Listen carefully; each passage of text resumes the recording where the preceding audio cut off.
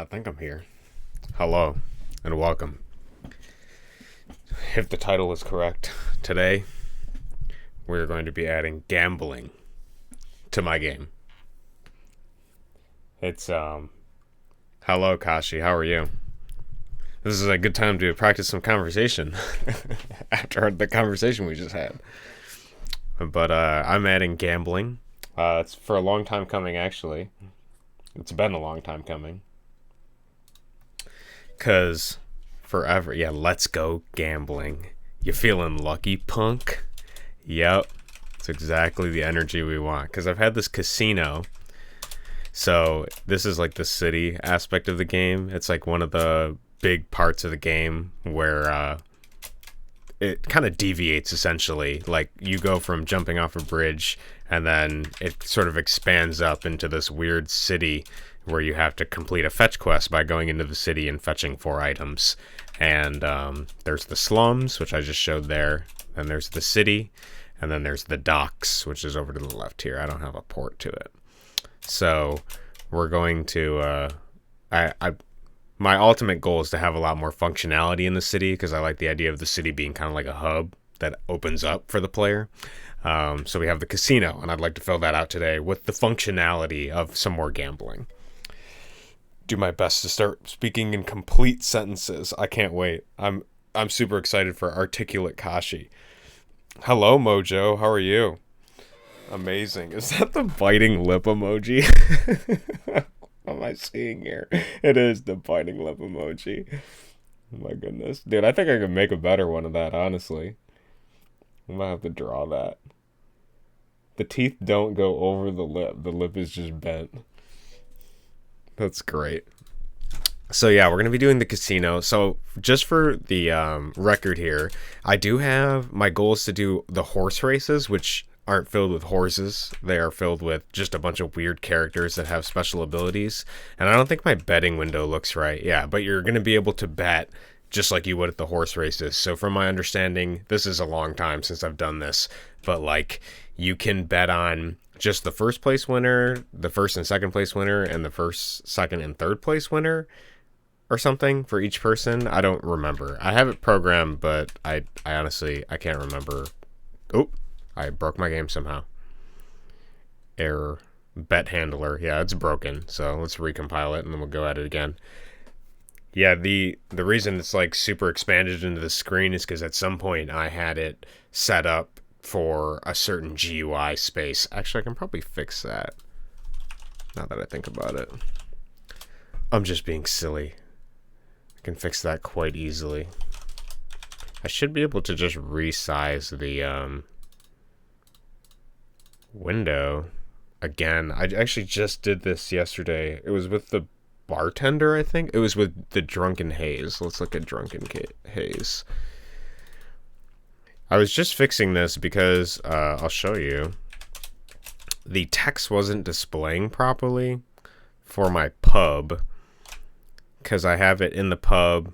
Like one of my inside jokes is that in the original version, actually we'll go through it. We'll go through it. Let me go to my game because this is the version that's out right now that everybody can play.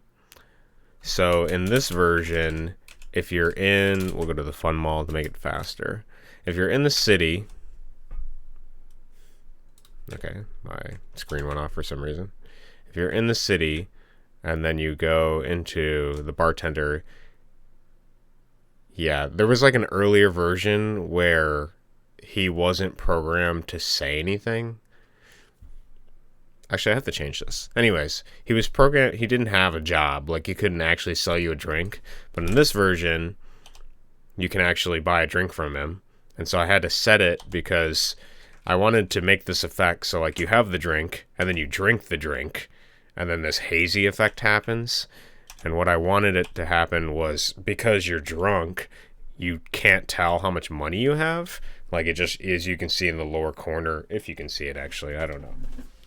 If you can see it. Okay, somehow we got to analog on my second screen. Amazing. My face may be in the way. Oh, I can just pull up OBS right here. Yeah, the idea was to make it yeah, I can scoot this over if you can't see it. But the idea was that you're drunk, you can't tell how much money is in your wallet.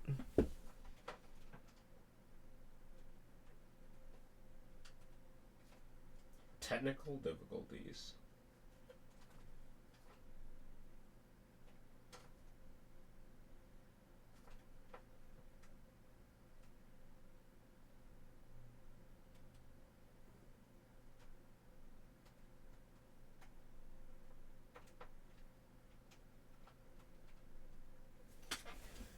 All right, sorry about that. I have a second monitor that I plug in just for stream that's on the ground, so I don't have enough space on my desk because I have too many shelves up.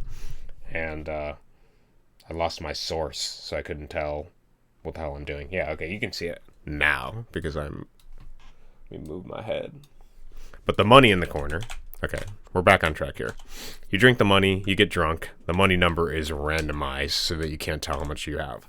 I just thought it was like a nice little effect to play to the nod that you're like drunk. So, but anyways, I was having trouble because the money wasn't displaying properly when this drunken haze effect was on because it depends on the layer. So that is why I was amending that. But actually, yeah, the bartender should he should actually engage with you before you do anything. So I should fix that now while I'm at it too. Okay, so we have two things to do. We're gonna do the bartender first. The bartender should just talk to you. Hey, question, not suggestion, but is it possible to code a random chance that the movement controls invert for like a half second to stimulate stumbling? That is actually a great idea. That is super good. We should do that. That's really funny. That actually fills out the effect. Yeah, we'll do that in a second. Okay. Here, so much inspiration in chat. Okay, give me a second.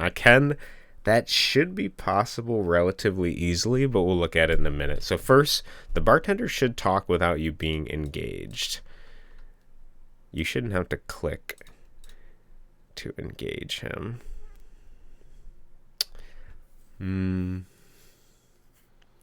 Right? Yeah, how do I want to do that? See, you'll notice I have two sets of dialogue here. I have bartender anti-baby and bartender dialogue because I have it programmed. Eventually, you're going to be able to have an inventory, and there's an item you can get that turns you into a baby. So I programmed this whole section where if you're a baby and you try to order alcohol, you can't.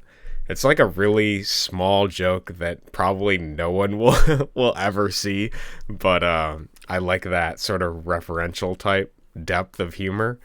So I got to figure out how do I want to do this. So right now, let's look at this again.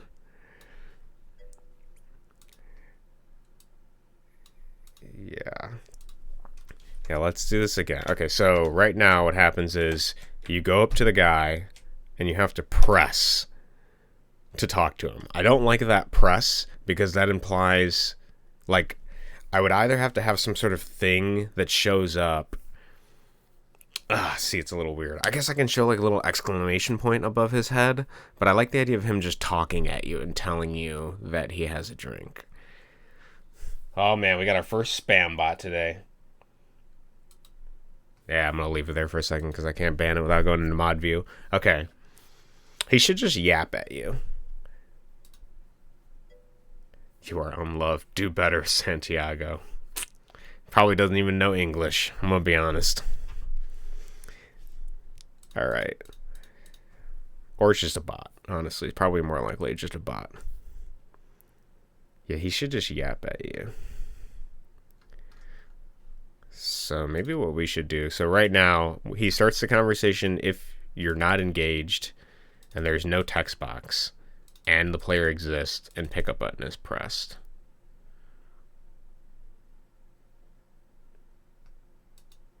Shouldn't that just be created? Why is it not instance exists text box? This seems kind of weird. Maybe there was some kind of error with that. Okay. Tiny, translate the following sentence in every possible known language. You are in love. Yeah, I have to come up with my proverbial Tiny. Unless Tiny is just always the default for the camera. I suppose what I could do is just when you're within range, just engage, right? Because it doesn't matter if the pickup button is released, does it? Why does engaged matter? This is like old code, so I'm not entirely sure. Yeah, let's just try it without pickup button press, because you don't really need to be. He should just yap at you. Tiny is omnipotent and omnipresent. It's eternal. The immortal Tiny. In all ages, there's a Tiny watching you, capturing your every essence for the masses to be commodified and rolled out. You're just a little digital square on the blip of existence. We're getting kind of existential with it. Alright, let's go back to the bar. Try not to get hit by a car. And then he should just yap at you now. Yeah, okay. The developer programmed my job. If you'd like a drink, just ask me. Okay, that's perfect. Then we walk away. Yeah, I think I like that better. I don't think you should have to click a button to talk to him because I have no indication that you can talk to him. So that's good. We can add other stuff later. You're nothing but mere lines of code. This is all just a simulation. And I'm simulating a simulation too. A simulation. I'm creating my own simulation of jumping off a bridge, which is an escape, but also is death as well. So there's a lot to think about here. All right, I like Jazz's idea for doing the drunken stumbling of like swapping the controls a bit. So we should do that. So right now you drink it and then you have the drunken haze effect. So we're going to have to inject something into the player's movement code to swap their ability to move. So let's look at that now. So we're going to be using the object Drunken Haze to do this, because that's what the invisible haze effect is that sets up like shaders and stuff and makes the layer look all wobbly. And it also already directly talks to the player and changes variables about him. So next we need to figure out how we can manipulate the player's code. So right now, I like the idea of, it just being swapping it a little bit. I think I had something in place for this, but I don't remember. So we're going to go to the move code, and let's look at it here.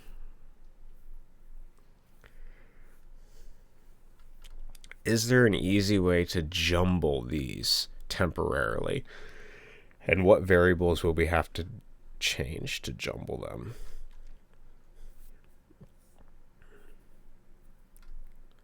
Something as simple as swapping left and right temporarily would be funny. Just randomly. I think that code can exist within Drunken Haze, but I have to do something here to affect it. So what I could do, that's what we're going to have to do.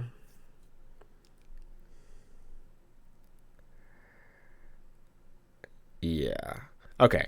So what we're going to do, so obviously this is the script for movement for the player, which has a lot of crap. It's like bursting to the brim with 5 years of bad coding and me eventually getting better at programming, and somehow it's barely holding on by a fraction and still working.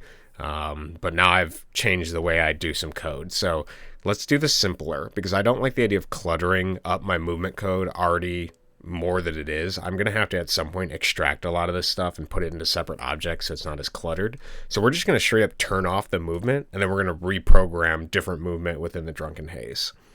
Also, I'm going to try to test the battery endurance of my laptop, so my stream playback might be slightly delayed. No problem, Kashi. No problem at all.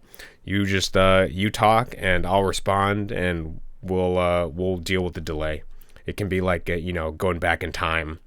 I'm going to have to, if anything, it'll test my ability to keep track of the conversation while I'm doing something complicated over the course of many moments. So that could be pretty funny. Okay, so we're going to have to define this. So here, let's start with a framework here. We'll do it one step at a time, because I think Jazz's idea fits with this thematic theme of being drunk. So first off, let's put this in an end step because I want it to be in its own step. It doesn't really matter that it's the end step and happens after the step. What matters is that it's like a separate section. I don't have to look at anything. So what we're going to need to do is we're going to need to have a timer that determines how long the player is going to move randomly in a different direction, depending on what their input is. So first, let's make sure we don't have a timer variable that I'm overriding. We have a wait variable, but we don't have a timer. Okay. Whatever. So this is the drunken stumble. And then we're going to do timer equals, we'll make it a random. We want it to be random because it's going to be an integer. So let's just do like 30 to 60. So my game runs at 30 frames a second. So that means it'll be 1 to 2 seconds long that we're going to run this timer for. So for 1 to 2 seconds, they're going to be jumbled control-wise slightly. Realistically, the only controls I'm that concerned about messing up for the player is left and right, because up and down only does stuff in certain instances and jump off the bridge. And you're not really going to be like picking up anything because the bartender just puts the drink automatically in your hand. So now what we're going to do is we're going to go grab the player's code, okay? So we're going to grab we're just going to take this whole thing here. I'm not going to use it all, but we're going to grab it. Because this is essentially the movement code for the player here. This is what sets up what button they're pressing, I should say. It's not the movement code exactly, but it's what button they're pressing. Then we're going to remove everything but left and right, because that's what I want to affect. So let's get rid of everything but left and right. Okay, and then we're going to get rid of this no input allowed, because that doesn't exist in this context of this object. Because no input allowed is just a variable I can turn on or off to disable the player's movement code. And then we can get rid of everything. Oh, we need that D-pad left and right press, but we can get rid of everything else here. All right, so to define what this does exactly, all this does, this small bit of code, is my game has controller support. So what we have here is we have if the controller is on, if the controller on equals false. So if it's not on, I know it's kind of complicated. I should have just did if controller equals false, whatever. So if the controller on equals false, so if it's not on, then your left and right movement is tied to whether or not you're pressing keyboard left or right. That is what this does immediately. If controller is on, so the else here, then your left and right press is going to be the gamepad. I have a complex script for gamepad because I have like a whatever, but this could just be gamepad button check for like a normal game. But in my game, I have like a weird thing in case for some reason I thought to program it so that like people could make their joystick a button. And I did that because I figured like there's going to be some people that only have like one hand. I know it's like a really very specific, like unnecessary thing to do because the odds of people playing my game that only have one hand is probably very minimal. And why would they want to use joysticks for buttons? But they have an option, okay? I gave them the option.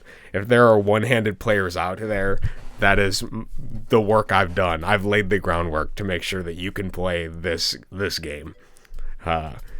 Too much extra work to be inclusive, but so that's what that is. And then D-pad obviously just deals with the D-pad because sometimes both people want to have the D-pad to be able to move as well as the joystick to move. So we love a king who appreciates accessibility. It's a secret accessibility. Yeah. So, okay, we have that. Everything's in here. We have the left or right stuff. But we have to define what left pressed and right press actually does, because right now in this context, it does absolutely nothing. All it does is just check, have I pressed the left button or have I pressed the right button? So let's, so first we're going to do this for a set amount of time. So if timer is greater than 0, so if the timer is a number, it could be anything, but it's greater than 0, then we want to run this code. Whoop. I closed it. Okay. We're going to put that in a little bracket. Contain that mess. Okay, so now we're one indentation in. So if the timer is greater than 0, first off, we're going to do the timer code. So the timer is going to minus every single step, every single run. So we have 30 steps in a second because our game's 30 frames a second. So we're going to minus that each time. Then we'll do the else case. And actually, we're going to need something weird. We're going to need a timer between timer, I guess? Yeah, it's a weird name, but what I'm going to do is I'm going to create a timer between the timer that's also random. Because I want the timer to be random for how long you're stumbling, your controls are messed up, and I want the time in between the timer to also be random. So we're going to do it from a half second to 1 second. So first thing we're going to do then is in the end step, we're going to do that we need to access this timer between timer. So if timer between timer is greater than 0, we're going to do basically the same thing. Timer between timer subtract itself, and then else. So if the timer between timer is also less than 0, so first off, what's happening is we have the timer. So let's say it's at 30. It's going to iterate through this process. So when the player presses left or right, eventually when we get the rest of the code in here, then it's going to be swapped. Okay, and then once this timer decreases to 0, so if it's not greater than 0, then we're going to else. And this timer is also going to have a number, so it'll be like 15. And this is going to go for half a second. And then once that's done, then we're going to reset everything. So then we can turn back on the timer for how long they're going to be stumbling, which we can actually just copy both of these, really, because we're going to reset both of them. So now this is going to reset the stumble time. So they're going to be primarily stumbling for however long this is. And then the timer between timer is going to be reset. So once this is done, then we're going to go back to the timer between timer. Pretty simple. Okay, now we need to actually make the player stumble because all this should work. And by stumble, I mean we're going to make sure that their controls are swapped a little bit. So now what we need to do, I guess we can do this in the player, couldn't we? That would be better. So let's do, how do we want to do this? Okay, we're going to do if,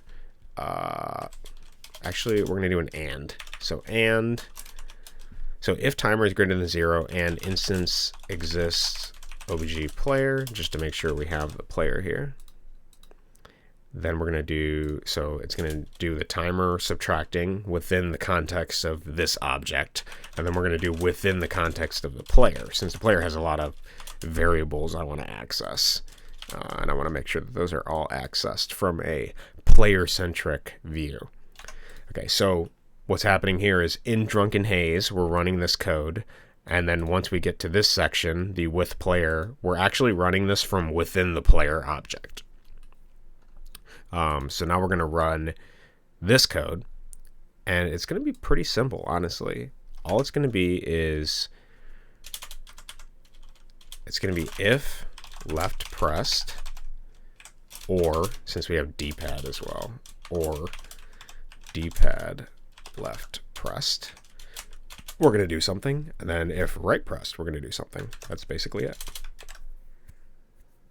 I think that's the best way to do it. Right pressed.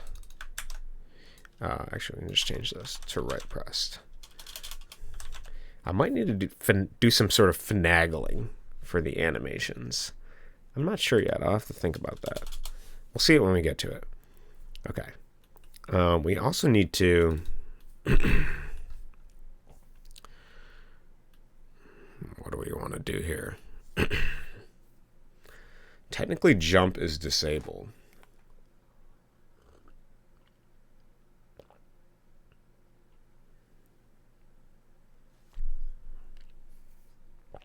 That's a very good question. Because we're doing no input allowed, we're actually turning off the ability to jump. I suppose I can just program jump here as well.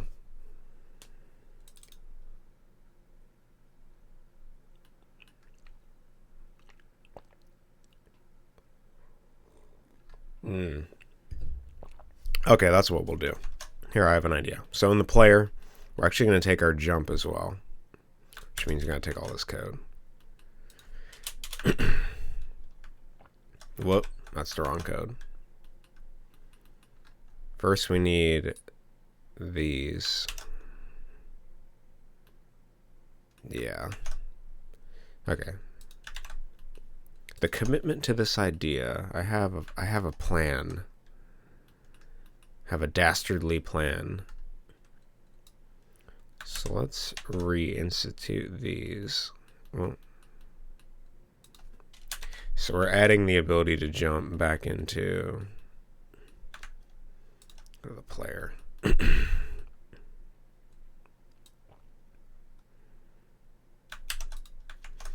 Because technically we're going to disable all their everything, really.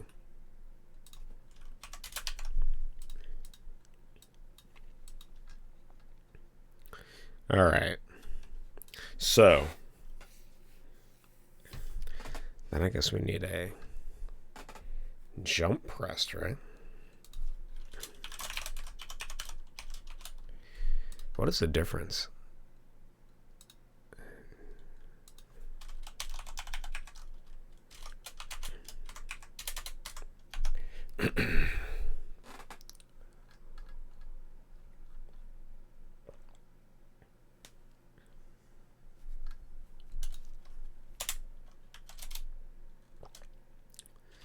Yeah. So we have no input allowed, but the player's collision code still works. So I shouldn't have to reprogram any of that, because we're only turning off the ability to read those button presses, and we're hijacking them. So we should just be able to do if left is pressed. So typically when you're moving left, you're going to subtract from X. But in this case, we're going to plus the H speed, because we're going to move right when you go left. And then we're going to do the opposite here. So X minus equals H speed. And then for jump, I actually had an idea right now. What if we did, so it's going to be your V speed. I think it just needs to affect the V speed. Your V speed equals, or do I just set the H speed? I guess it doesn't matter. Yeah, we don't even need to add X, do we? Because I can just do your H speed equals your negative speed, whatever the speed is, and H speed equals positive speed, because I don't know, we'll try it. And then V speed is going to equal a random number.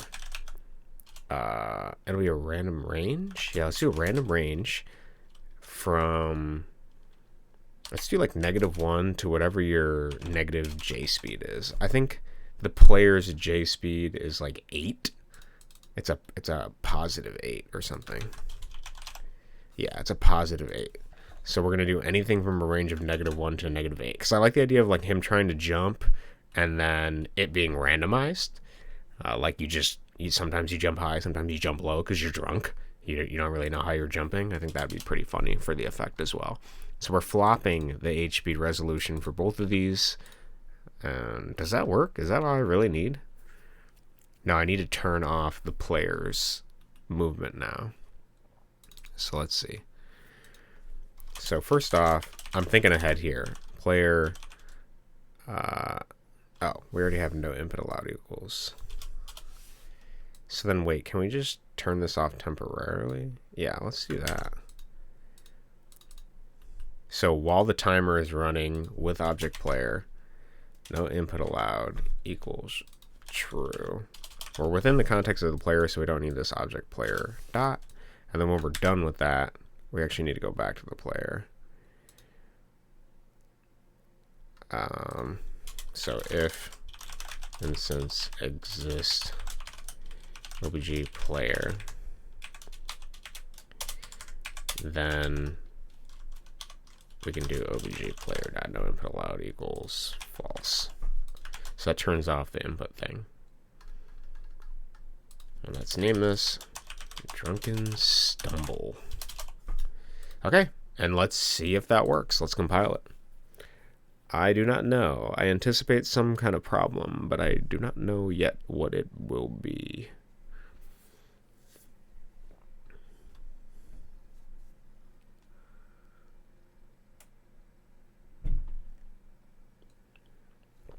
Oh, sorry, I already fucked up. So left press needs to be positive and right needs to be negative. I just defaulted. Let's change that again.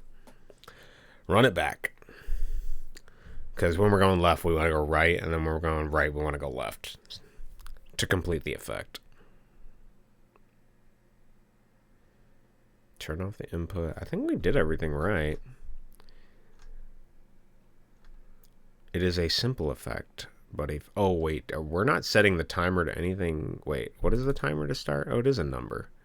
Yeah, so when you get... Okay, we'll see. We'll just test it. See, I'm trying to hypothetically plan for what I think is going to happen, but might as well just run face first and try it, and then we'll see where we're at. Okay. So let's buy a drink, and then we're going to drink, and then I'm going to hold right. Okay, I'm not moving at all. Oh! Okay, so the timer just completely turns off my ability to move. Okay, and the jump does appear to be random. So the jump seems like it's... I don't know. No? Is the jump consistent? It seems random.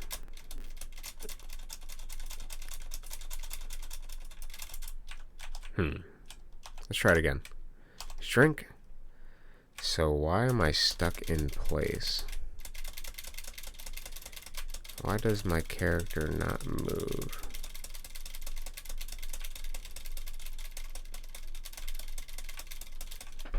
Okay. So now we gotta look at the player code, which is a bit chunky.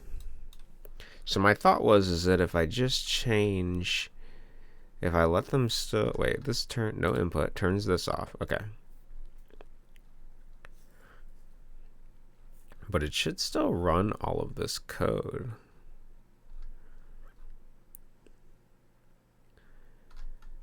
Especially if it has speed. I guess we can test it, right? We can debug.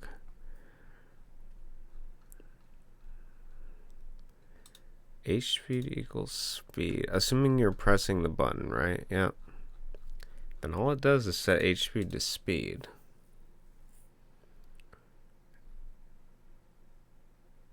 And then it should just resolve those movements if you're not colliding with anything. Oh, but we have this happening in the end step. Is that the problem? Does this need to be in a different step?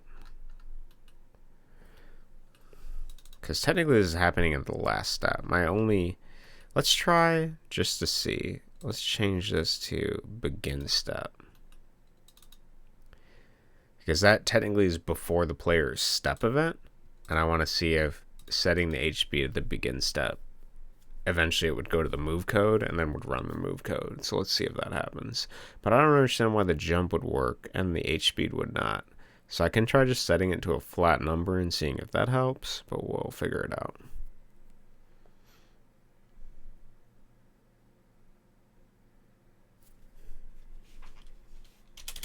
Okay. The long walk through the city, the streets ablaze with life and mirth, and us getting alcohol. Okay, we're still stuck. I'm curious, as a dev, what's the most difficult, troublesome bug that you've ever had to hunt down and solve? That's an interesting question. Most difficult, troublesome bug that you've ever had to hunt down and solve.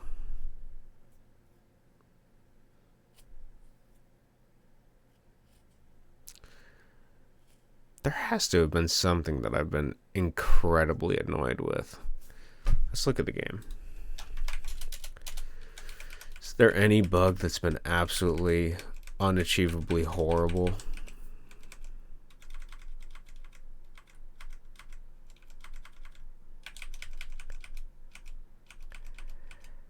Honestly, I can't say anything has been like really terrible to deal with, because it's sort of just like at a certain point you just have to set it down and come back the following day or like a week later or something with a new mindset, because you're just so stuck in whatever you're dealing with. but I don't think any bug has defeated me that's been impossible to overcome. Usually I have like people send me emails and it'll give me like a bug log or something, so I at least have a general idea of like where I'm looking. Some of the most annoying bugs though, so here, there actually is a distinction, because the best bugs, ironically, are the ones that completely just break the game and quit it. Because when it quits, it gives me a compile error, and I can like read like where the actual bug was happened, like whether I had a variable like declaration wrong or something. But something that I dealt with early on that was really annoying for me bug-wise was infinite loops. So if you have an infinite loop, the game just freezes and doesn't give you any kind of compile info. So you don't know where it's freezing. You don't know where the code is continually running. You don't know where the infinite loop is. So you would just be in a level and then you would like, something would happen and then the whole game would freeze. That is probably the most annoying bug to deal with, because you have to figure out like, where's the while loop? Where's the infinity problem happening? Like, what's going on? But you have nothing to go on except for the context of what you were doing before it happened. So that's probably the only bug that's difficult to deal with.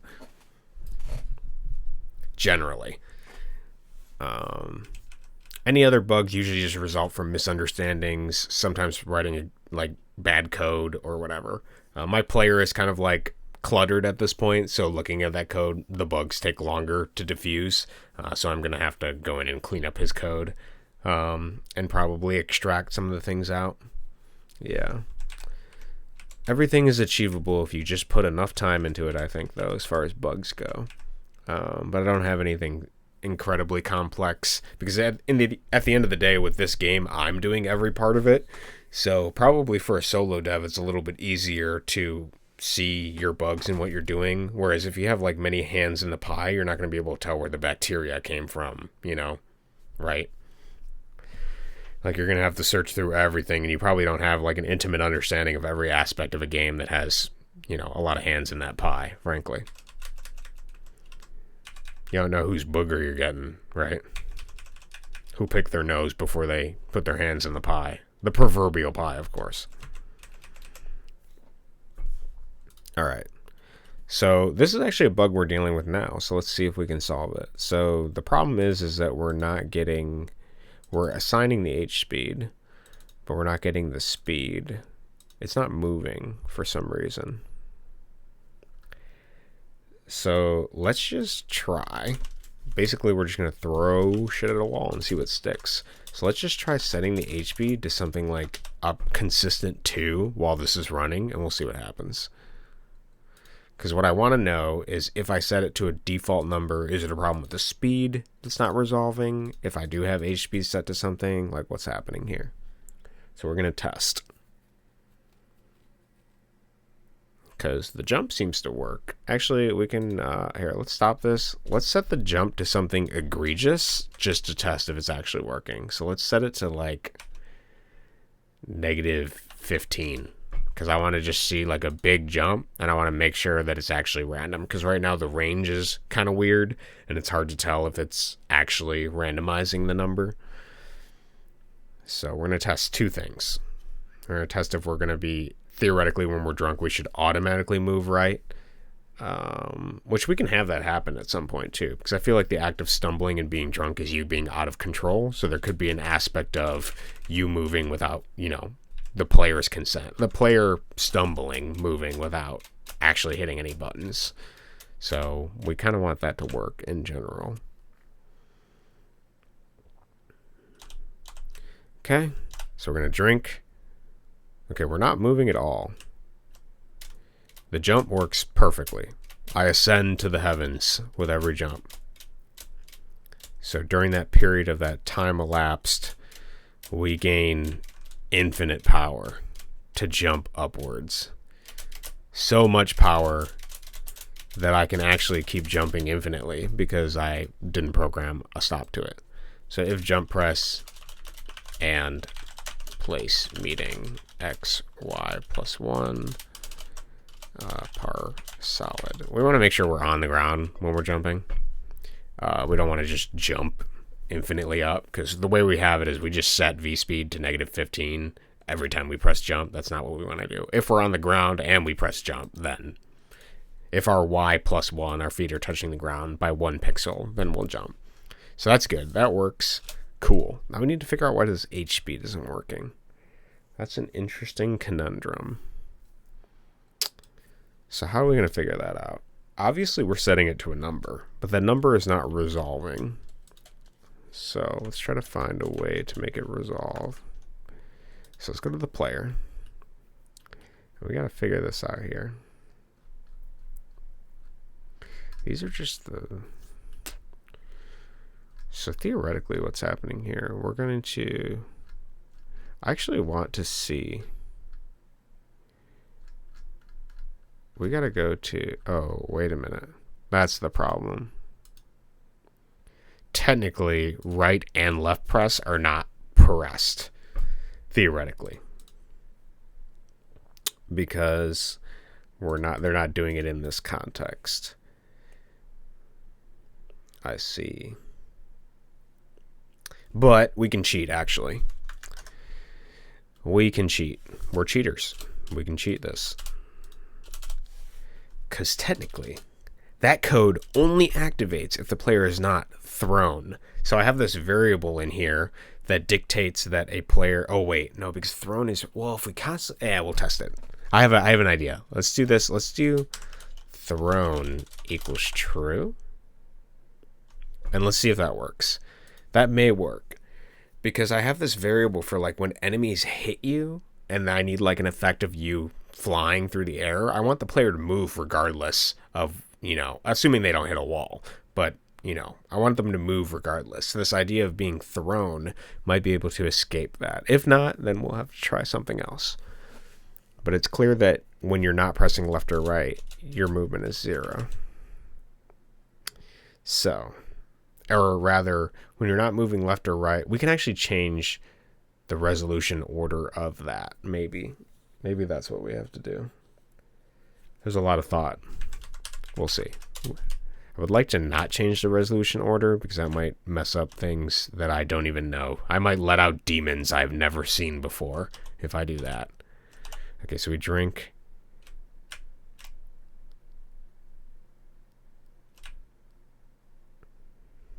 It doesn't work. Okay.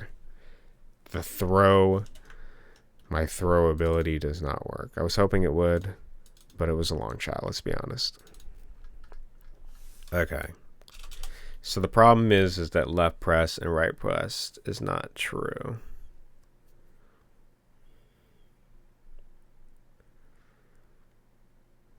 So how do we want to resolve this?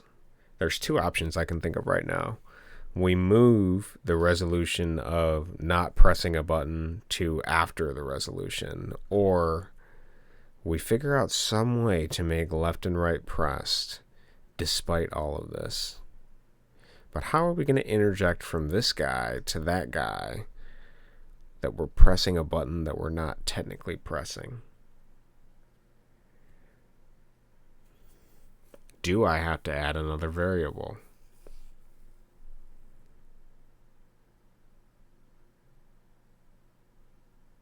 I think I have to add another variable. We're going to have to add... I think the best way to describe this... Where would I even put this? This is tough. There has to be a new variable added. Yeah, big think here. So what I'm thinking of adding... Yeah, I'm going to add it right here. We need a... Not a thrown variable, but a possessed variable.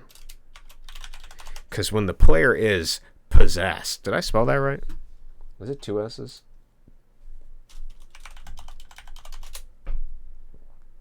It is 2 S's. Okay. So when the player is possessed, he's going to be able to move as if he was possessed. Because an object, technically... This actually works pretty good because we have another separate object that's possessing the player to, create the impetus to move. So I believe so. Perfect. So... we need to make the player possessed. Straightforward. So we have 2 big statements here, and this is what's causing our problem. Because when the player isn't doing these things, it's setting it to 0. So if Yeah, what is this? If right and left press, if both are pressed and all this shit equals false. HP is greater than, set it to 0. Are we gonna be silly? I guess we gotta be silly here. If possessed equals false. We have to make a whole new block for this.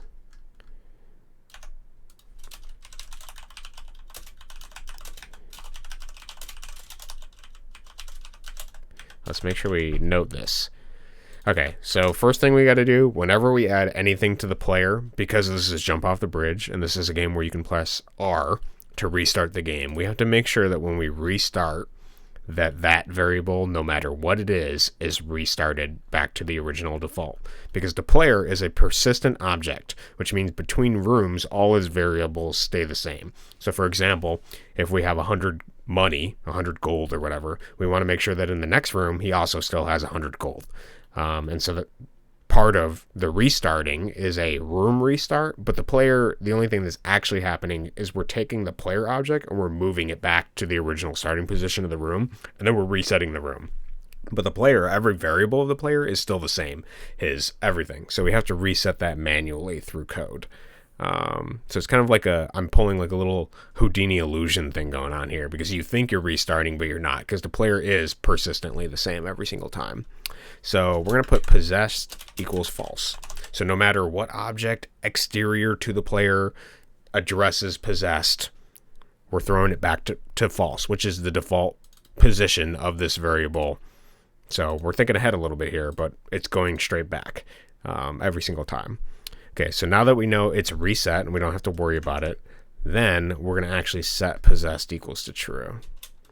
So possessed equals true. The magician revealed his secret. A Gads. I never thought he'd go so low. Or so high. For $5 easy dollars and a ChatGPT 4 subscription, you too can become a magician of your dreams. No. I was watching a video about those AI books that people are putting out, man. That stuff is so funny to me. This idea of what I was amazed was the amount of, was the efficiency to which it was mass produced. Because it wasn't just like, you can use ChatGPT to write a book. Obviously, that makes sense, right? You ask it some questions, you just copy paste all the words, and you publish a book. No, it was even worse than that. It was like, hey, you can pay like a $60 fee, and we'll generate like 60 books for you. Like, what? 60 books for like for like $1 a piece? That's crazy. That is insane. How much slop is just entering the market? How are you even gonna find if somebody's real or not? That's amazing to me. That's incredibly crazy. Just this idea of like flooding the market with your garbage books. And I don't even really know how much control you have over what it generates when you generate something like that. Because it's all on their end, right? You're just paying them for the service. And obviously they're going to be lazy about it because they don't really have any creative integrity or need to be. So, okay, it still doesn't work. What is happening? This is the most frustrating bug, Kashi. The immediate bug I'm dealing with. Let's see here. So there's something else setting our HP to 0 before we get a chance to get to it. What is it, though? We're setting possessed to true. Oh, I messed up. That's my bad. My bad, boys. Lamau. Yeah, the bug I hate, it's the bug I'm dealing with. The one I gotta look at right now. Why doesn't this shit work?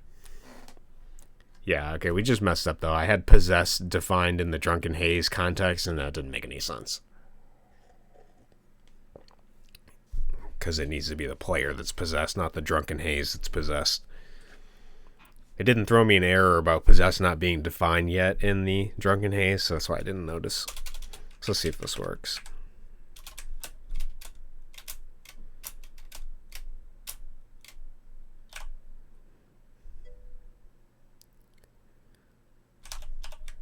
Okay, drink. So now, yeah, look at that. Look at, and it's even great because the image is just, you're completely messed up. I kind of like that. But it should stop at some point. Oh, yeah. So I actually messed up here as well. We need to also turn off the no input allowed. That's great. That looks amazing. We're gonna mess it. The bug where I copy paste the exact same Excel formula from one sheet to another and it just doesn't work. Real AF is amazing. Yeah, it looks good. We're gonna hype it up though. I got a couple other things I want to add to it to make it even more funky. Excel gives me so many headaches. That's really funny. Yeah, the thing I don't like is when I copy paste something and it doesn't just work. What a sham. Alright, here we go. So we're in the pub. We buy the drink, we drink it. I go left, I'm hitting left right now. Doesn't work, now it works. No, it doesn't work. Yeah, look at that. You're just like a stumbling mess. You can't even decide what you want to do. Okay, we gotta make it so that we're not sliding like doing the moonwalk here, but this is great so far. Okay, so we have to do if not left pressed and not right pressed. And then we also got to do it for and not D-pad left press and right press. Mine is worse, SPSS, which is meant to be easy, but I might just simply be done so. Yeesh, you're not dumb. Positive self-talk. Yeah, we only have compassion here, Kashi. No negative self-talk. Keep the degradation in the bedroom, not in public. Let's see here. Yeah, so if not left press, HP is going to equal 0. Yeah, or keep in Brono's Discord, because Brono's into it. Exactly. Keep it in the spaces where it's welcome, but don't make it your default setting. We're aiming for compassion. Compassionate self-talk. He's gotta be, bro. Did you I mean, I sent those lines to that book, man. It was like don't be a little bitch. Just quit your job. But we're gonna do it in the most pragmatic way possible. You're gonna lower your hours slowly over time while trying to diversify your income into passive income streams. It's like, what? Why are you so harsh and then not like also like, dude, you should just quit everything and go into the mountains? Like, there's like a disconnect there. It's like it's not correct or something. He's like, you know what? I'm gonna squash you like a little bug because you're just a wage cuck. And then it was for context, I don't want to keep this all insular for anybody not watching. Tyler Bronerham, my buddy and another streamer, posted this ebook made by this guy. Here, I'll pull it up. It was really funny.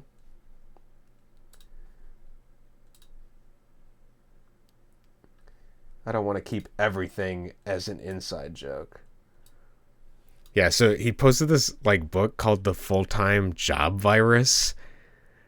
And it was like based off of like this Ask Men post where they asked about like, how do you deal with the fact that after college you basically just work until you die?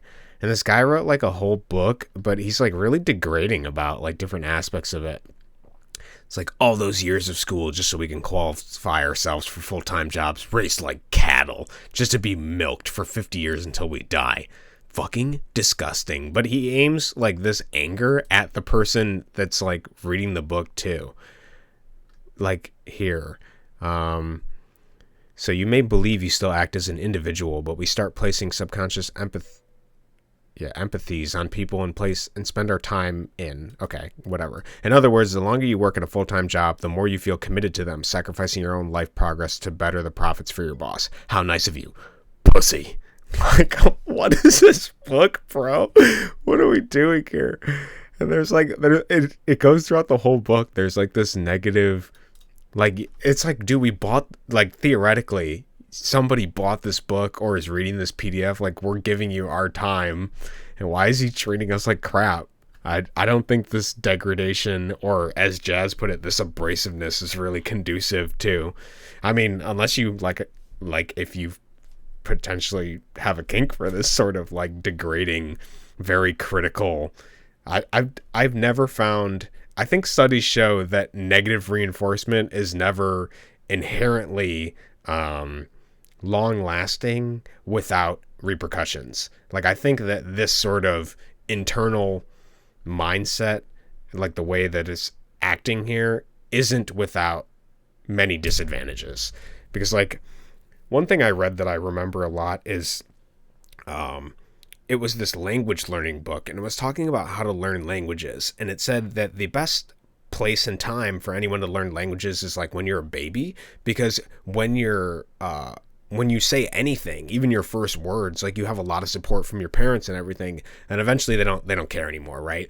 But if you can cultivate that sense of learning without worrying about failure, where every single step you have is like congratulated in a sense, then you can basically learn anything, within reason, I imagine. And I can see the pitfall of that, right? Because you don't want to just hand out like achievement trophies to everyone. There needs to be some value or some way to discern the quality of that you're actually making quality steps. So that's where I think this like past, present, and future type reflection comes in.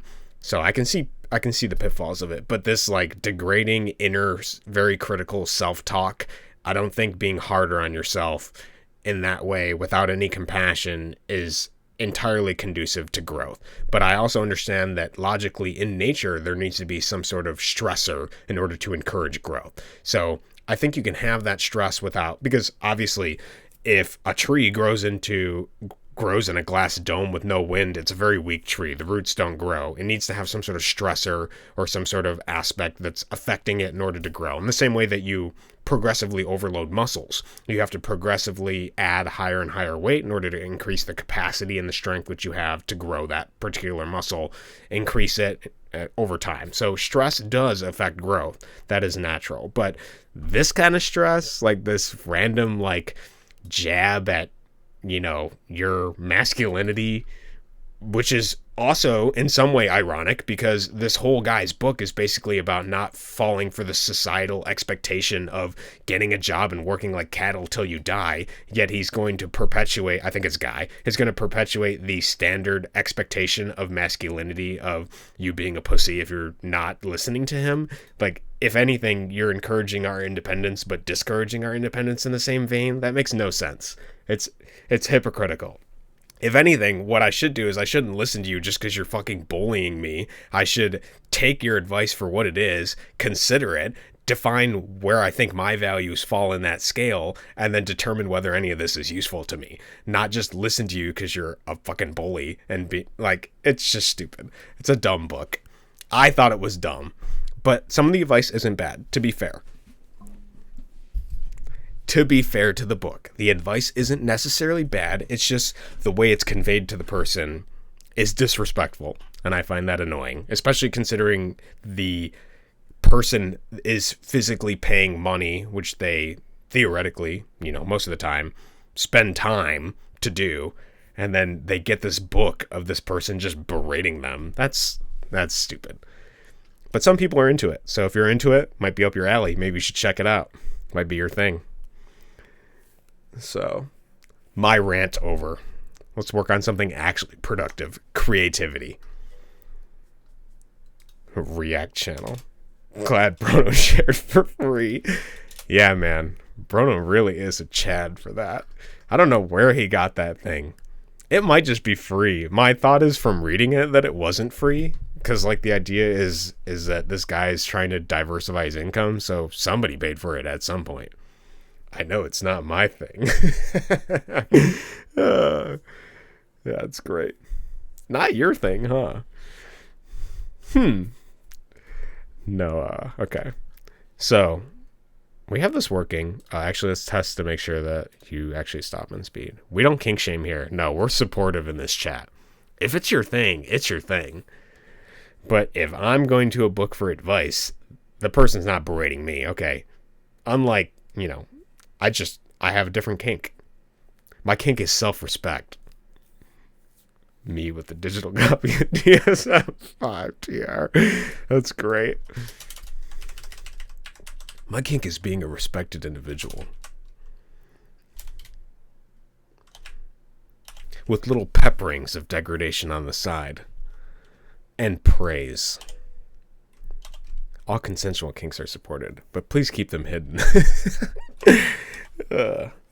Keep them hidden. Okay, this is really good. I like this. This is perfect. Great suggestion, Jazz.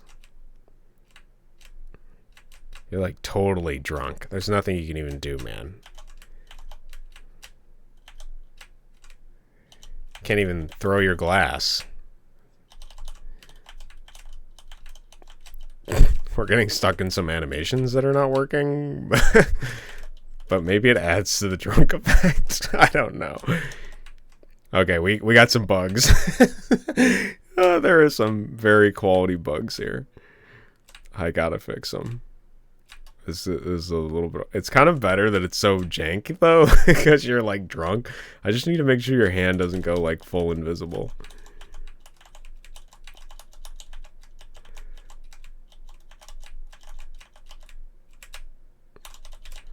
It's actually kind of a challenge to get the maximum drinks here. Oh, I think that's why I did the engage, so you can actually pick shit up. Because otherwise you're stuck in this loop of...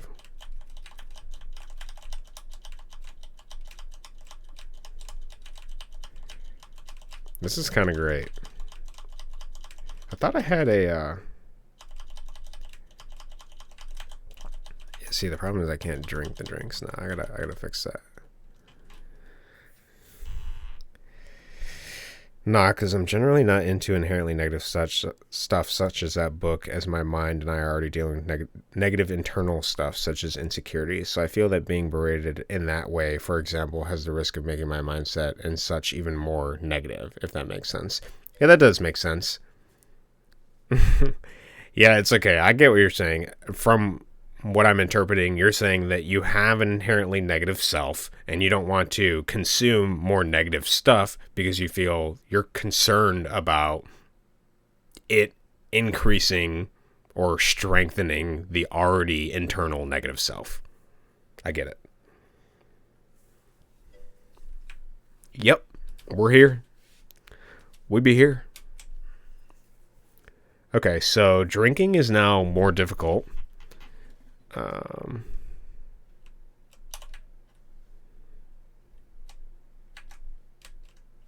I think he said nah as a response to that degradation not being his kink. I think that's what he meant, because I was insinuating that as a joke, because he had said that definitely not my kink with the laughing total biscuit.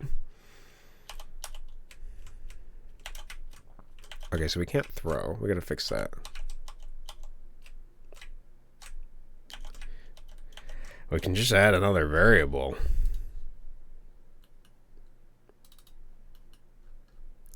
This is weird. Let's add another variable.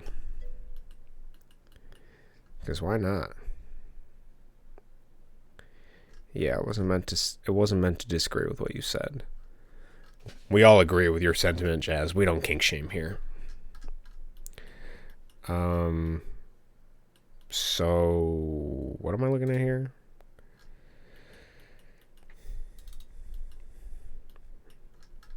So the problem is right now is that you can't drink and you can't throw objects. I want to make sure the player can still throw objects. So I think that's because for items... Oh, we already have that variable. Okay. We have no input allowed or can pick up items equals true. So let's just set can pick up items equal true. I thought I had that for something else. That was what my solution was going to be. So somewhere in my mind, I had already solved this problem somewhere. So then we can do can pick up items equals true. And then, is that default false?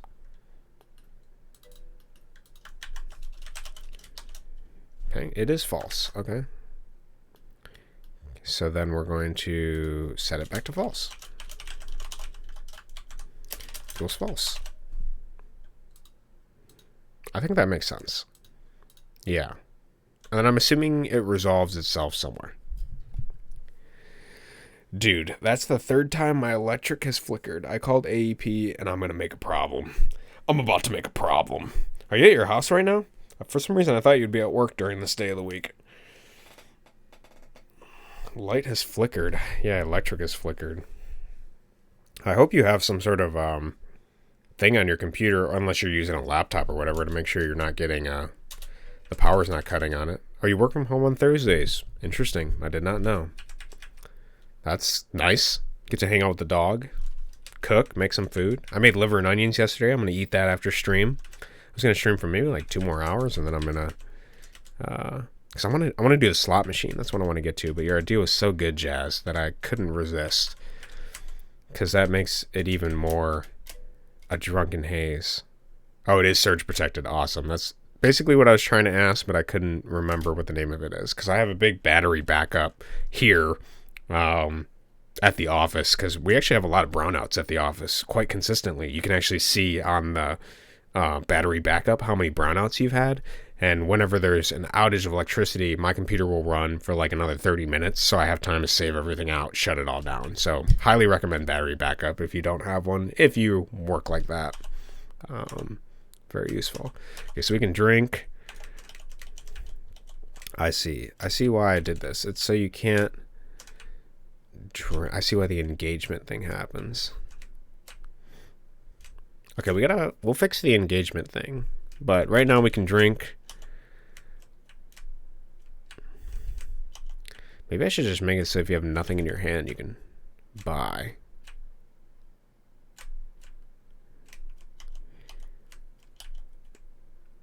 Yeah. How do I want to resolve that? That's an interesting question. So this works. I think I want some random movement too. We have some options here.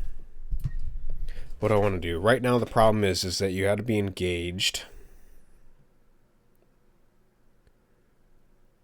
On the brighter side, I have personally seen some improvements in my mental stuff in recent years. I used to get jealous and envious pretty easily, but now I know how to handle such emotions, and hence don't experience jealousy and envy as often as before. That's fantastic. I'm proud of you for taking steps to help yourself. That is awesome, Kashi. I would say that something that's really helped me with regards to different emotions is trying to recontextualize like why they might be happening. Because something that I've learned about like jealousy and envy is that you can view it from the perspective of like, okay, other people have stuff that I want, but you can also view it from the perspective of internally, I am somebody that also wants to have like what they have, sort of thing. Like you can view it from the perspective of your body or your spirit or whatever it is, or your emotions, like trying to push you in the direction of like wanting those things. So rather than viewing it as like a thing like, well, this external person has something I want and I'm gonna like react to the jealousy, like you can acknowledge it from a perspective of like, oh, maybe I'm somebody that would like to be more ambitious, or maybe I'm somebody that would like to, you know, have this aspect of their personality or something like this. Maybe I crave something that they have. Maybe I should work towards it, sort of thing. I've kind of been using jealousy and envy, those sort of emotions, as like a barometer for like what I potentially am interested in or may want. And it may be the case that when you get those things, you didn't want them, but you don't know because your perception of what those things are is based on who you are. So like you may view like something somebody has as something you want, but it may not be the entire picture.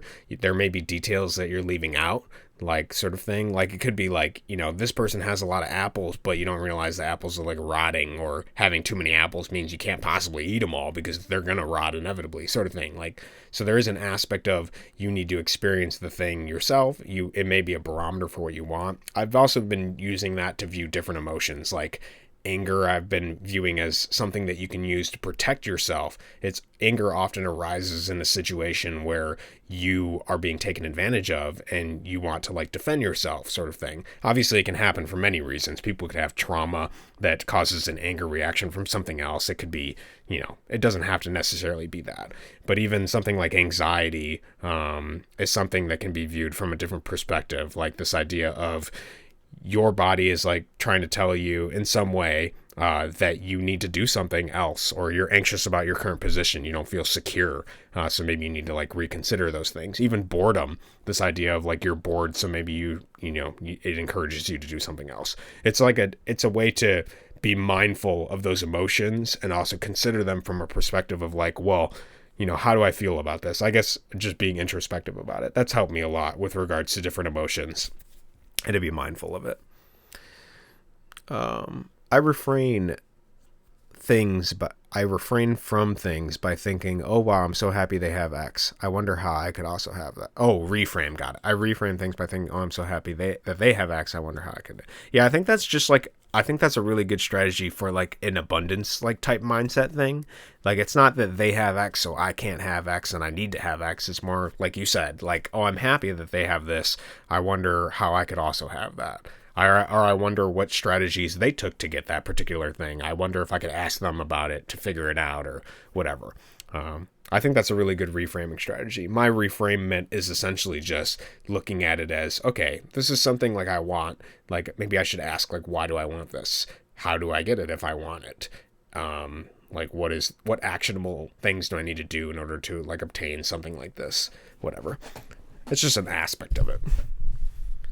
All right. So we've created some problems. We've created some solutions. So let's take it further. So right now, I have this engaged thing in here and I figured out why I have it the way that I did have it. So past Cody was kind of thinking ahead, but future Cody now has to deal with the consequences of those actions, which is just the nature of talking to myself, conversing through art over time. Hey Thomas, how are you? How's your day going?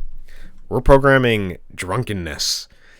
We're trying to simulate reality by making the character drunk. So right now, so far, we have you get drunk and your controls are flipped. You can't tell how much money you have, and things are like random and weird. Okay, but I have a new problem that I have to face because what I have here is I should probably reset drunkenness on reset, maybe. Maybe I did that to punish the player, actually, now that I think about it.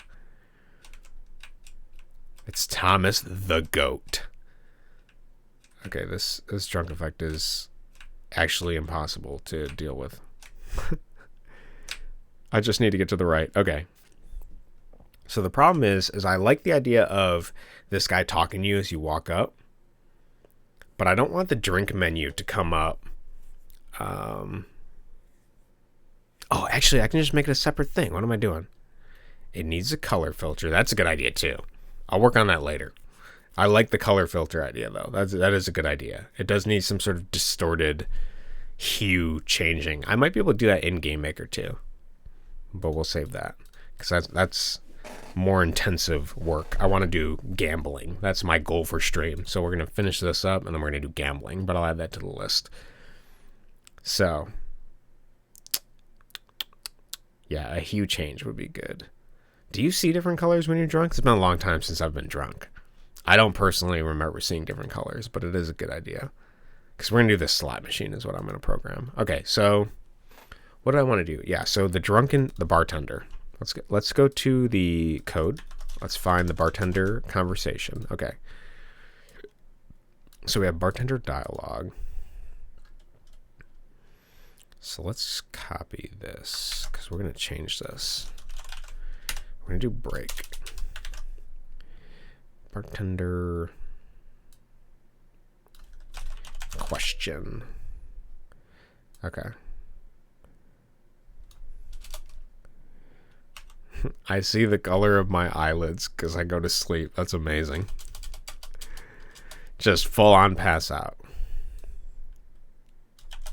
So we have a would you like to buy a drink? That's the new thing we're going to do. Would you like to buy a drink? Okay. So if I split this up, then he can technically do the dialogue of just ask me.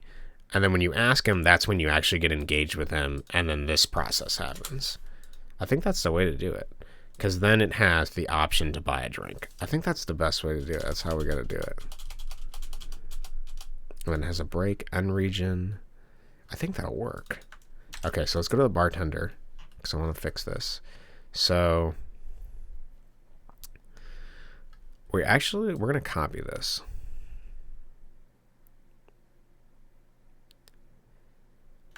What does he say for the baby again exactly? I have an anti-baby line in case you're a baby, but I don't remember what he says. Why is a baby in my bar? And why hasn't the developer programmed a way for me to remove it? Okay, so that can still run. That's good. I like that. Okay, so we have like the intro conversation.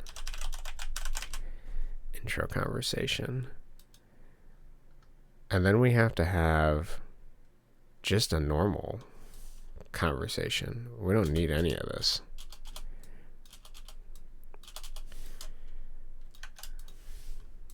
And we don't, this is for engage. Oh, wait. Anti-baby dialogue. This does not need the engage stuff. This is just if instance does not exist created and the player, we don't actually need that. Oh, duh. Yeah, we do. So if x is less than 30, opportunity equals talk, created equals that. So then we're going to do if engaged equals false and player equals this. If the player is less than 30, and then they press a button, right? Yeah, and pickup button pressed. Sorry, guys, I see your conversation. I will respond in a moment. And pickup button pressed. Actually, we do released. I think that's what I had before. So if you're within range, pickup if created equals true, then with created instance destroy. Sorry, I'm in a moment here. Sorry, this is if instance exists created. I think, okay, so if engaged equals false, this should also be and engaged equals false, because we don't want this to run while engage is happening. So if engage equals false and the player exists, the player is within range, if they press the button to pick up, then we destroy any text box that does exist, and engage equals true, bartender equals talk, bartender equals question. That's what we want to do. If engage equals true, engage equals false, bartender index. Okay. If engage equals true, objects engaged.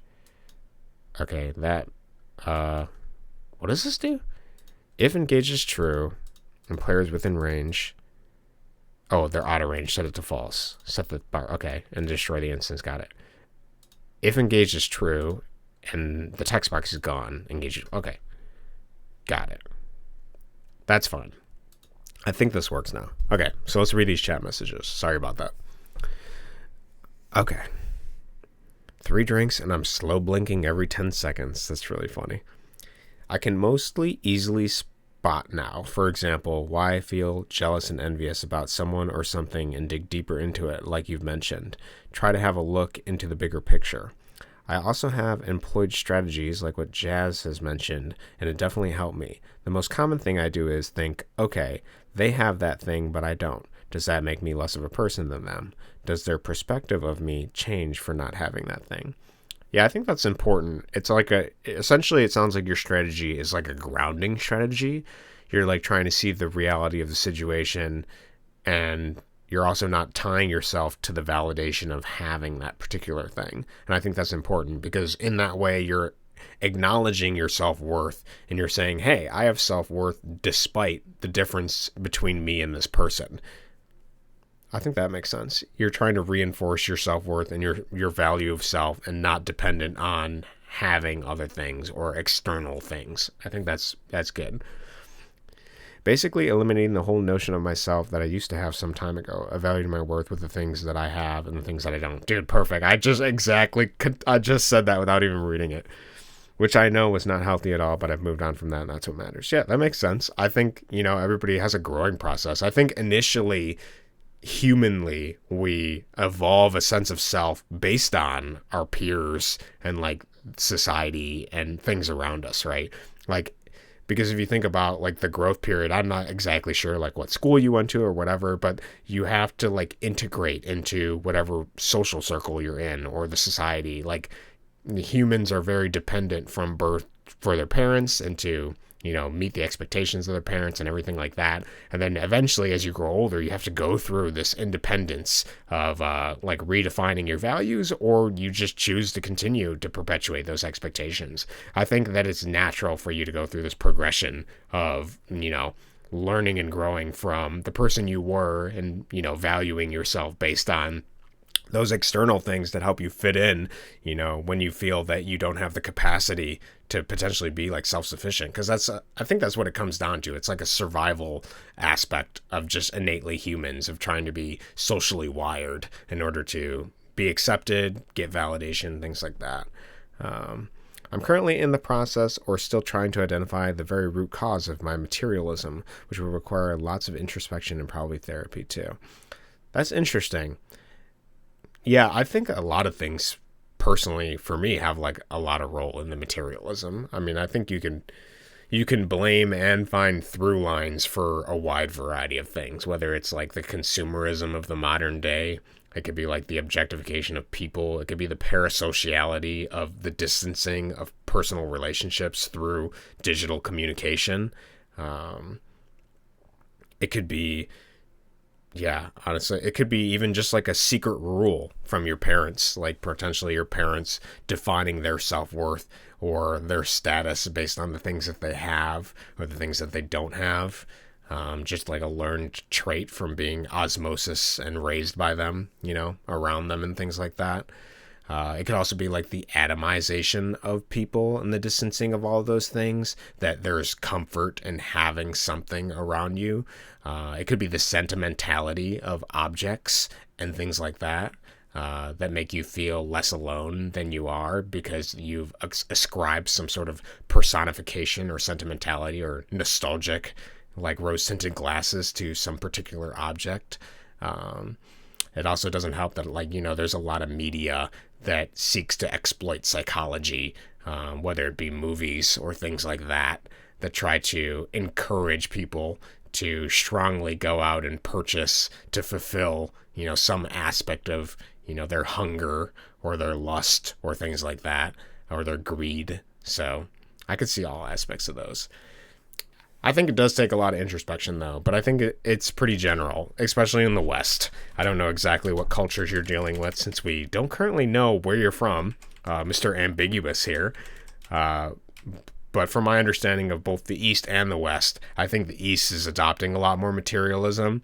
In fact, from the books I've read on China specifically, they have a lot of difficulties with materialism, and they derive a lot of self-worth based on those things. From my external view looking in, obviously, I'm not an Asian or Chinese person, but I have read books on China because a lot of my fans for my game are in China, so I sought to understand a little bit more about their culture, because my goal is to just be entertaining and funny, and I like the idea of understanding that culture can help me make jokes that are more, targeted towards specific groups and things like that. So I grew up in a family of hoarders, so I just associate things and stuff with home.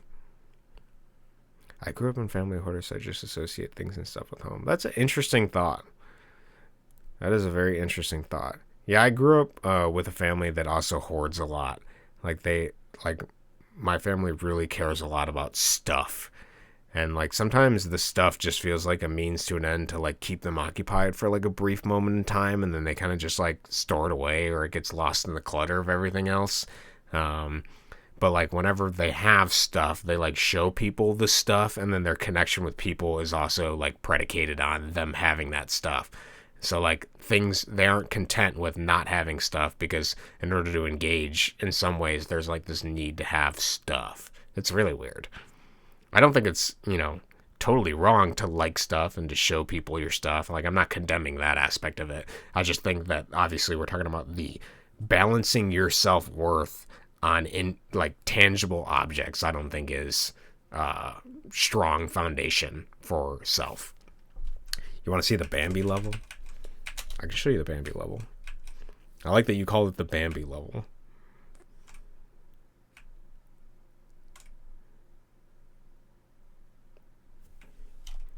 Should we touch her? Should we touch her, chat? She's eager to be touched. Oh no. It's pretty good. I cannot wait to work on the rest of that level. It'll be hilarious. Okay, so where were we? Drunken Haze.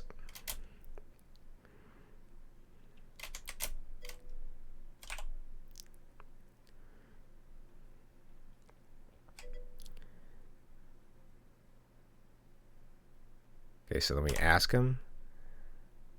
Perfect. Then we buy the drink.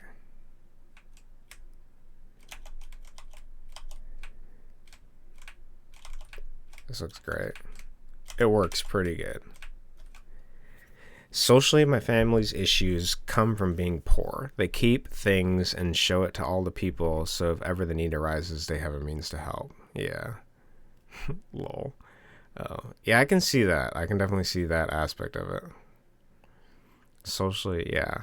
My family is like that too in some way. I think they kind of LARP as being poor. I don't know how to describe it. My family, my whole life has LARPed as being poor. They've been live action role playing being poor. They're not okay. What is happening, dude? We gain the ability to glide. That's not my intention. We gotta figure this out. There's a problem. Okay, so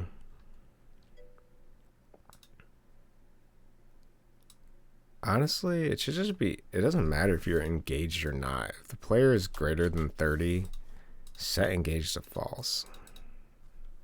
Yeah, I put roller skates on, dude. Yeah, so my family is LARPing as being poor because, like, growing up, dude, like, if anything, we were upper middle class. I think that they just spent their money poorly and, like, weren't financially savvy in some ways and then got lucky in others. And then they always feel like they're living paycheck to paycheck because of these things. But I don't think they were ever poor necessarily. Like, we never had to, like, I don't know, struggle for food or anything like that. Like, maybe we had to buy different types of food, but I don't think it was poor. I mean, for God's sakes, when I grew up, we had, like, arcade machines in our basement, dude. Like, I had a pretty bougie life in comparison to other people I've met later in life. Especially with my parents LARPing that they're poor, dude. I grew up with video games. That's why I have this job. That's why I do this. My family pretends they're poor.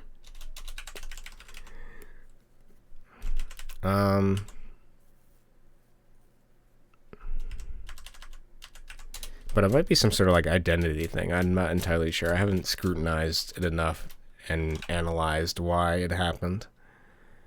So we've transcended this realm. We glide now. Magic potion drinks. That's great. In a self-built box, yeah. Okay, so we ask him for the drink.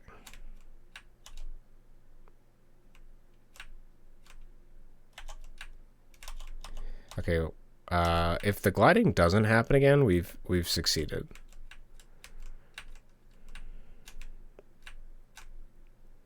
This is pretty good. Great idea, Jazz. I appreciate it. It has added some complex things to potentially work out bug-wise, but right now it seems to be functioning.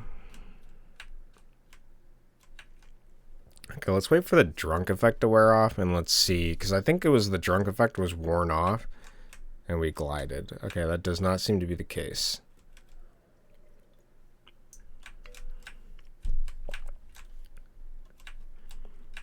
Okay, I think it works. So I'm going to have to figure something slightly out, because from an accessibility perspective, something I find annoying as a player is when I press the button to activate the context of would you like to buy a drink, and then I press buy the drink, and then I press, so here's what's happening here. If I press the button again to advance the dialogue and end it, or if I press the same button to drink the drink, then it restarts the process for the bartender. So you'll see here, I pressed it to drink the drink, and now he's asking me again if I'd like to buy a drink. And the only way to escape that, it's not technically like that annoying, but it's weird to have it start the conversation again because I'm also drinking a drink. So I'll have to add some sort of thing in there. I'll think about it. I like the idea of him pestering you about getting drinks, though, so there is an aspect of that there. And I do want the players to be able to spend a lot of money on drinks. But I also want to make sure that they're not, like, wasting money because, like you saw right there, if you can see it, in this drunken haze, is that I bought a drink even though I already had a drink and the drink fell on the ground, but now I have to press pick up to pick up the drink, but I'm also starting the dialogue again for buying it. Oh, I'm floating again. Okay. I don't know. We're going to have to figure this out.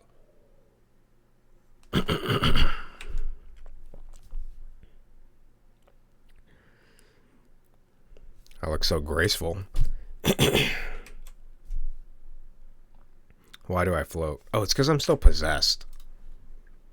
That's what it is. I'm possessed. I figured it out.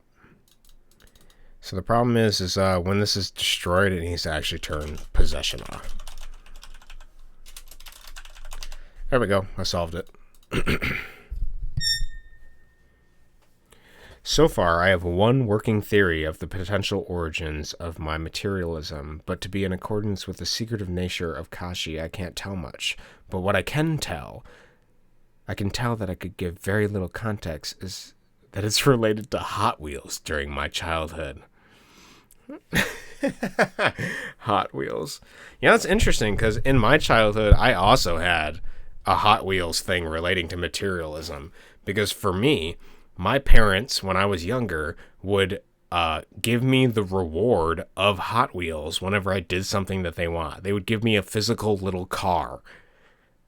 I don't know if that's the same for you. Maybe our parents are reading from the same parenting book or something, but that is something that struck me when I was younger. I think the reason it didn't take that much effect for me was because they didn't do it consistent enough to condition me like the Skinner box dog that I should have been, you know. I wasn't is it operantly conditioned well enough with the thing? They did it just long enough, you know, maybe, you know, money was tight or something and they didn't continue it, but they did that a little bit. I love Legos, still love Legos. Yeah, Legos are cool, man. Legos are kind of like two-dimensional pixel art when I think about them. I played with Legos when I was younger too. I was a Littlest Pet Shop obsessed because I wanted to have all the pets so they could be loved. That's great. That's super funny. Dude, I remember Littlest Pet Shop. I remember the Hamtaro things too. Or my cousin and my sister had like those Polly Pockets, those like tiny, like self-contained plastic vignettes of like weird, like girl-related scenes with the tiny little Polly Pocket characters that you could carry. Very strange. Littlest Pet Shop was interesting. I think like the pets were weird because they had like big eyes though. It was strange to me. Mine wasn't even a reward. They just gave me them. Vroom vrooms. That's really funny. They just gave you them. Today I legit buy them off Facebook Marketplace whenever I find them. That's great. So how big is your collection? Do you have like a huge collection of the Littlest Pet Shop stuff? I actually got to look that up real quick. Okay. It's been forever since I've seen what these look like.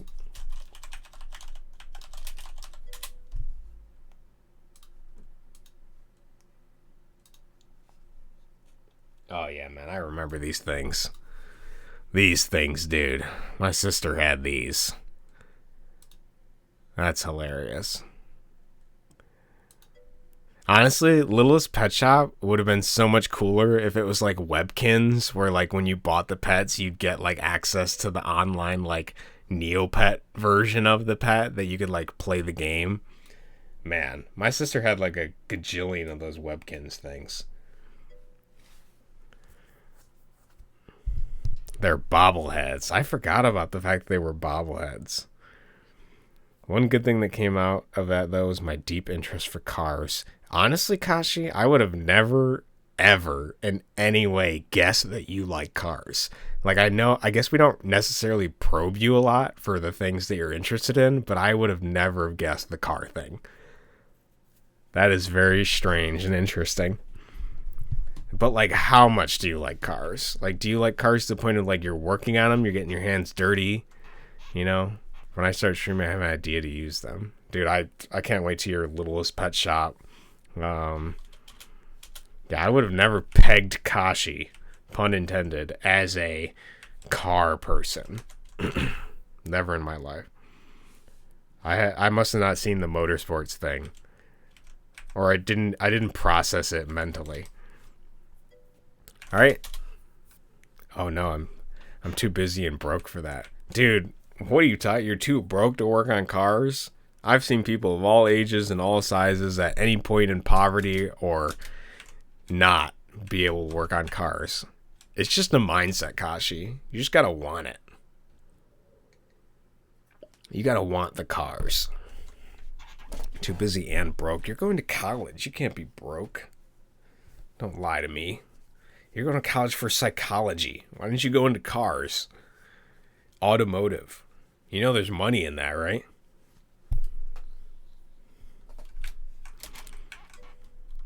Kashi, can you fix my car? What's wrong with your car, Jess? All right, so we have a slot machine. I want to program it. I want to make it work. We got on a side tangent that lasted like at least 2 or 3 hours of the drunken haze.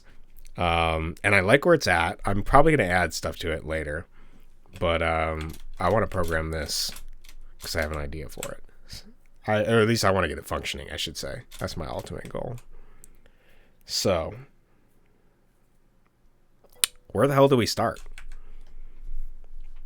I have a scholarship, so I don't pay for shit. Man. Everything, lol. Trevor is still running. Everything's wrong with it.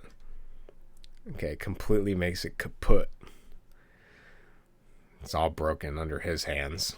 Amazing. Beautiful clap. That GIF has, or that emoji has a lot of frames in it. That looks really smooth. Very strange. Okay. So we're gonna do a slot machine. What do we need first for the slot machine? Well, I suppose you gotta be able to pull the big red lever. That's exactly what we gotta do first. You can't have a slot machine unless you pull that big red lever.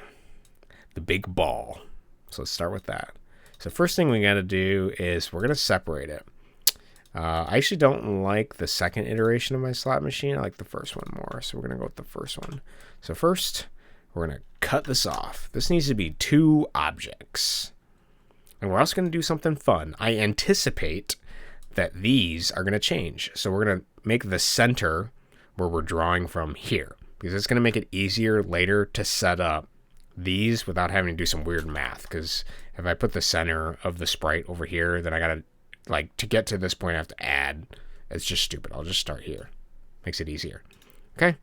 Then we're going to create SPR slot pull. Actually, should it just be lever? Slot lever. Okay. Let's make this big, and then we'll reduce it after. Okay. And we're going to put it in here. Actually, let's make this taller. Let's just make it 80. Oops, sorry. I said taller. 80.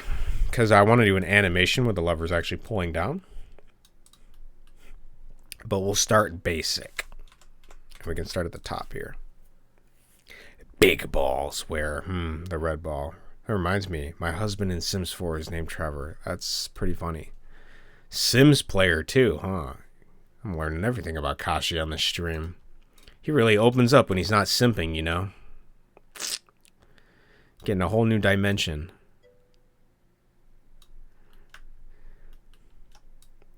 Alright, so we're making the collision for the big red ball. Obviously the big red ball.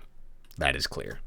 Actually, I think I should make it a little bit smaller. Do I want it to be smaller?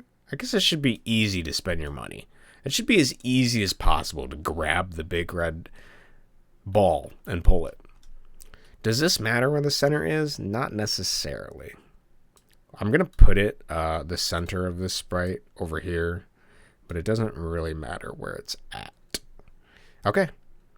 So then we're just going to get this working. That's my ultimate goal. This sprite doesn't need to exist. Does his windshield wipers also not turn off if you get them going? Depends on what you mean by windshield wipers, Jazz. I can think of a few things. Okay, so you have the slot machine. All right, so let's make sure that the slot machine is positioned in the room properly.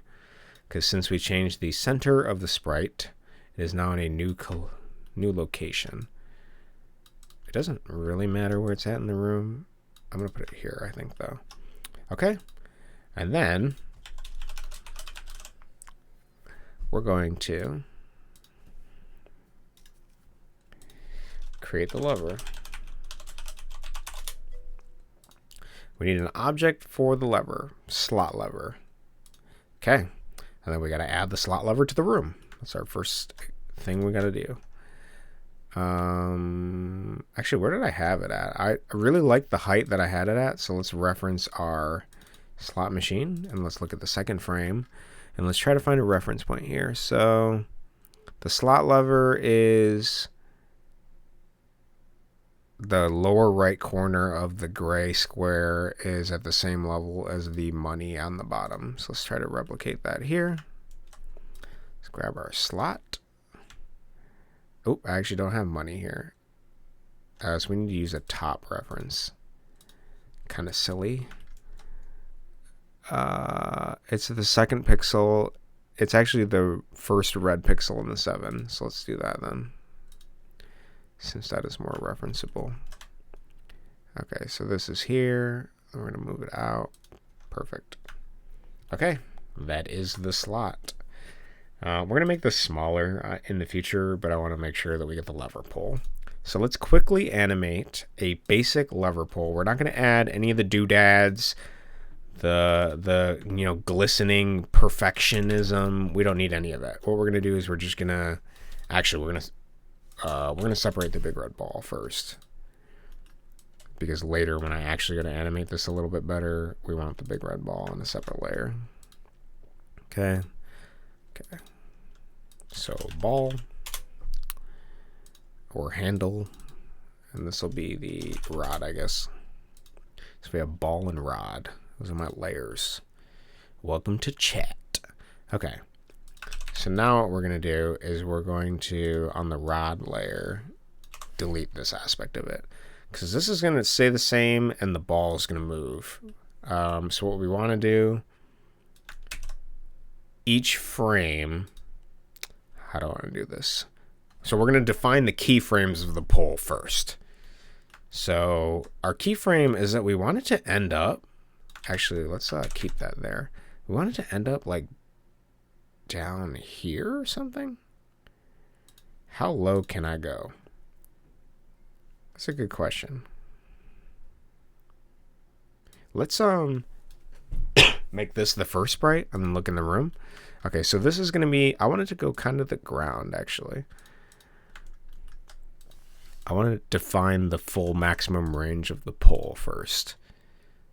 Is that too low? Maybe I need to make it higher, because I have a plan. I'm not going to tell you the plan yet. You're going to have to be surprised. But I have a plan for what I want to do, so I'm thinking ahead a little bit here. No, it's got to be higher. It's got to be higher for my secret plan to work. I think that'll be good. I might move it up one more pixel. Okay, so we're going to go from here to here. Here to here. Here to here. I think that's pretty good. Okay. Ooh, a secret surprise. Me, my ball and rod, and this lever. We got a secret surprise planned. So to make this look more three-dimensional, I'm going to move it a little bit to the left, because this idea of like it pulling down here. Okay. So that is the basic animation. We're going to add a couple frames in between because I want to do some testing of some things. But that's the basic animation. So let's do an onion skin here, and let's try to look at the arc. Let's remove the rod again in this frame. We don't need it. Just for our testing, we're more concerned with the action, the object of action, which is this ball here. So let's extend our onion skin. So in order to go from here to here, we want this to go, here, we can delete this. We can also delete this. So then we're going to go, I think it should start slower and then it should move fast at the end, right?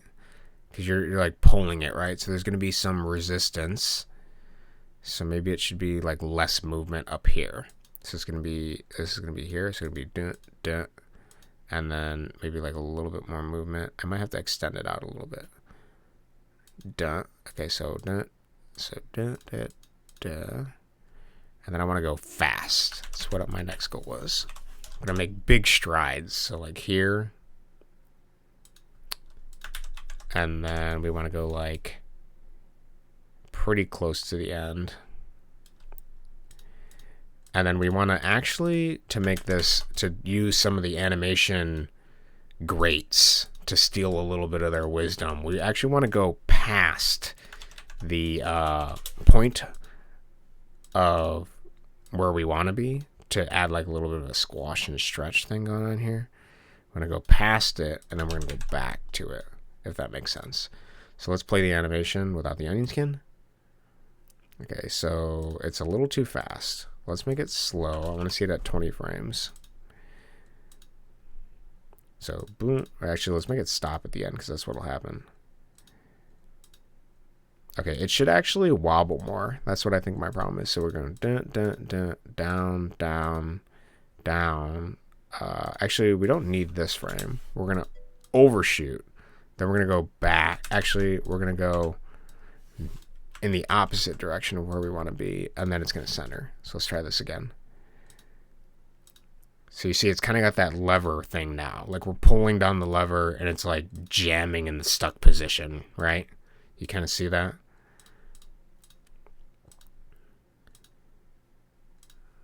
I can probably make this effect more pronounced as well. So let's try it again. Yeah, I like that slam. It's like slamming down with the way that we have it right now. Yeah, okay, perfect.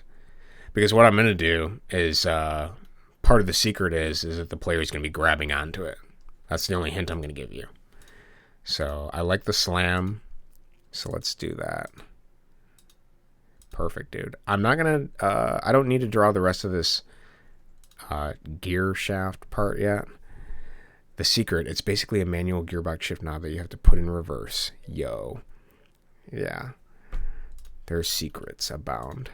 I'm not going to draw the rod yet because I want to make sure that that we like this, how this works when I get it working. So let's start making it work now.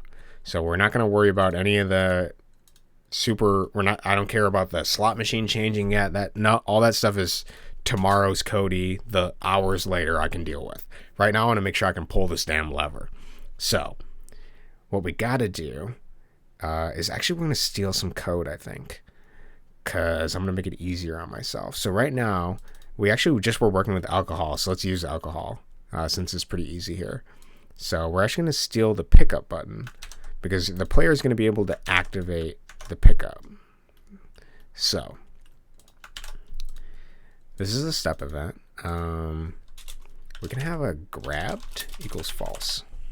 Okay, so if grabbed equals false, so if we haven't grabbed the lever yet,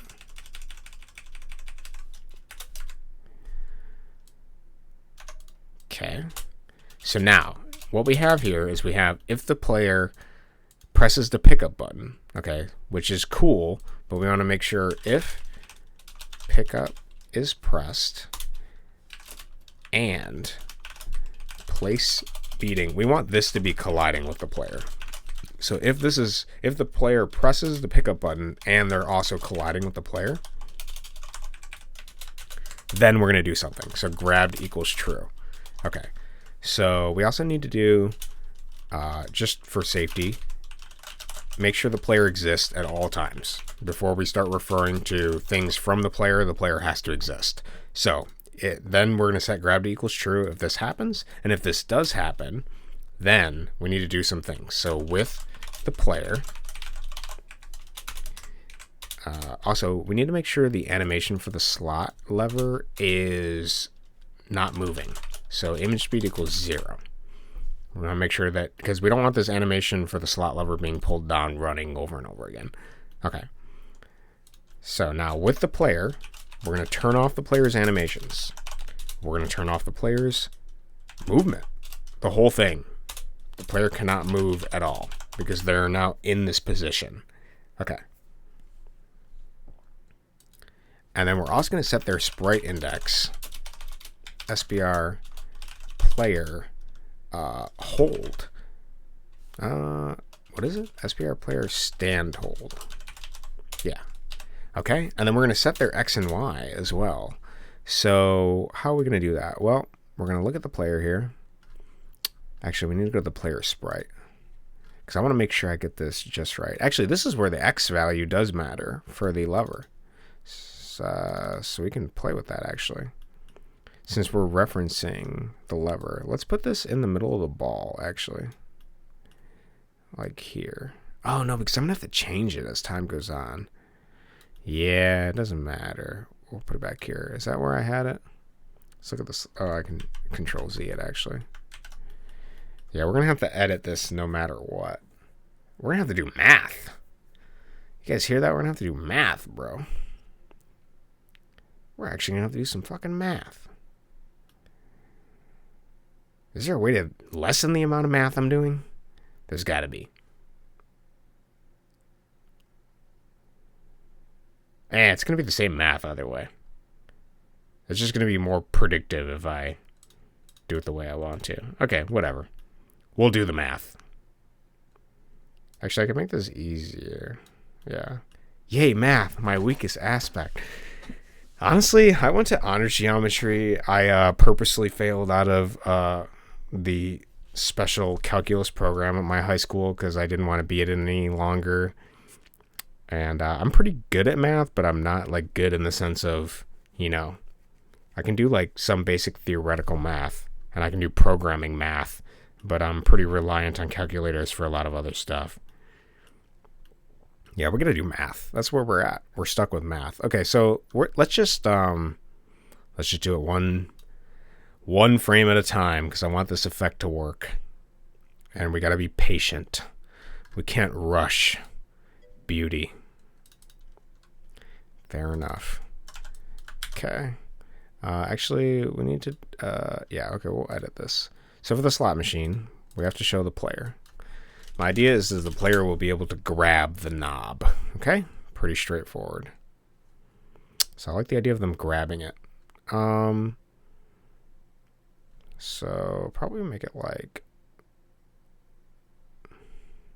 Maybe I want them like here. Well, actually, here, let's define it at the top here. It should be like...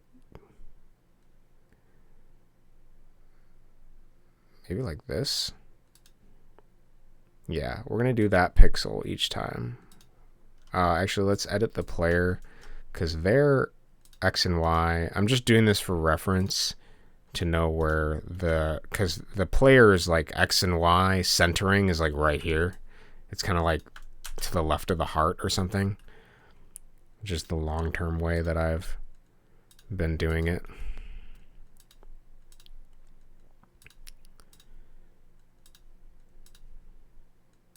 Okay. So now the reason we have to do math is because we have to figure out for each frame of this animation where the player is going to be, and we have to move them accordingly to where it's going to be. And the way we figure out the distance between both of these is by taking whatever the X value of this is, and then taking the X value of this, and then like subtracting them, essentially, if that makes sense. We'll do it in a second. It's going to be a lot of writing. Let's make a new note. Math, bruh. Because we got to do math. We'll get to the math in a minute. In a minute. Actually, I can leave this on my... What am I doing?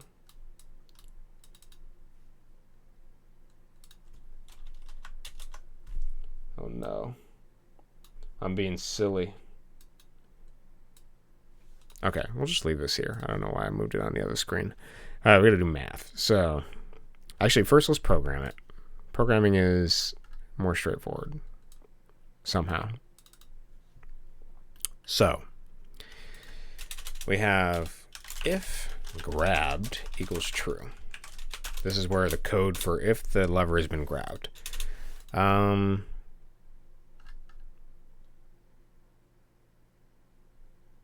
It should also be and player, well, money is greater than, or it's the player needs to pay for every pull, so I want to keep that in there. They need to pay, but we'll deal with that. What the heck? I was sent to a totally different channel. They just think I'm done streaming, huh? I'm trying to send you out. I'm trying to get you out of here. All right, so if grabbed equals true. Like, not even when I was falling. Dude, they're trying to push you, man. It's like the Netflix thing, like, are you awake? Are you still watching? You haven't interacted with the stream in a few minutes. Let's show you another stream to keep you interested in watching our ads.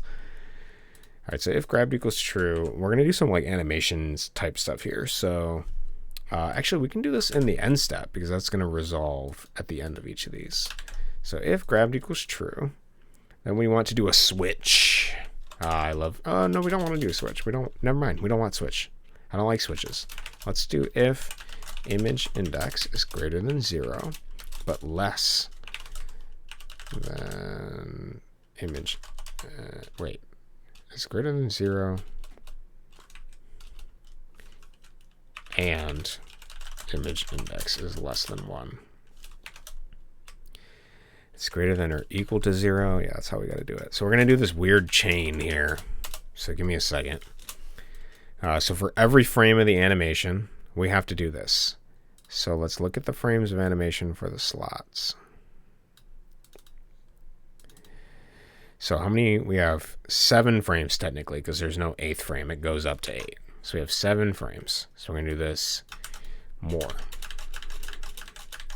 Okay, so this is 1 to 2.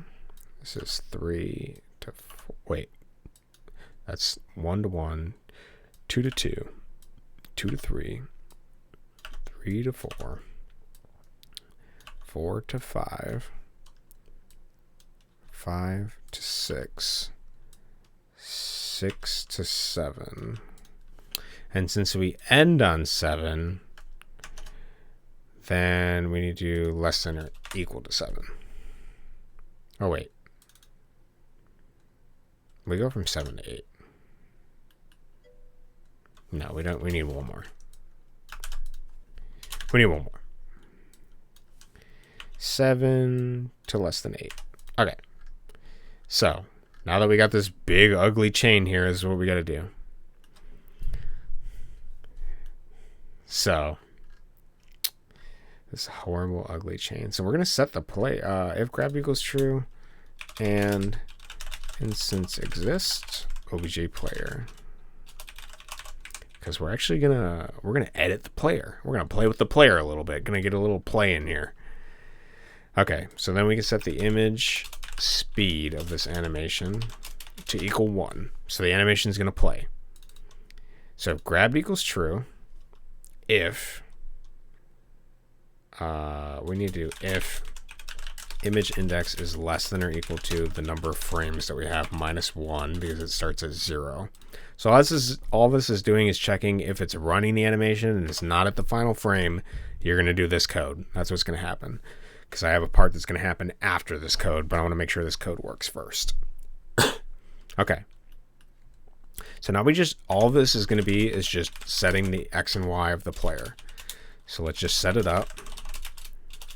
Dot Y equals this. Okay, so this is essentially the basics. I'm going to put a 0, 0 in each of these so that I can just quickly edit them because we're going to do some math. We're going to figure out what the X and Y coordinate is because this is all, remember, coming from the perspective of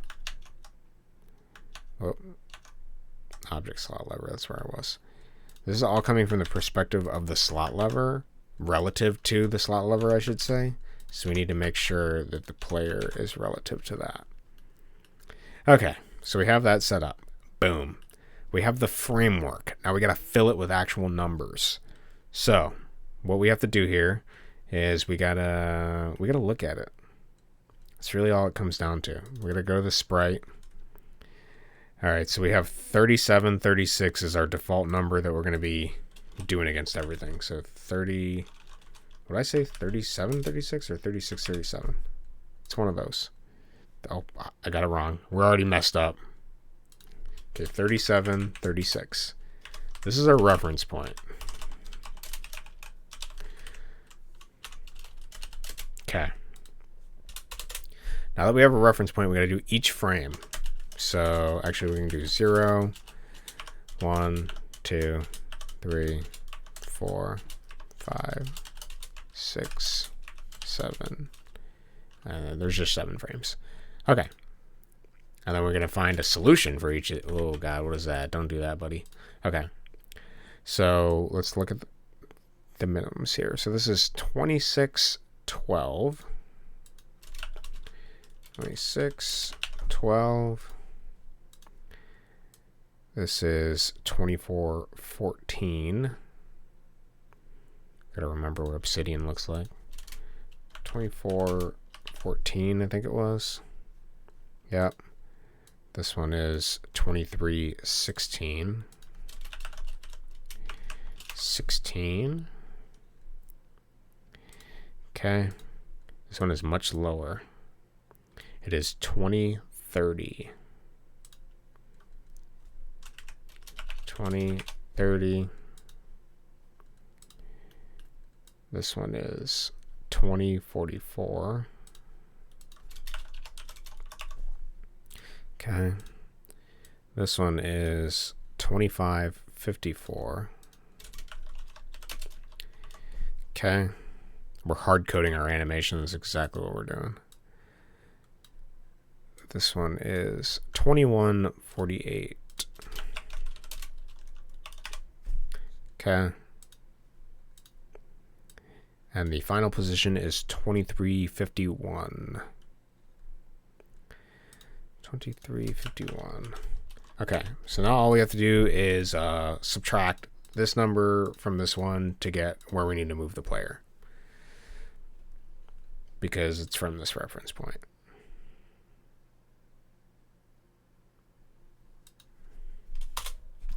So, let's do it. So, is it faster? Just, I'll just use the calculator on here. What do we got? 37 minus 26. So it's going to be 11 to the left. I'm going to keep the thing in here, the sign of the number, just in case I need it. But essentially we're going to go 11 to the left, and then we're going to go up.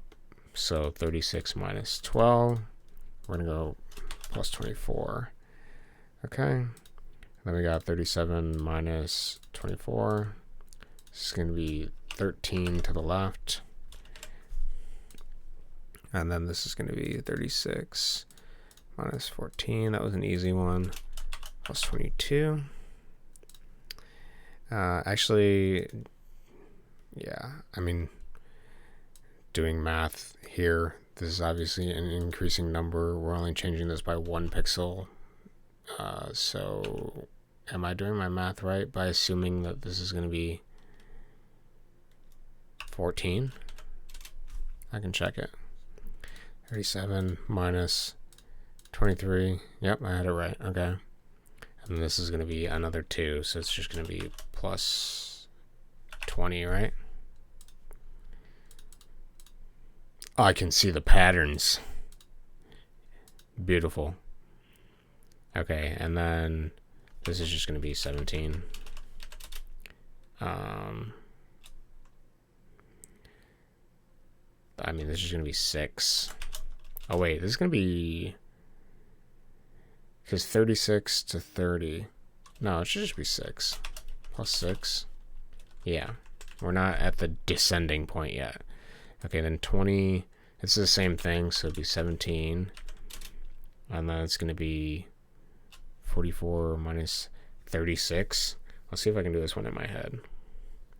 So obviously, it's going to be 10 something. Is it going to be 12? Is that what it is? 36 minus 44. Oh, it's 8. I had it wrong. I added the 2 wrong. I was at a 10, but I didn't subtract it. All right.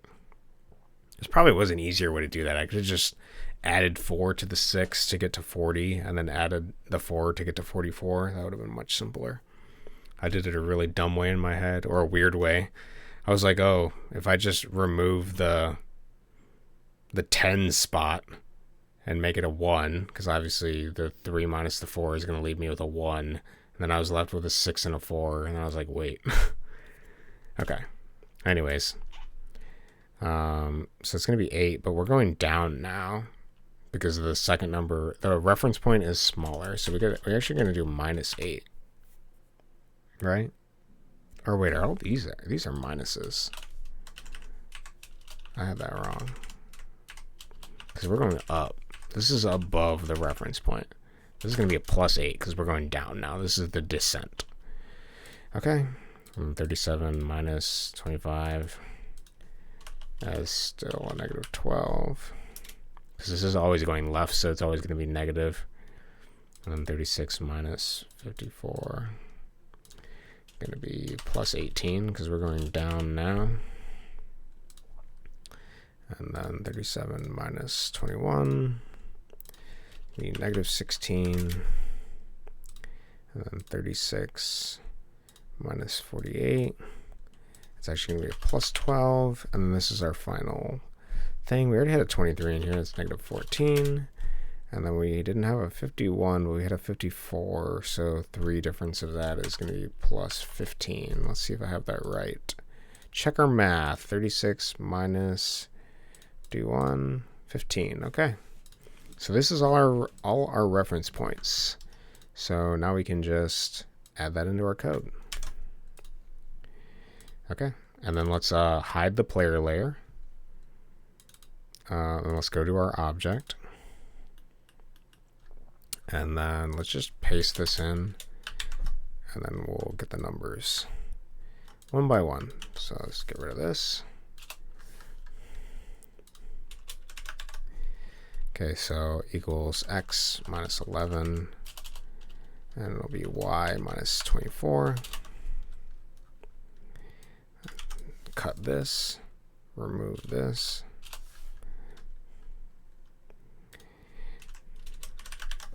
Okay, and this is going to be x minus 13, and y minus 22. Remove this, cut this. This is going to be x minus 14, y minus 20.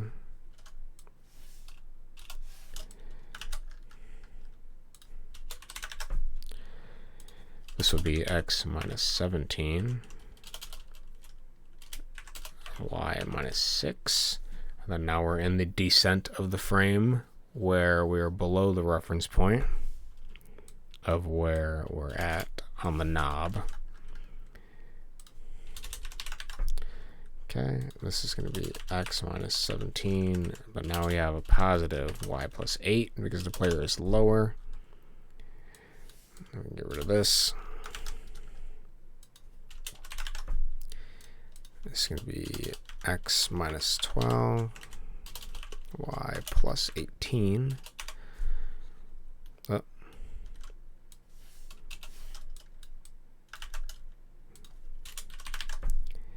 Okay, I'm going to do x minus 16, y plus 12, and then our final one, to keep it all the same. Oop. I'm clicking too quick. I'm too fast. My hands be slippery. Plus 15. Okay. So that's going to happen there. And then we're going to see if it works. That's really all I'm doing. It should, actually we'll do else to make sure it stops on the last frame. Image speed equals 0. Because I want to make sure the last frame is final, because we're going to check the last frame for reference. Okay. And let us see what we have done. Let's see if the lever works. Ugh.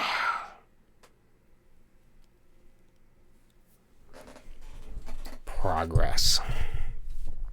So let's talk this out. What should happen based on all this code and all this animation and what I've done? What should happen is you should be able to walk up. You should be able to jump up. You should be able to press your grab or pickup button to grab the knob of the pull down lever.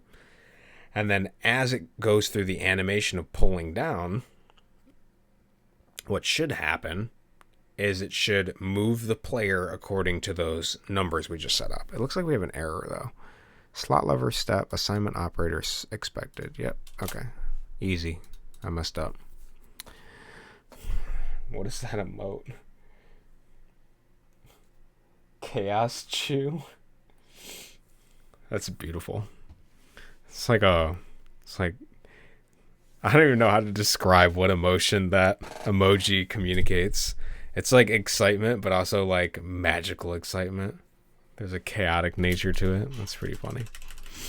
Okay, so wait, we gotta go to the casino. And we gotta go in the casino. Okay, the knob. We're already messing up here because I forgot to change the... we gotta stop this. We gotta shut it down. So we gotta remake the position to 37, 36, I think is what it was at. Yep. Oh. Okay, hold on. Give it a second. Drum roll. Oh, I didn't even see Kashi's drum roll. I gotta turn up my volume here. Oh. Yeah, that's exactly what that emotion is, actually, now that you put it like that. It's like a wobbly, sort of thing, you know? Mod check. We have no mods. Bronoham isn't here. He's working. He's at his slave job, according to that book we read earlier. He's in perpetual slavery. All right. Yeah. Keck W. Where am I at? I'm at the casino. Okay. All right. Let's see if this works. The knob's in the right place. All right. Now you can do the drum roll. Get ready. What should happen is we should be able to grab it, and then it'll animate. What the fuck is happening here? Okay, now we've been perpetually stuck. Okay, something's not working. Let's figure it out. All right, so what happens is if grabbed equals false, ruh-roh. Player money is greater than 0. Placement in player. Grabbed equals true. With player, all these things stop. Animation is equal false. Image speed equals 1.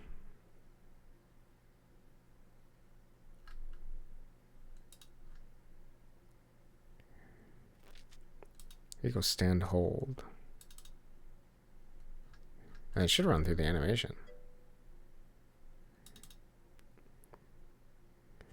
Bro, we aren't fat enough. Yeah, we're not heavy enough to pull it down. It's actually funny you say that because I do have a fat player.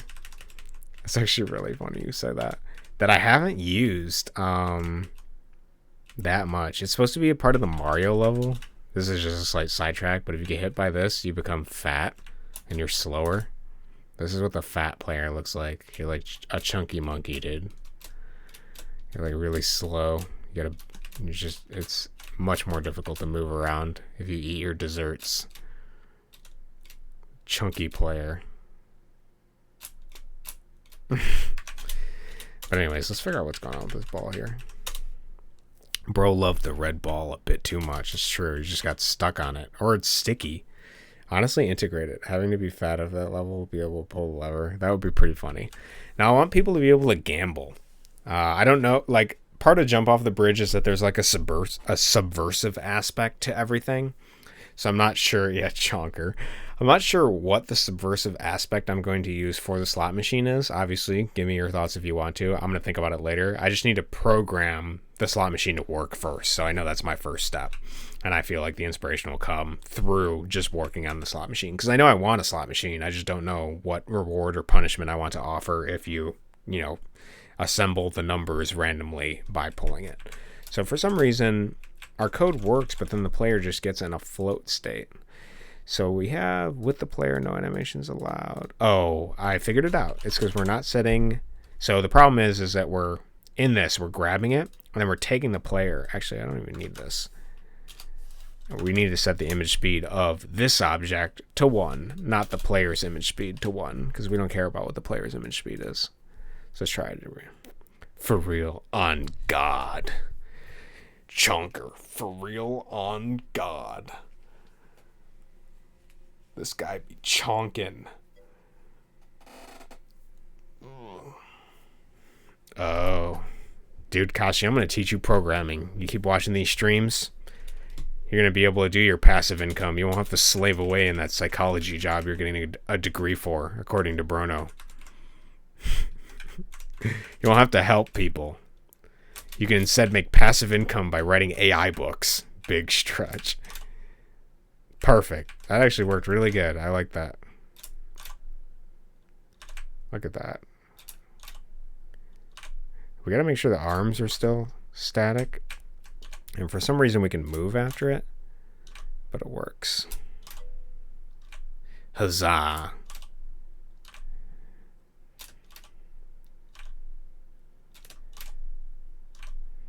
Yeah, we gotta make sure that the player sprite is hold at all times. So let's just keep... maybe this will fix it. I don't know why the player is able to move, though. Oh, do I have something setting grab to false? I don't think I do.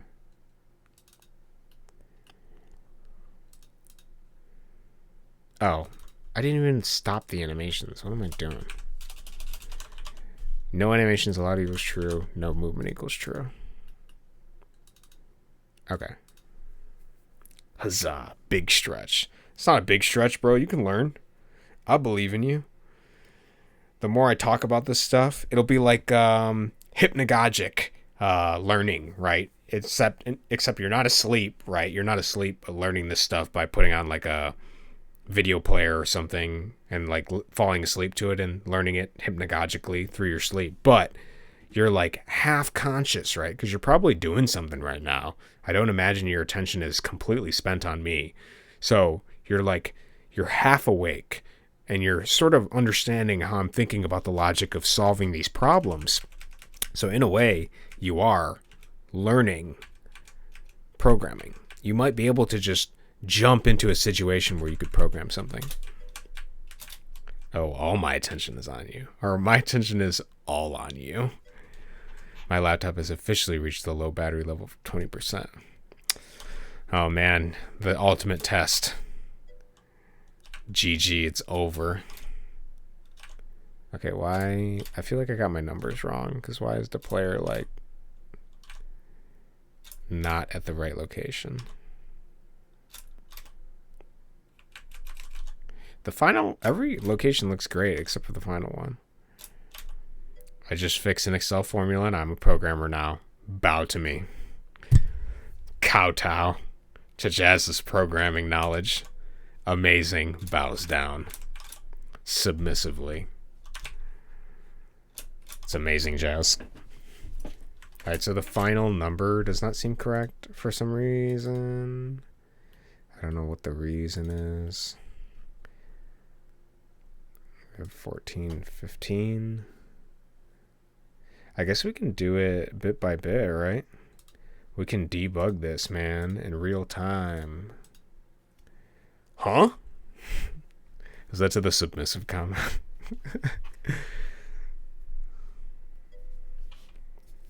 What if we left that little descriptor off? That's true. We could leave it off if you want. I don't know, man. We don't kink shame here, as far as I'm considering. Jeez. I keep wanting to go down, lower. I don't know what it is in my level select. Something happening. Okay, so this looks good. Is it just the last one that doesn't?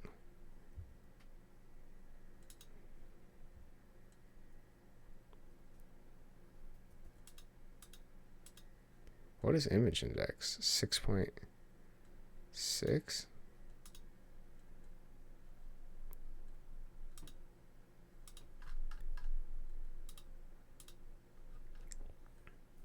Gets to 7.3. Image index is less than or equal to. I don't think it's playing the last frame. Yeah, because image index is 7.3 and the image number is 8. And image number minus 1 is 7. So it should just be if image index is greater than... Wait a minute. There's 8. Yeah, it should be 7. If it's less than 7. It should be greater than or equal to 7. That might be my problem. Let's try it. Man, debugging super helps. That's something I'll have to teach Bronerham how to do. Is the debugging process, because you can just stop your code at certain aspects, and then you can read what the actual variable is, and then you can determine how it's like progressing. We talked about potentially doing like a game jam thing where I like teach them or something like that, so maybe we'll do that. We have fancied the idea of doing one of the things I really want to do too is to do like take a month off from Jump Off the Bridge or any other thing and just focus on making like one game and then trying to put it out in a month. I think that could be a really fun project. Just to get a bunch of other small projects under my belt. Because I have all the programming knowledge I need to do like a majority of the ideas that I have, because I have other ideas, but I've been trying to like force myself to work on Jump Off the Bridge, which at times has been productive and at other times has not been productive, depending on my mood and other factors. So my bad. Did I mess it up? Oh, I did mess it up. It's less than or equal to image number. I did mess it up. So technically this would be, this is 7. If it's less than 7, it does this. But this is if it's greater than 7.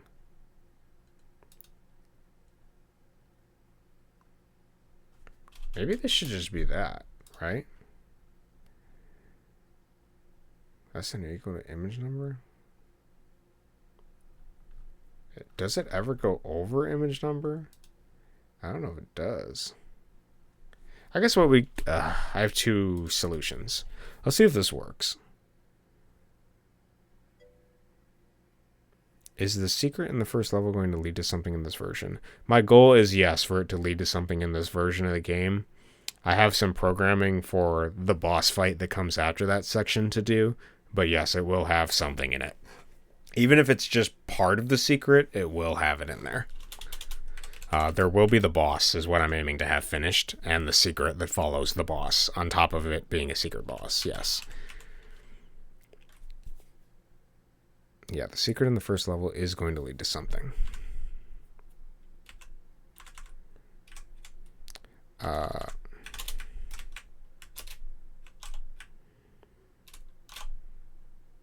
Okay, so we have a better solution. -1, we're going to add just a frame to the slot lever. Just a dead frame. Let's go. Achievement. Yeah, I'll probably do some kind of achievement, but if I do an achievement, it'll be a secret achievement. Because the idea is that people don't know about it, essentially. So, I'm surprised you found it. Did you watch somebody else play it, or did you find it yourself? I always wonder how people find those things. I have a lot of weird secrets. I have secrets that I haven't even seen people find in the current version that are in. They don't really do much, but they're secrets still nonetheless.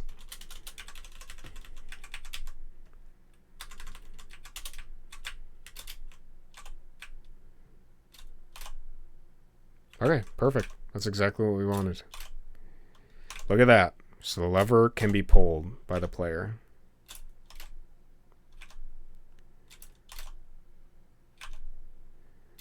So it'll be this. Cody's thirst traps are in the game as part of the secrets. Could you imagine? Found it with a friend. That's awesome.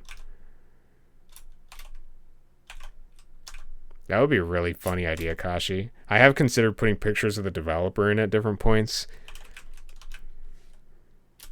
I don't know if I'd go as far as to say thirst traps.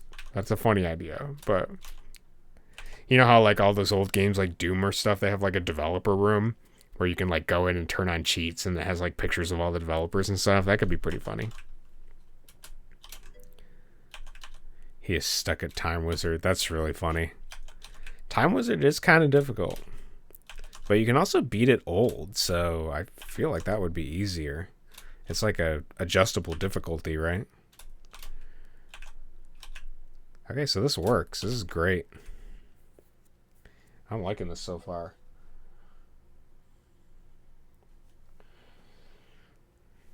We end up in a house of mirrors, and our little guy is thirst trap flexing in all the mirrors.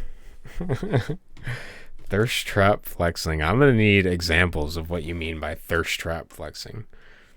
He took me 2 hours. Wow.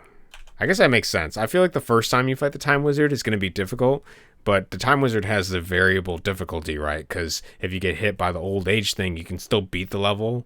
So it's not totally incredibly painful. So there's like it's not the easiest level. It's a difficult boss, but so I'm not trying to degrade your achievement. Obviously, it's very difficult. I have thousands of hours in this game, so some things to me may seem easier and more difficult. Because I was worried about the streamer level being too difficult, so I'm gonna have to do some testing. I'm gonna have to put a beta version up for you guys to play, and you'll tell me how difficult it is for people that want to play it. Because this level might be too hard. I know it looks easy because I'm making it look easy, but it's kind of difficult. So we'll see. I don't think Bronham uses Snapchat. I'm gonna be honest. He hasn't sent you a pic nor added you on Snap. Suffering, dude. Absolute suffering.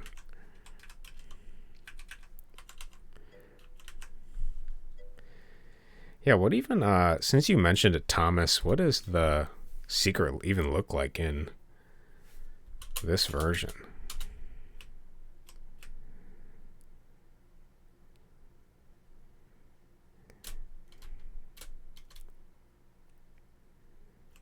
Okay, the cave is blocked, okay. I was wondering.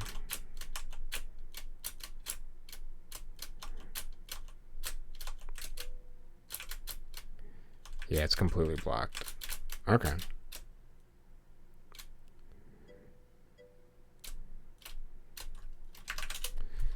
I was curious.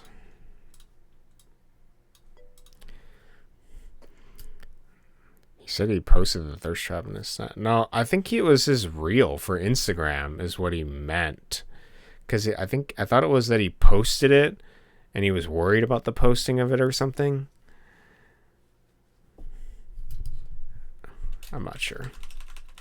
I do not know. Alright, well, we got the slot. Now I gotta do some actual other programming.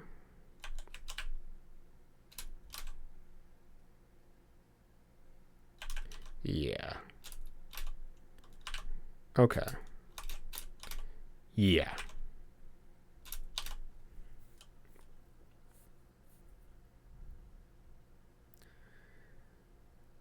Yeah. All right, but I think we're going to take a tea break. But I think I can bring you with me. I'm going to be honest.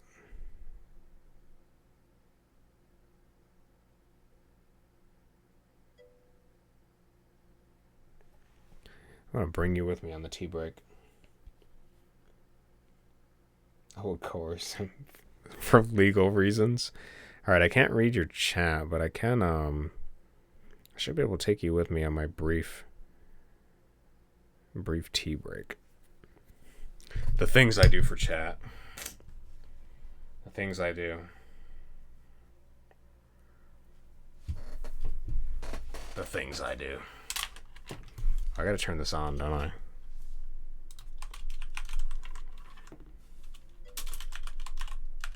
Didn't they name this stupid thing like Elgato Cam or something? Yeah, that's what it's called. Silly. Look, you can see yourself. Perfect. All right, then we can actually go hard here. I can go harder than this. Give me a second to go hard.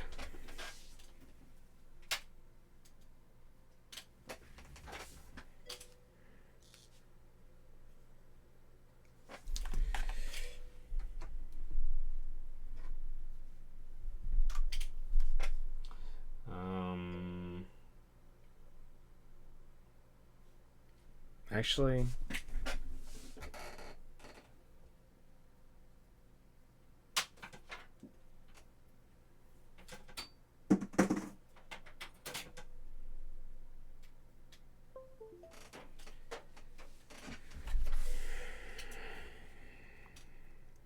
man, I'm going so hard for you guys. This is what dedication looks like.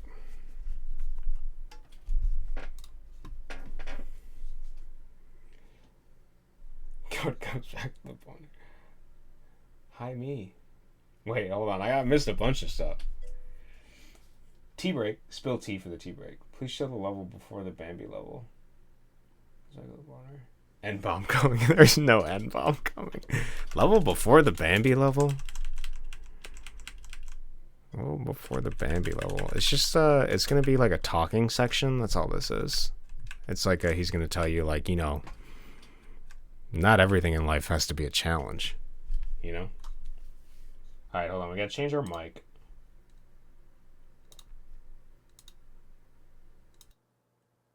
Okay. Does this mic work? Is this too loud? Let me know before I go to do the tea. Get hard for you, Coder Duder. I mean, what?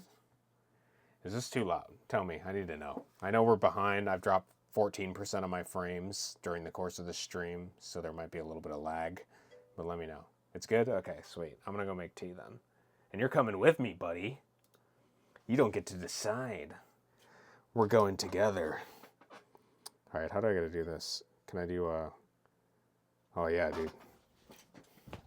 Look at that. We can walk and everything. Actually, you can see the you can see, I can't read your chat though. That's the only problem. But you can see the office. We're taking this wall out here. We're gonna walk. This is content, dude. All right, then we're gonna cut some stuff up. Cause I'm gonna make tea. We're gonna do like this. Do like this. Oh yeah, just you and me. I'm sorry I don't have the interactability of seeing chat though, but you can still see me. So here, let's get a cutting board, and then we need to boil some water. Today on the menu is ginger and turmeric. This is kind of weird because I'm just talking to myself and I can't read anything you're saying, so it's like a weird one-sided look into between stream. I don't know if I like it. It feels so self-obsessed. All right, so we're queuing that up, and we're gonna get out the ginger and turmeric. Why do I do this? Already anticipating your questions preemptively. I just like ginger turmeric when I drink tea. Sometimes I know it's healthy for you too. That's an advantage of drinking it. But also, I just like the flavor. And I also don't do caffeine. And you may question, why don't you do caffeine? I don't do caffeine because I was trying to get into dream analysis. And I didn't like how caffeine has a quarter life of like 8 hours or something, or it's even longer than that. It's like, I think it's 8 hours, which means that caffeine in your system takes whatever it is, X amount of time to get to where it's only a quarter in your system. And my problem with caffeine is when I read about it is that it just offsets the fatigue you have, prolonging it longer, but all that fatigue you still have still is in your brain, essentially. So it's just, I think it's, what caffeine does is it attaches, I want to say, to the adenosine receptors, the neurotransmitters in your brain, the receptors, in place of fatigue. And that's what causes you to feel like you're getting stimulated, but all you're doing is just offsetting the fatigue that's slowly building over time. And that affects your quality of sleep, depending on when you time to drink your coffee, if the caffeine hasn't left your system. And I wanted to be able to write my dreams more, so I wanted to get higher quality sleep. So part of that was reducing caffeine. Now I'm kind of a straight edge. I don't do any alcohol, or because I like my liver, and I don't do any sort of, what do you call it? Drugs. Never done weed. That's another aspect of me too, though, because I don't like how everybody in the art field attributes their success to like the drugs they're doing. Like, oh, I have to do this drug to be creative, sort of thing. Like, I don't believe that. I think you can be creative without doing drugs. You're just coping or something like that. I think it's just one of those things that people lock themselves behind. They argue their limitations of like, oh, I'm only this particular way, and then that becomes an aspect of their personality and it defines them. And then they just substance abuse and self-harm until, you know, whatever. And that's weird when you mix up the self-harm with your identity too. Like, your identity as an artist, and you gate yourself from doing art and expressing yourself creatively because, you know, you're getting high. I don't know. I don't like that. So, and I have an addictive personality, so I can recognize my weakness there. I don't want to do anything like that because I feel I would just use it as a coping or something. I actually don't need two. Let's just do one. More ginger than turmeric, because I'm going to eat the turmeric later.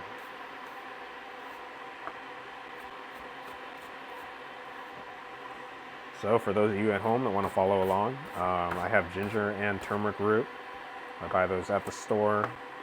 And then I simply just cut them up, kind of dice them a bit. And then we just boil in water, and then we're just going to put the cut up pieces in the water. I leave the skin on, doesn't matter. It's too much work to cut it all off. I'm sure there's some kind of nutrient in there that the hot boiling water is extracting. I'm not sure. It's definitely got flavor. Turn this aside.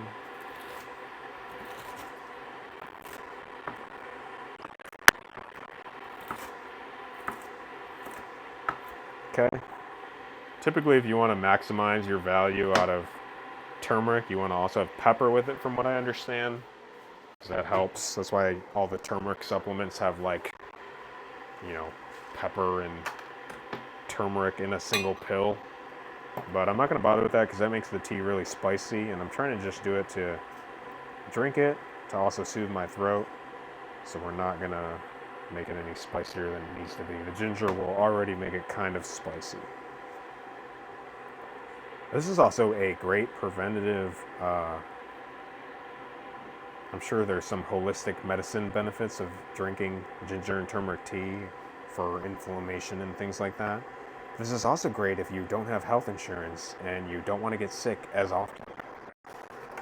It's super perfect for that. To ensure that you're working 100% at all times, just regularly add turmeric and ginger to your diet. Okay. We're going to put it in. And we got to wait for the water to boil. So, since we have time, let's take this opportunity to do some push-ups. Since we're living a sedentary lifestyle in this cruel and unapologetically difficult world, where streaming has become primary socialization between people. What am I on? 4? I think 4.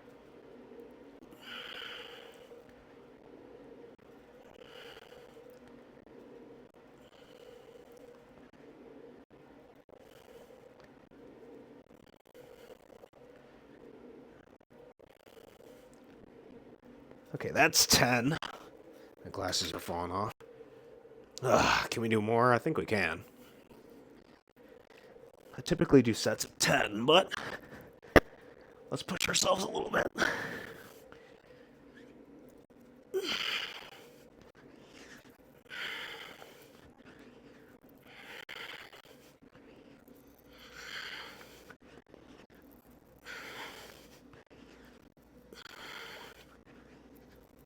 Okay, that's 20, I think, if I counted right. But the water still isn't boiled.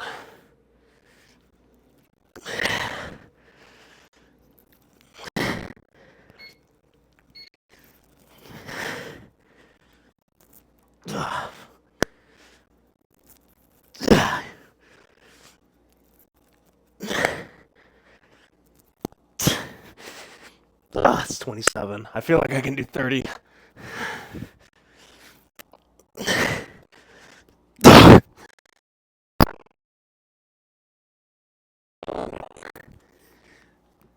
We did our best. Okay. Feet reveal. Oh, okay. Back. A little more sweaty than before.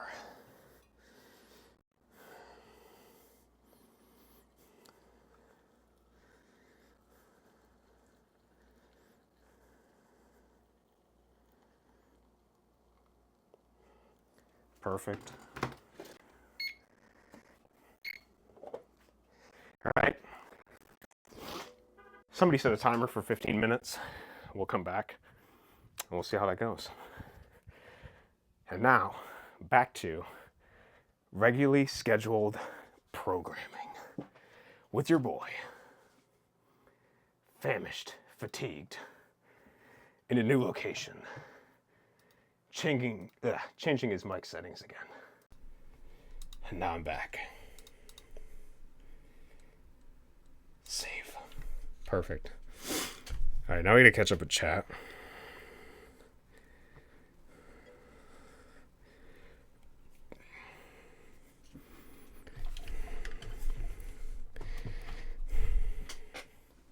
Okay.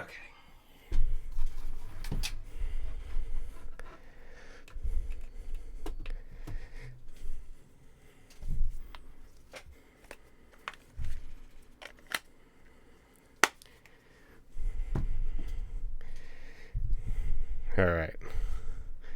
Yay, take me, Father. Actually, I can do make myself the main here. So I have here, take me, Father. Is this your house? No, this is the office. Triangulate the location using data from the stream. I'm generally not a fan of turmeric. I always prefer the mint and cinnamon. Cody Lore updated. Yep, I think that's correct. Amen, brother. Did I get all that? Oh. I have much more chat. I just can't see it in here because my log was not connected.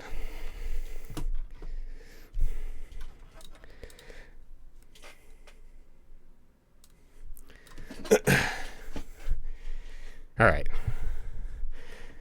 Amen, brother. When my knee was really bad, I used to drink a mix of turmeric, ginger, black pepper, cinnamon, cayenne, and a shot of milk. It worked wonders. Actually sounds pretty good. I'd probably add the lemon because I see a lot of those health drinks add lemon. And lemon adds acidity, which can help extract nutrients from specific things. So that would be the only other thing I would consider. But I can definitely see how those work together. Ginger and turmeric do wonders. Chat kind of jinx. Let's go. Kashi's going to have so many clips. Oh, Mayo. I was too focused on watching that I wasn't able to. Good job, Soldier 07. Great. Thank you, man. I appreciate it. Not putting lemon into milk. Gonna end up with cottage cheese shot. Well, it's just a shot, right? It's temporary. Like, very temporary. One of you guys set a timer for 15 minutes, right? You're not gonna make me do that, huh? I swear. I guess I can just remember 2:15 as well. Actually, I need one of these. What GPU? I'm gonna rebuild my whole PC. Can you recommend me a GPU? Honestly, dude, I'm using garbage. I'm using like a 1070. It's like really bad. Anything you get is going to be better than what I have. How do I even look up? Is it like computer information? System info?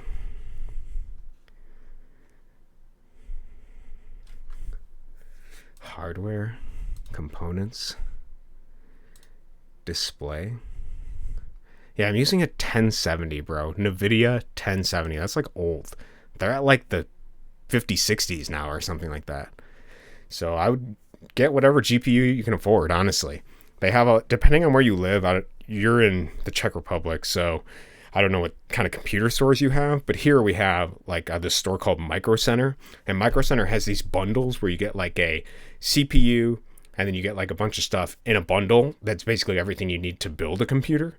I would recommend trying to see those deals in your local area to see if any of those exist, because that can be a very affordable way to just start building a PC. But yeah, I got Garbo, so you can basically work with anything. All right.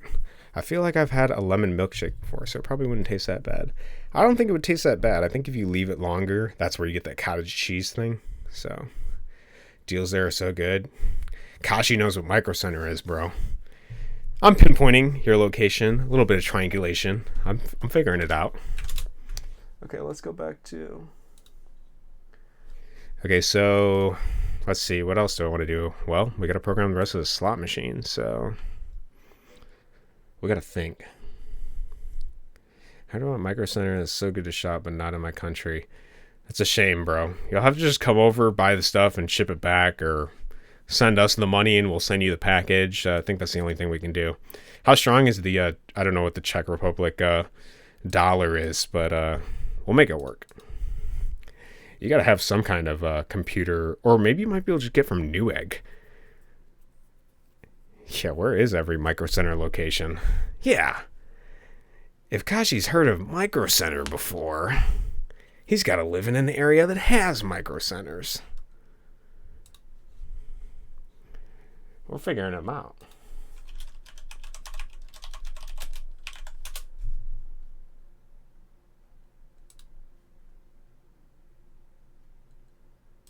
Oh, Kashi, this isn't looking so good for you, is it? Heard about Micro Centers having good deals. Well, look at this. There's only a couple places where a Micro Center exists. And I know you're kind of like a worldly fellow, so you may have had friends from these different areas. But there's not many Micro Centers around. Maybe you are in Tyler's Walls. Someone has listed all the locations I've mentioned. I do wonder. Lol. I'm triangulating right now. I'm about to draw a line here. Well, isn't my Micro Center on the map? Look at that. Oh, why isn't my Micro Center on the map? It's because it's not good enough, I guess. Unless you're talking about the one here. This is Ohio, right? There's a Micro Center here. Maumee. It's in Maumee, Ohio. I don't know. I'm mixing a bunch of accents there. I don't know what I was going for. Okay. Sorry, I read your message wrong, Jazz. You said, why isn't my Micro Center on the map? That is very far away from mine. Damn, Cody, called your map skill issue. Add Jazz. Nah, she probably has another smaller, lesser-known Micro Center somewhere nearby. It might just be only the cool Micro Centers, the ones people actually go to, are there. And then you said, Thomas said he has Elza.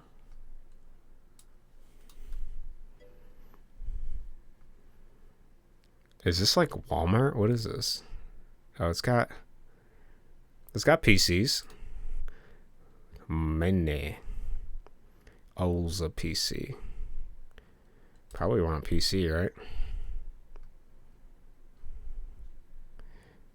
2600, whatever this is. Which means, I'm assuming you just subtract 2 decimal places. So is this like $269? It's an i5 4060 with 32 gig of RAM. No, it's probably, I think if I just remove 2 digits, maybe this is like $400 or $500. That'd be my guess.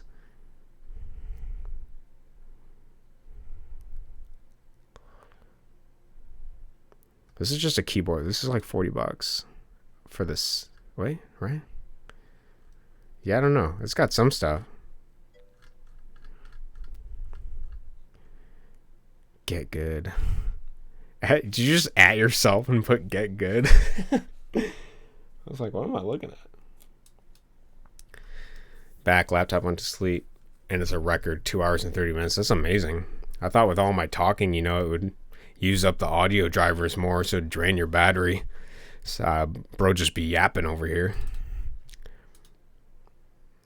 Okay, I like this. We can draw the rod now, I guess. Let's go, guys. Rod time. How do I want to do the rod? Actually, the rod should be another layer. Rod 2. This is going to be like the base, which I think is going to remain the same.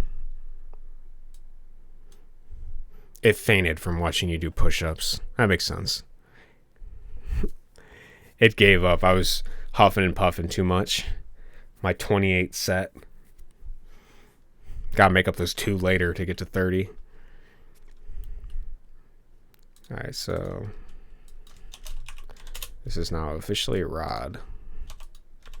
Okay, now we're going to draw the rod. So first let's remember the location of where this exists each time, because this is going to change, I think. Because this might be like here, right? I don't know. It's kind of like maybe like this. And then maybe like this.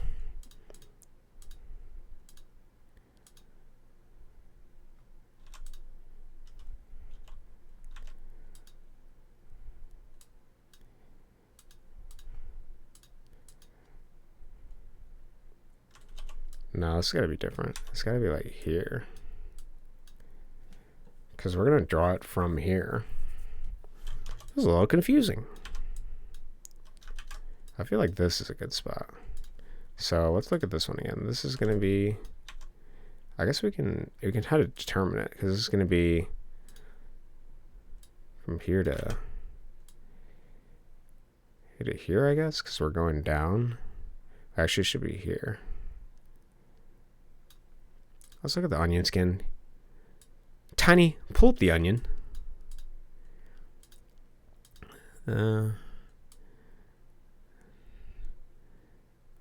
Keep it centered.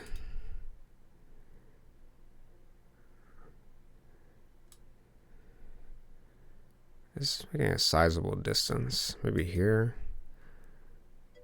And this is going to be like here. And this is going to be like, this is technically full down, so maybe like here.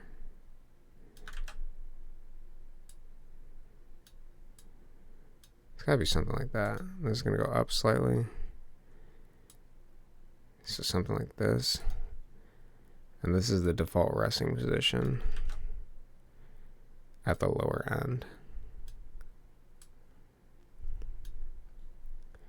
What does this look like? Well, copy this over to here.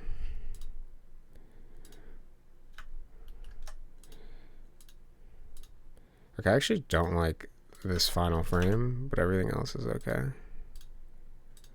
Or I should say it can be worked with.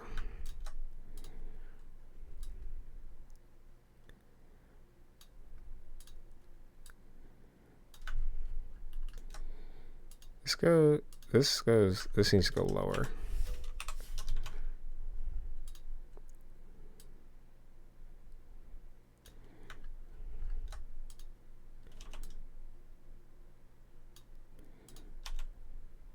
And this needs to be higher than this one by 1.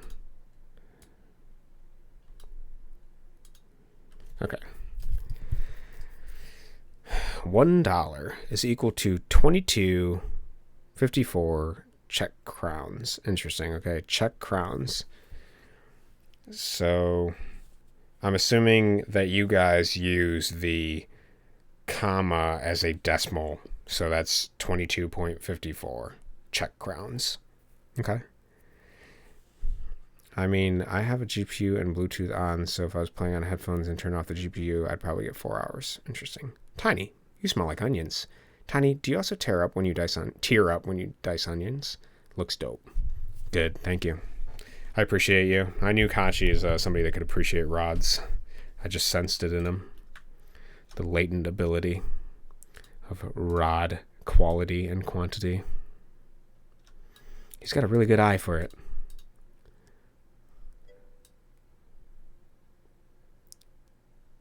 I dice onions for fun.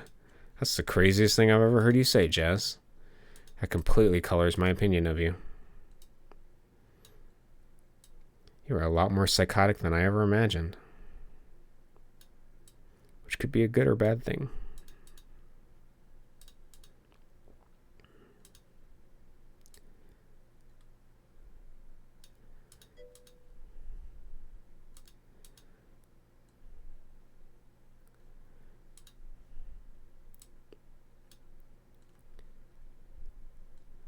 That's what she said. I hope it colors it purple. It colors it purple? I dice onions for fun. That's what she said. I hope it colors it purple. Colors what purple?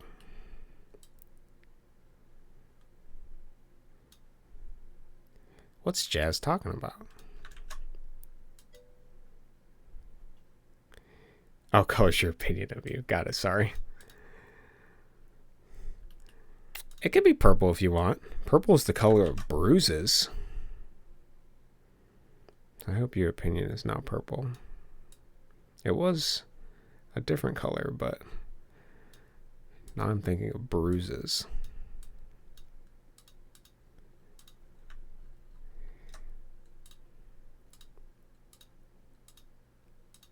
Okay, it looks pretty good, but we need some consistency here with the size and diameter of the shaft. As you can see here, it is not 3 wide, which it needs to be consistently in order to give the illusion that the shaft is the same size. Actually, this is technically 1 pixel over, but I think it's fine because of the way I got it looking. This looks pretty good. I just gotta draw the shadow. And D's and U's. Timeout, Kashi, 120 seconds. I appreciate you punishing yourself like that, Kashi. I appreciate people that are self-aware and can punish themselves accordingly. It shows growth and maturity for you to be able to reprimand yourself for that joke. Much introspection.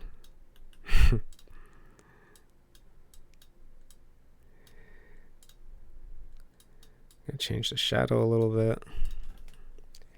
I can't see it with the base in the way. Actually, let's do here like that. Actually, like this. Okay. Okay. Why is the shadow on the top to start? So my thought is that it's on the top because it's to the right. Because the light source is defined by the ball here. So obviously the light is coming from the top left down. So that's kind of why I was doing the shadow here. Technically, if I was going to be realistic about this, the shadow should also be like here. Because the ball is casting a bit of a shadow on the shaft, so to say. I'm sorry, there's just no other good way for it. And then now, obviously, the light still remains the same in the top left, but the shadow is going to be underneath the shaft, to put it simply. So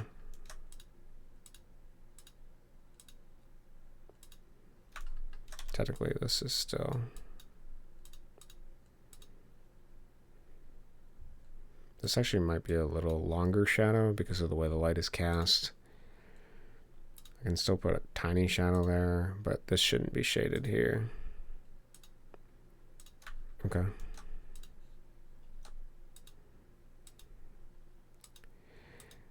Looks pretty good.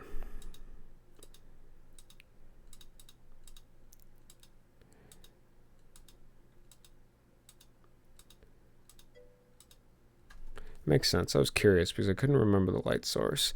Yeah, it depends on where you define the light source, but I'm just defining it as the top left corner because that's easier for me. Get it twisted. You will always win if you gamble. You're right, Drew. You will always win if you gamble. How are you doing today? Gambling is the only option. All right, let's compile it and revel in our amazing glory of the knob being twisted. Doing mainly art since work is slow. That's awesome, man. What are you working on right now? I got my PDF stuff to have work. That's awesome. 07, Mr. Drew. You're just in time for tea time.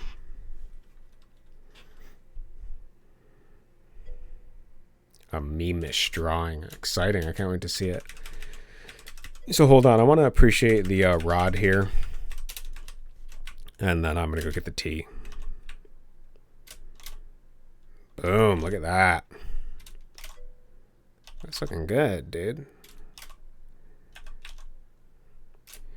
I'm just making noises for it now. Kerplunk.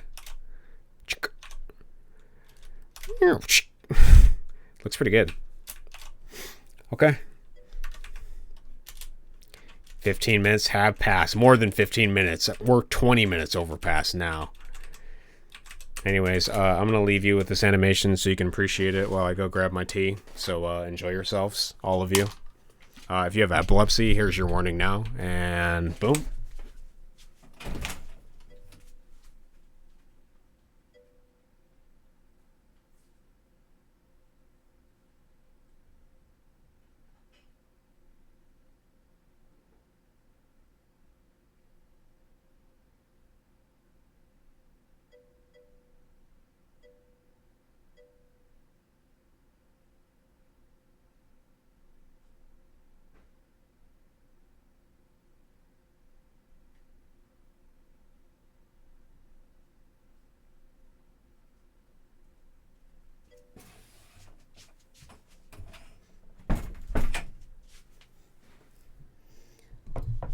We are back.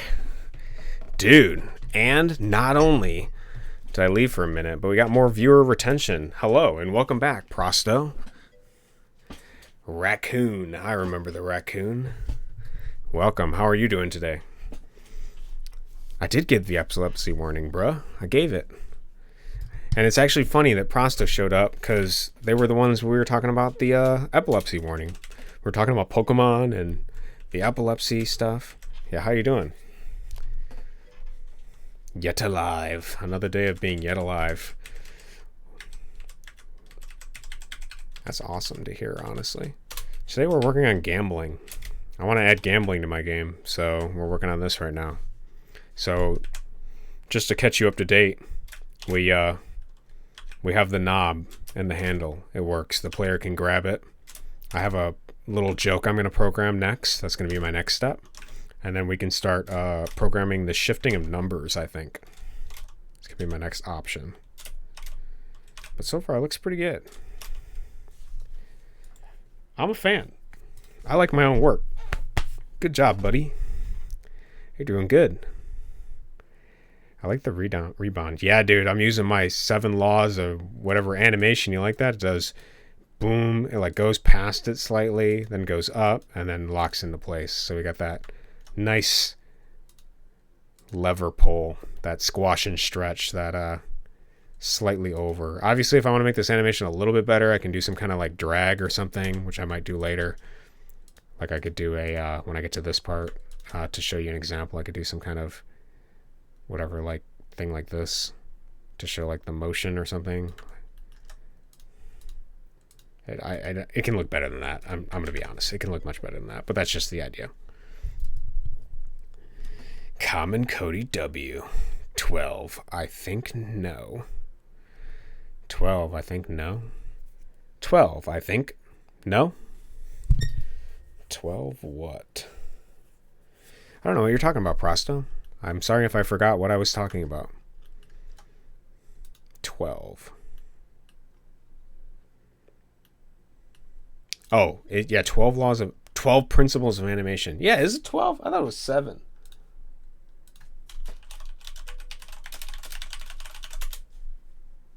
There are 12. Damn, I only learned 7. I'm behind, bro. I've only got 7 down. Okay, yeah, I should probably look at all those again. There's a couple. Damn. Okay. So now we're gonna do my joke. That's what I want to do next. So a lot of the joke is going to be predicated on noise, which we're not doing today, but I think the basis of the joke will still work. So let's do it. So first off, we're going to steal some code. I think I have a shaker. I think I have something that shakes. Let's look for the shaker. Here's the shaker. We have a new shaker. Yeah, we got to create a shaker. That's what we got to do. You have paws. You do have paws. You're a raccoon. That's amazing that you have like a cartoon gloves emote on the ready for that. I like you starting with jokes. Gotta start with the jokes. That's the best part about games is joking. Yeah, we gotta. The one piece of animation I've tried to make was a redacted, going from redacted to redacted. Honestly, Kashi, I'm glad you tried. That's what matters. Any amount of trying animation is great. Those redacteds are making me wonder, but I can fill in the blanks. I have my guesses, but I'm worried it would give up your location, so well played. It is well played. All right, so what we're going to do is we're going to create a wait. Actually, we're going to create a timer. We can just make it wait. We should probably wait for like half a second. So we're going to wait for 15 frames, which is half a second in our 30 frame per second game. Maybe we need a phase. Do we need a phase? If you think it's that, it's that. Bruno, dressed, redacted. Maybe one joke, machine jams and raccoons fall out from the hole and run away. That's a good idea. You know, I do have raccoon in my game that I'm going to be programming, so you will be represented fairly and justly. I just want you to know. If I haven't shown you the raccoon, this is what it looks like. Not this one. Don't look at that one. It's this one right here. It's this one. This is what it looks like. There will be a raccoon. So it's relevant that you're here because we have a raccoon. And hi. And you have a dirty hat. Or maybe he falls out the first time you pull a level and he's actually a dealer. And he has a dirty hat. A top hat. A dirty top hat. Those are all good ideas. I'll consider them. Doth this game have submarines? It doth not have a submarine yet. Do you have an idea for a submarine? I do have a water level that I'm working on. I can show you that. Last time on stream we did the water level. This is the start of it. And then now you're in water. I know we're getting a little distracted, but since chat's popping off, we'll keep it relevant. Okay. I will program. I promise. SS Kashmarine. Horse level? Do I have a horse level? Technically Old Rust has horses in it. Where's Old Rust? Oh, he's right here. He has an ability that makes the horses come. Technically.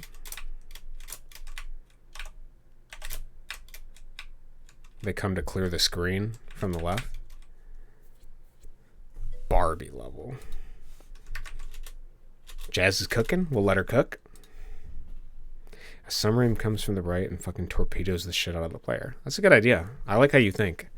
I also like your profanity in describing that level because it really gives me the punching visual that I'm looking for here. Got a shadow box. The submarine that's firing torpedoes. Good idea. That is a good idea. I actually have a, which kind of fits your level idea. I might be able to wrap it into it. The Russian word for horror and use this SS abbreviation better not. Kashmar is the Russian word for horror and use with the SS abbreviation better not. Yeah, that might be a bad idea. I have this level. Can I even show you this level? I'd have to program a way to get to it, I think.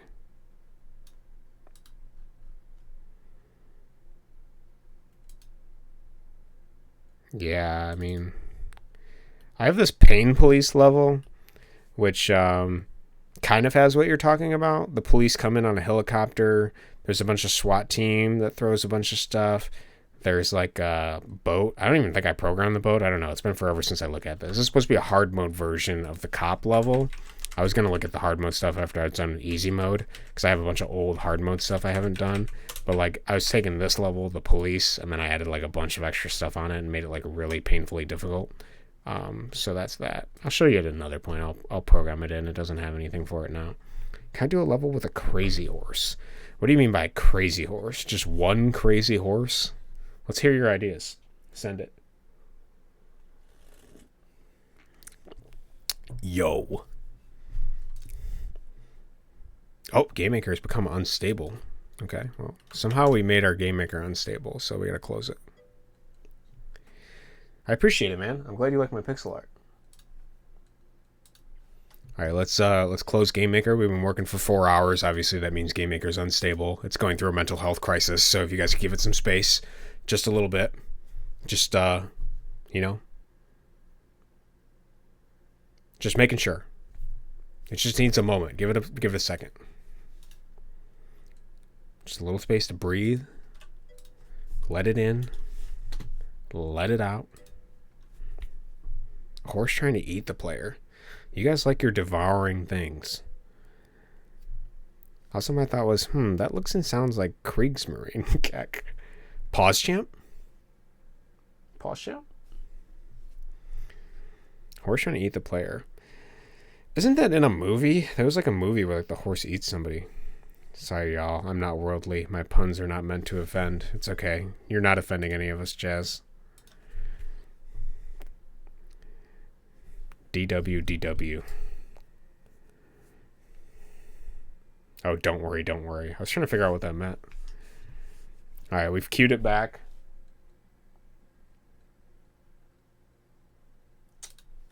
We're back in. GameMaker's less unstable. It took a little break. And we got to get back into it. I named my ships after Japanese destroyers. Very worldly.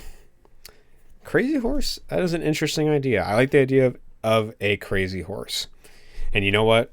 I'm going to note all your guys' ideas. I do have like 70 levels I haven't completed. So if you can see, I'm struggling in the finishing department of many things.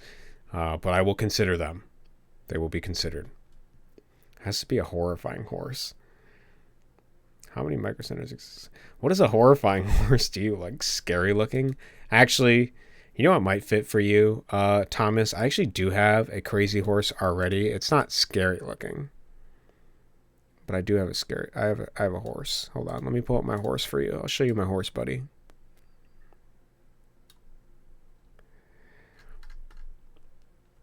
Which may already fit with your idea. Maybe we were thinking the same thing. Me and my past. My hereditary Czech past. I was going to do a Snorse, which is a horse mixed with a snake. But we could make it scarier looking. Okay, I'm taking a slight detour, but part of game design is having fun.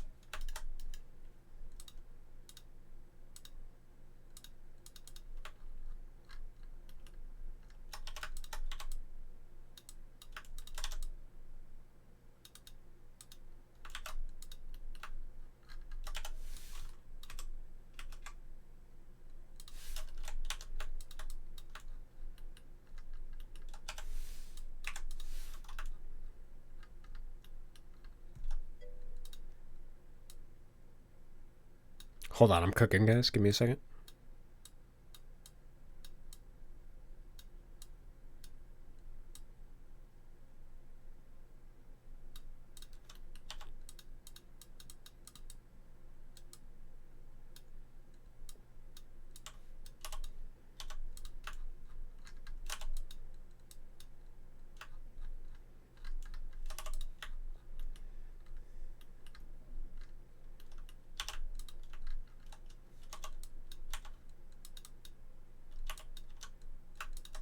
Oh, actually, things always look scarier when they're like bugs, so let's do like bug.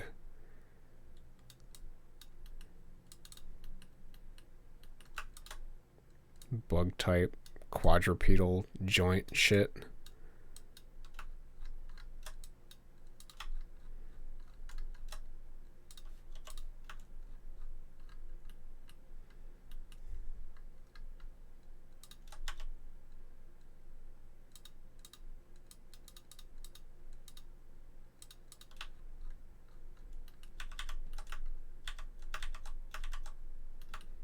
I don't know if I like the blood there. I kind of keep it like that.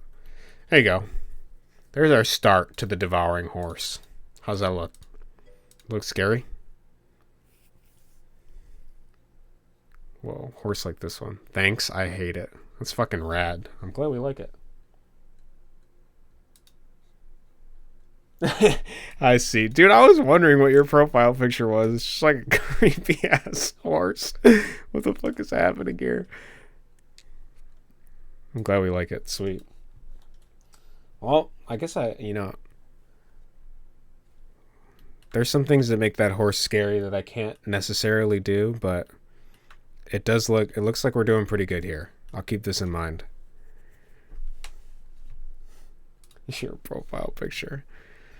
Thomas. It's in the works now. There you go. Now I got to consider everybody else's ideas. Jazz, you got to expand on the Barbie idea. I can't please you all, but the Snorse was something that I already was having, and the idea of a snake horse eating you is kind of funny. So it felt relevant. I'll take what I can, and we'll throw away whatever else I don't think can work. I don't know enough about Barbie, so you guys are going to have to fill me in. Can we play dress up? Like right now?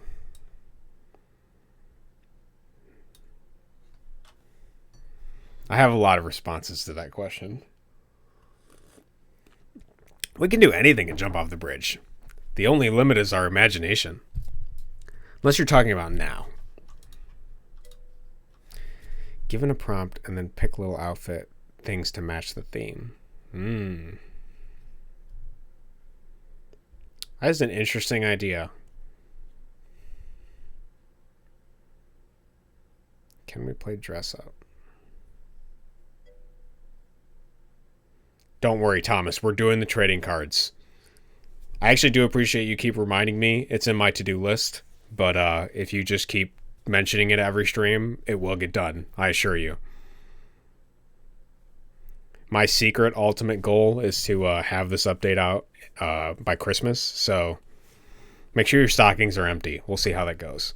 I might just release whatever I have. Right now I have 4 levels. So in between now and then, 113, 112, 111 days to Christmas. Whatever I have, that's what you guys are getting for Christmas. So you better be appreciative.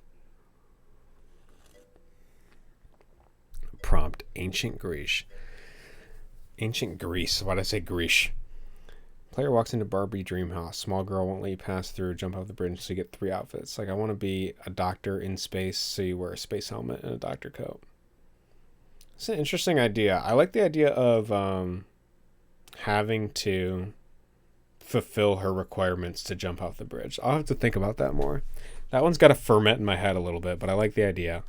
Because it's not a standard, like, the player dies. It's not necessarily a fetch quest, and you have to kind of interpret what she says.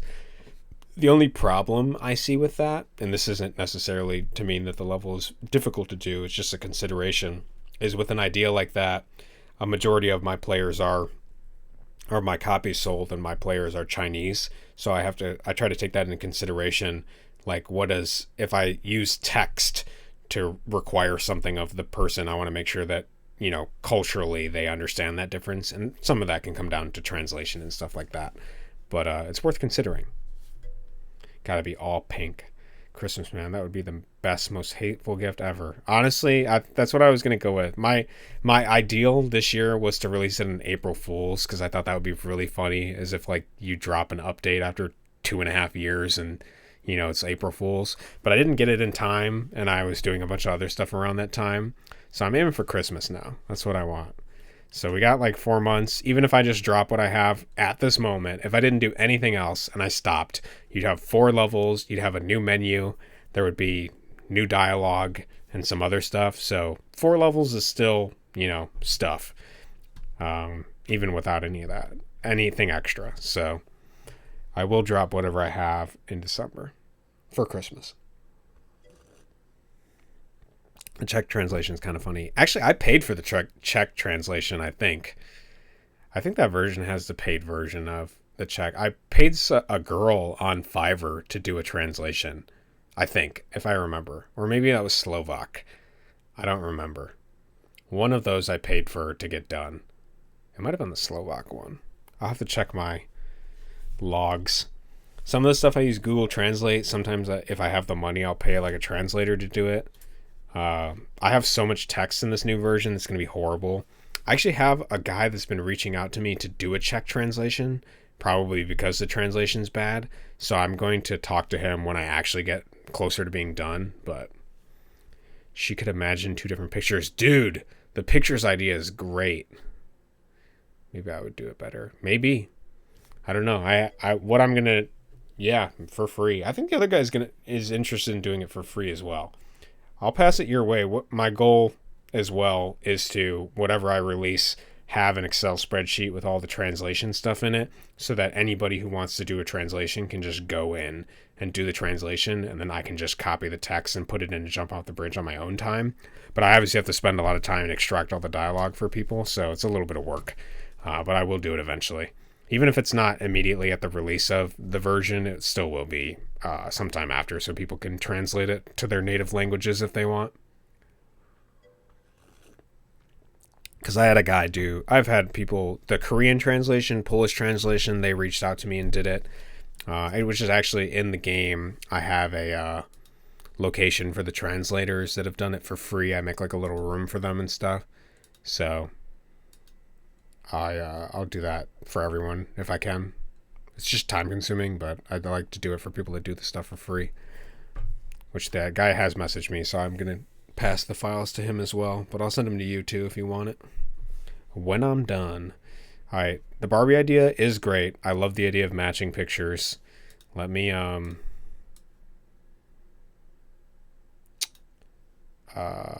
do I have? I think I have a level idea selection here.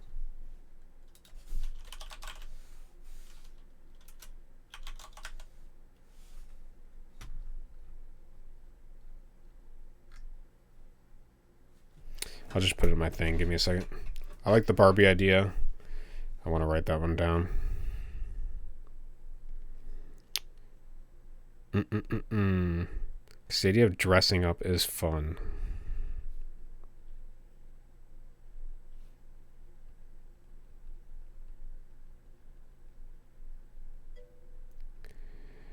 Dress up.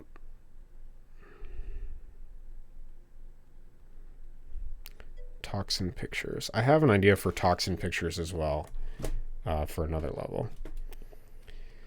Copyright free. I'm a Barbie girl. There you go. Kashi knows all the things. How many copies have been sold? I'll look it up. I think it's 12,000.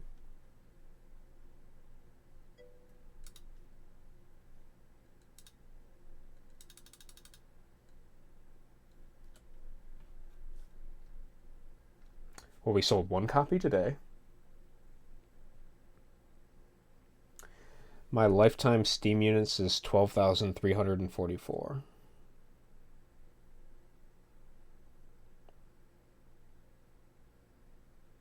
So we've sold 12,300.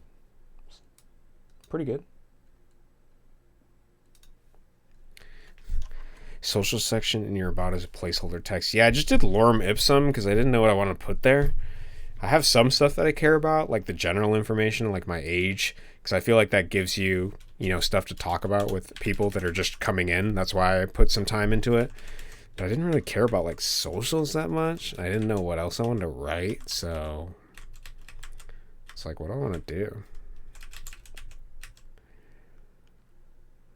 Bite slip and considers, what the hell are we doing? We're doing a program or a joke, is I think where we were at 20 minutes ago.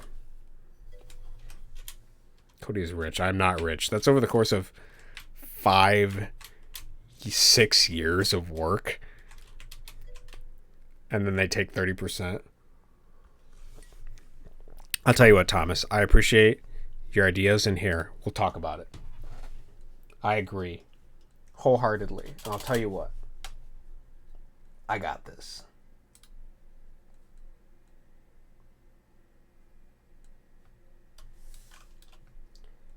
All right, let's get into the business side. So this is what I want to do before updating to version 2.6. Obviously, not all this needs to happen, but my goal is to be a little bit pragmatic about this and think about it ahead of time. So some things I need to do is check all translations and text, double check, consider the delete save button somewhere in the menu so you can delete your save data. Make sure to turn off this. Make sure the version is correct. Okay, translations. Consider making a document of all text for people on a freely provided translation. It'd be better to have handy. Okay, for Steam, consider making header and footer for the update. Consider running an intense ad campaign because I haven't used the Steam marketing at all. Probably need lots of graphics. I have Steam trading cards. I have Steam achievements. I have Steam Cloud Save. Those are all the things I'm going to try to do for Steam. Alternate income, I'm considering Redbubble for stickers or some kind of clothing. For YouTube, consider making a playthrough of all the new content. Consider making a playthrough of me playing the whole album. Consider making sure my album's on Spotify before releasing the update, since there's going to be traffic when I release an update, so I can capitalize on it better. Consider getting affiliate before the update so that people can, do stuff through that. Consider making more emojis for the Discord. Also help for Twitch. That's just a way to roll it in. And my longer term is to do Xbox because I have the legality with Xbox. I just haven't ported it to Xbox. And I thought I had new trailer in here, but new trailer is definitely something I want to do as well. So let's add that. So I appreciate that, actually. New trailer for Jump Off the Bridge. It does need a new trailer. All right, y'all. Have a great day. Might see you later once I'm done with work. Yeah, have a great day, Jazz. Appreciate you coming out, man. It's been awesome. We've had good conversations. I should say Woolman. Appreciate it, Woolman. Have a good day. Don't work too hard. Yeah, I actually had somebody in my discussion forums for Steam talk about a new trailer as well, so it was on my mind. But these are all the things I'm trying to do before I update the actual game to version 2.6. None of these are necessary for me to release, but if I do get these done in tandem with the release, then it's going to help just to have everything done. So, yes, the emojis can also be used in the Steam Point shop. That is a good point. I did actually add some emojis to the Discord, but I can add much more.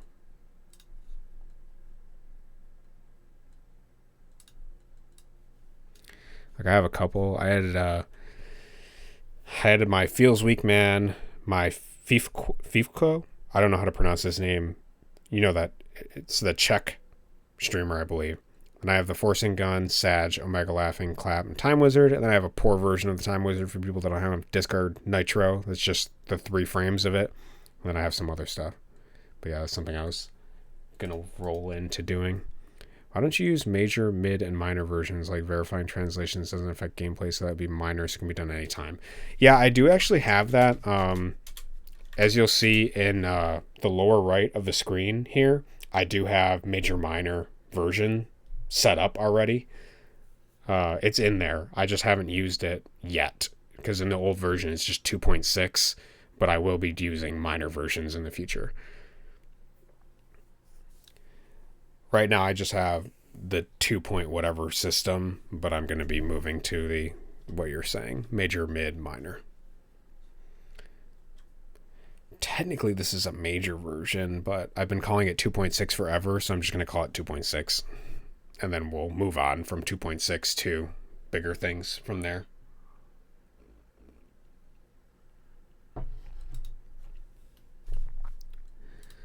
Okay. So I know we've been distracted, but I have a brief thing I want to program, and then I'm going to go eat some liver and onions. So let's get this working.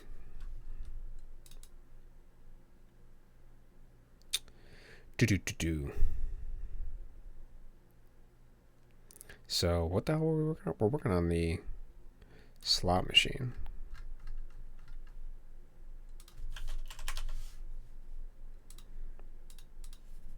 Okay, so let's actually just reset our workspace. Let's close everything. It'll take a minute to close everything. From 2.6 to version 16184.224. No in between. I do like the idea of joke versions as well. If I ever had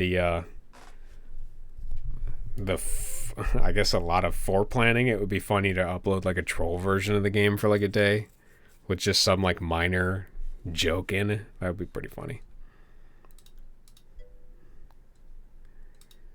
Okay, so we have the slot lever is what we're working on.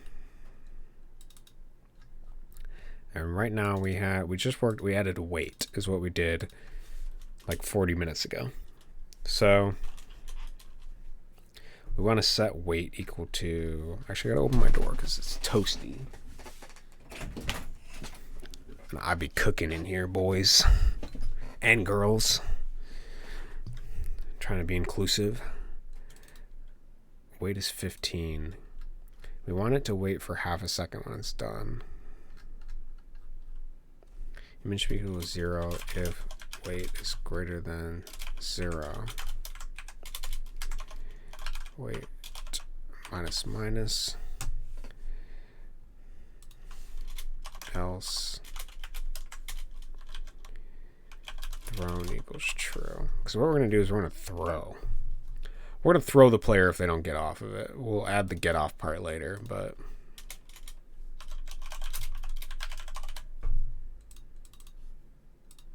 thrown equals true.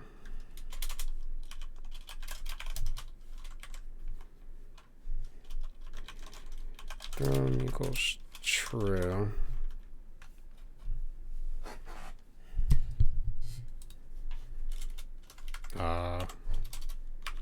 And grabbed equals true. So if we're grabbing it and the weight is done, yeah, we could reset weight here. Thrown equals true, grabbed equals true. Grabbed equals false. Thrown equals false. And then we want to move the player. So we're actually going to move the player to the original position. And then we're going to set the image index to 0. Let's change our headphone here. There we go. Okay. And we also need to make sure the player exists before we start changing their variables, just in case. So it sets the image index back to 0, which is the start of the animation, and sets this, and then we're going to actually affect the player. So what we can do is with, and then we can get rid of this OBG player stuff.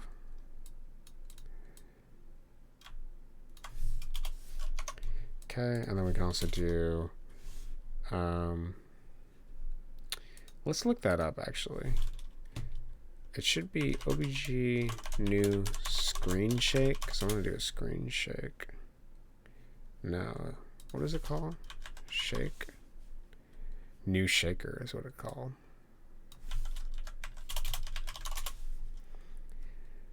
The snowball creates the shaker. I'm going to take this, get rid of that. We don't need it anymore. Okay. I can actually keep thrown as true. So, yeah.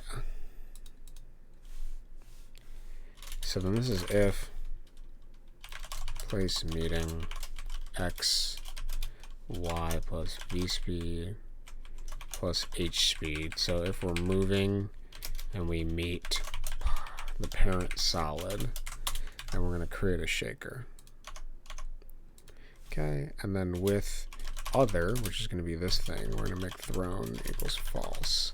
That's all this is checking, is just keeping sure that we're running this code repeatedly while the player is thrown. And then we're going to actually throw the player as well. So this is a little bit confusing, but there is a thrown variable in the player as well that we're going to set to true.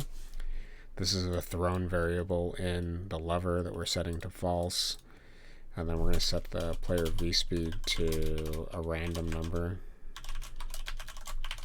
of -14 to -10. And then I feel like the h speed is going to be probably like 2 or something. Maybe. And when they collide with the wall, it's going to create a shaker.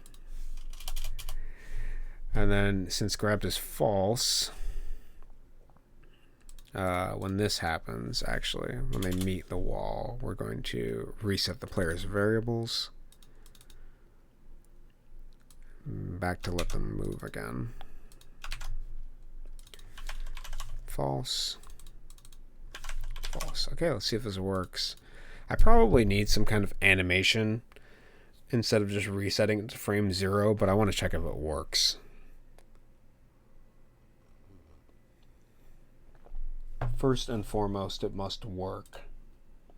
Then we can worry about the beauty of it and whether it looks good.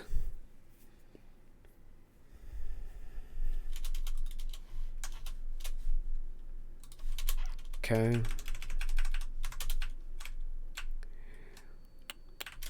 So we're going to go to the slot machine, goes down for a half second, and it throws us up. But nothing is happening. And that is because our movement code is false. Okay. We can actually reset these both here. It doesn't matter.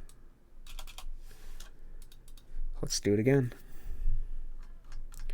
This does set it to the initial position, right? X.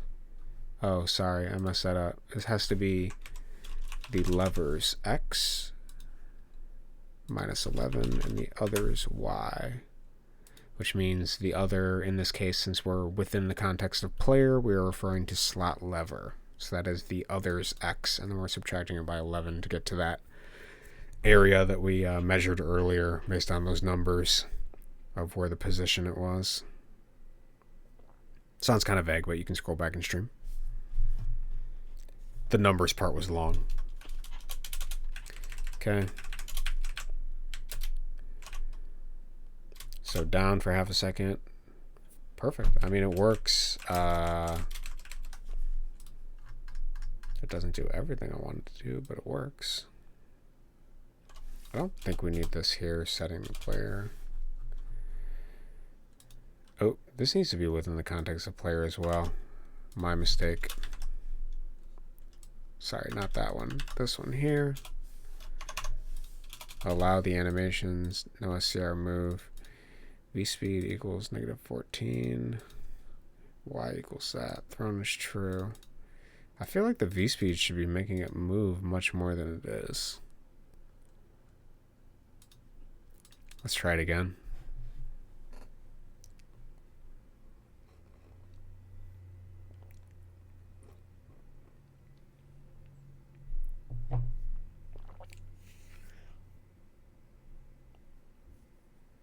See if we can't get this to work.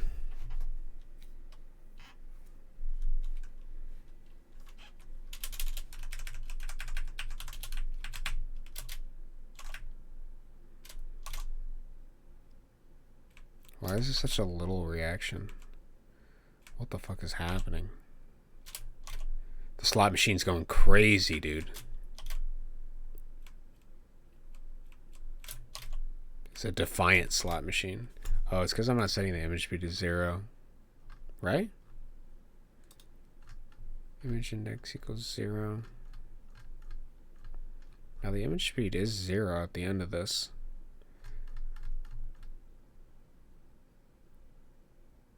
Maybe I need to do phases.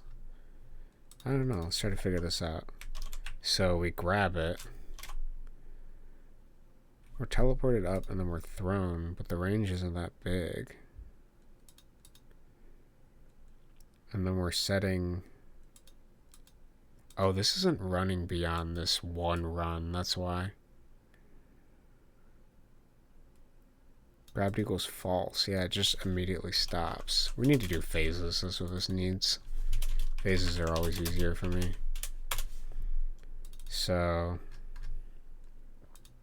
what this should be is if phase equals 1, we'll start at 1. It's a much easier way to segment the different things that are happening. So if it's in phase 1, then you can grab it. And then it'll go to phase 2 is what we're going to do. Phase equals 2, so we're not running any of this code. It essentially just turns off different aspects of code so I don't have to worry about them interacting. So if phase equals 2 here, it'll run this code because I don't want it running outside of that. And then we're going to go to phase equals 3 for this. And this is going to be if phase equals 3. And we're going to run this code. And so we can kind of get rid of this shit here. If phase equals... Yeah, I mean, we can leave the thrown thing, but we don't need to worry about those variables anymore. And instance exists player. Okay. So if phase equals 3... Then we're going to run this repeatedly with the player. Actually, we want to run this once. And then we want to run this multiple times. Yeah. So this is going to set the player for that. What is this connected to? Nothing. And then if phase equals 4, we're going to, with the player, check this. I should have done this from the start, so this is going to look a little wonky, but give me a moment. We'll clean it up. Okay, and we can probably label these. So this is pull down animation. This is priming player and launching them. This is screen shake on hitting ceiling is what my goal for that phase is. So let's set other.phase equals 4. And then once this happens, we can go other.phase equals 1 again. Actually, we can be silly. We can do with other and then just do a block within a block within a block, like Inception here. So this would mean grabbed equals false, and this would mean that thrown, oh, it already has thrown equals false. Okay. Do I like chemistry? Honestly, that is the one class I did not take in high school. I don't know anything about chemistry. I took physics. There was a choice between physics or chemistry, and I took physics, which has made my game programming for platformers a little bit easier with the nature of gravity, but I honestly don't know anything about chemistry. Are you a fan of chemistry? I feel like it would be useful to know some of it. I don't have a chemistry book, though. I have a geometry book. I have other books. I don't think I have anything in chemistry yet. But if I like it as a concept, yeah, I think chemistry is interesting. Never sought it out to do anything in particular, but I have considered it. I like the idea of making concoctions like an herbal brewer or something. Understanding that a little bit more fundamentally would be neat. This technically doesn't need grab to be true or any of that. It doesn't even really need thrown to be true, because thrown is implied true as we set to phase 3. It might be redundant, but it doesn't matter.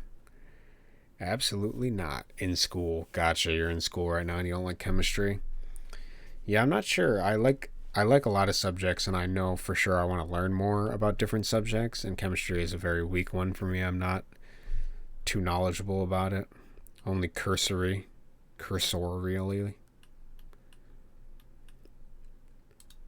Are you in high school? Are you in like college? Are you in university? What level of schooling are you in?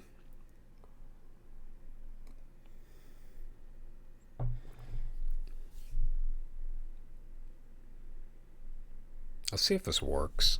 I'm not sure if it will.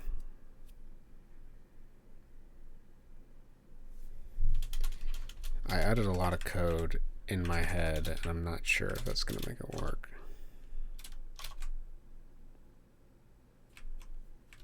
Looks like it works. Although the V-speed is really weak.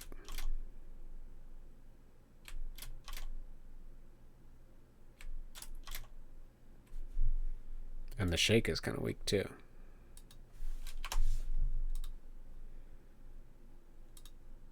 Why does the V-speed seem like much weaker? I guess maybe we can do like 30. Seems kind of egregious. Maybe we'll do like 25 to 30. I want to make sure they hit the ceiling is my goal.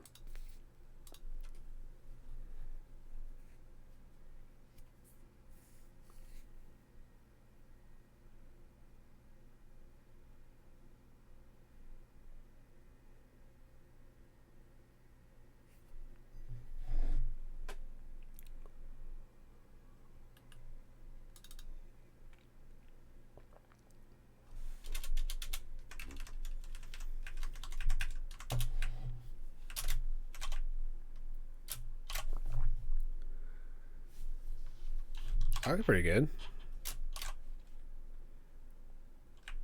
My effect is coming through.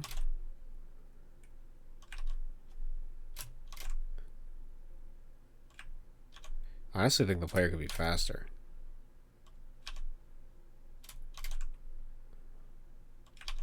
Honestly, I think I like 30. I like the more maximum look to that.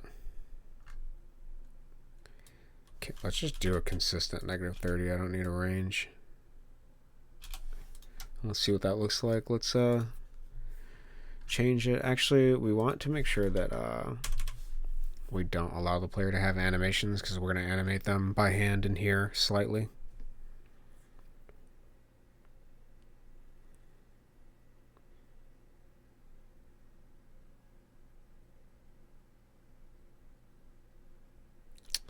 And then we can do blood. Always need blood. Okay. Pull. Looks good. I like that. Maybe I can do the decrease of the shake more, or maybe the shake needs to be more. Ooh, we want to set the image in X scale of the player to the right, I think.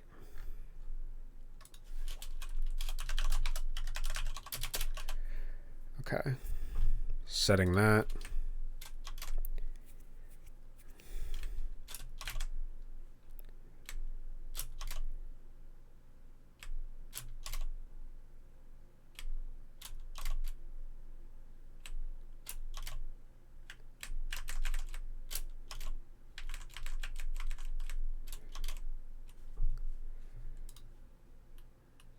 I like it to go up, and then I want that when it collides with the wall, I actually want it to go left. So H speed with player H speed equals -3, and then we're also going to do blood. So I have a create particle script that I kind of use for all my particles, and I just pull it from the last thing I used it in. Let's do something with blood in it. Or let's use magic arrows. They're pretty straightforward. Okay. So this is from our watchtower level. We're just copying that code over and reusing it here. So, wait a second. This is phase 1. I have the wrong phase. So in the end step, first off, when the player collides with the wall, This is within the player. A speed equals -3. Maybe 4 to make the effect more pronounced. Maybe we can increase the magnitude just a little bit. And we're going to create a bunch of blood. This is based on the particle level set in the menu. I would do 15 to 20. It's not that many blood particles. And we're going to do SPR player blood. Blood, no collision. We can just do blood itself, the object. I'm cool with that. And this is what? A random, yeah. Range is fine. What is this? H speed. Yeah, I honestly don't think I need that any H speed as long as it's shifted, because the blood's gonna like fall. Actually, we should do H speed but not V speed. No, we'll just add it. We'll do it. So we're gonna do a random H speed of 5 to 5. Now let's do a random vertical speed of, it's gonna go to the ground. We don't really want it to fly upwards because in theory they're hitting the wall. So maybe everything should splat downward. So we should probably do anything from like 5 to 1. We can do 0. Yeah, let's do 1. We'll give it a kickstart. Keep it going. This, we don't need any of this. And then we can just make this blood. Okay. And so that should give us blood. And then do we have a... We actually want to go to phase 5 after this. Phase equals 5.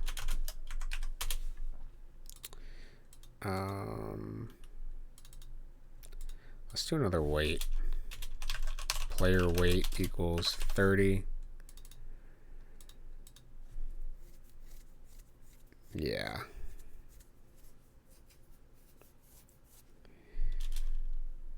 If player weight is greater than 0, player weight subtract. I might be able to use an object for this, but I'm just temporarily setting it up now in case I don't know, I'll think about it. Else, then we're going to phase equals 1. Actually, we don't even need width. We're only doing one thing.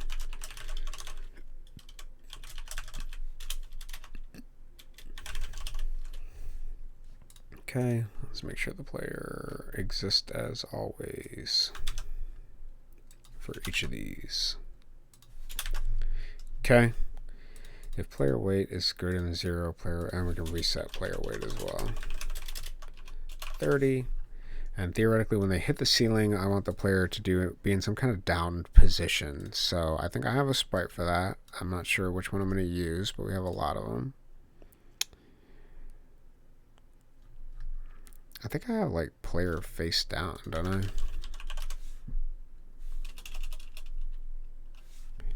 Yeah, I have player face down. Let's just use that. So it collides with the wall. And then this is still all with the player. Sprite index equals SPR player face down. Okay. Then we go to phase 5, which is wait until player collides with floor with OG player.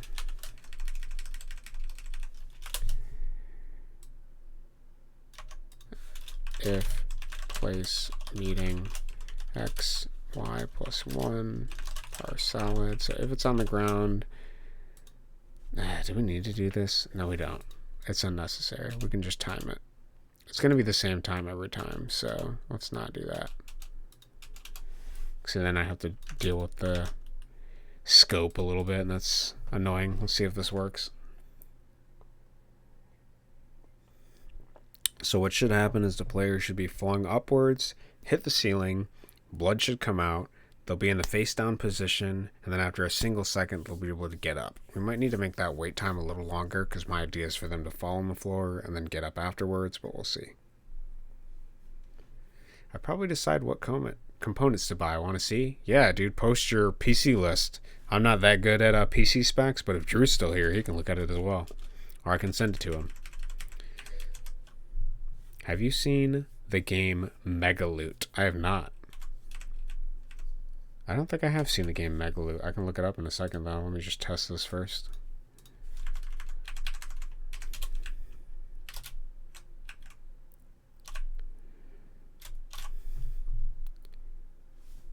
That looks pretty good.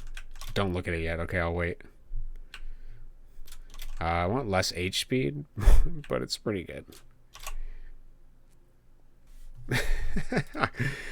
Okay.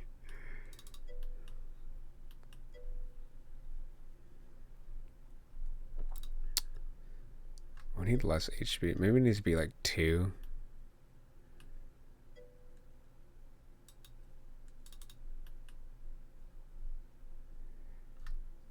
Instead of 4. Or maybe it should be 1. -1, yeah. My thought is it to be left of the thing. We'll see how 1 looks. Alright, let's look at these links first.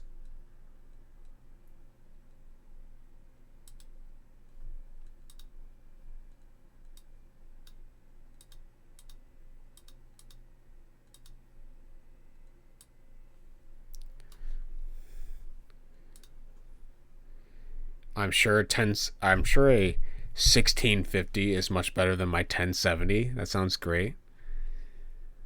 Can we translate this page? Page translation is built into Chrome. Okay, well, y'all didn't translate this. NVIDIA PCE. GPU is a bit too weak for the rest. Is it too weak? I mean, I'm using a pretty weak GPU. Oh, I guess I see that. It doesn't look like a... It's a 1050... It's a 1650 Super 4GB GDDR6.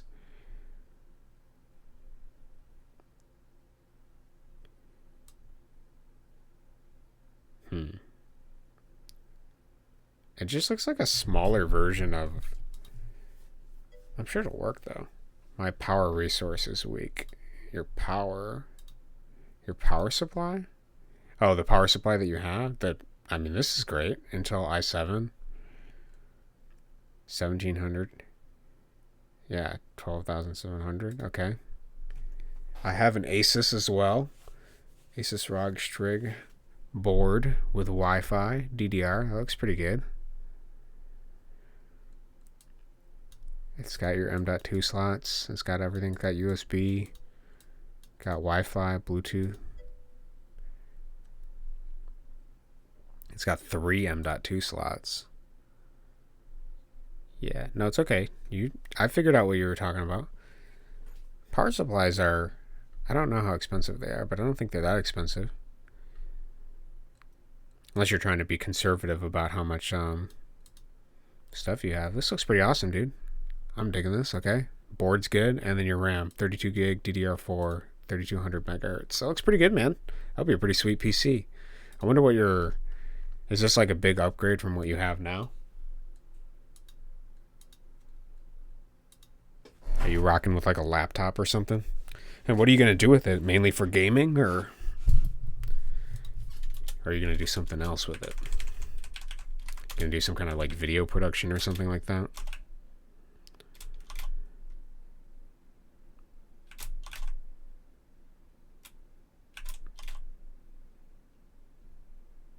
This is pretty good.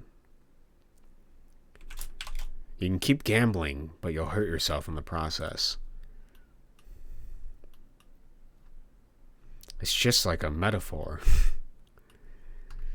for real life.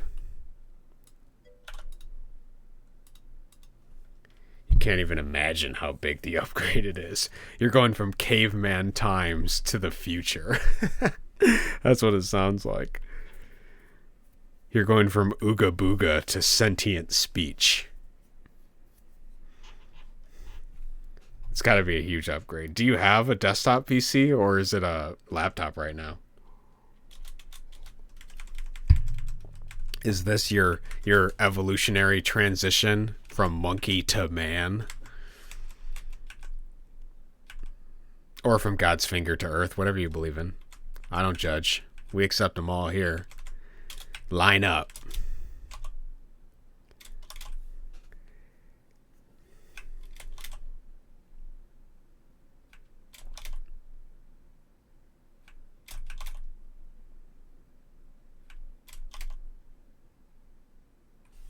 Do I have a face up? I feel like face up might be better. I do have face up, but it's face up, get up.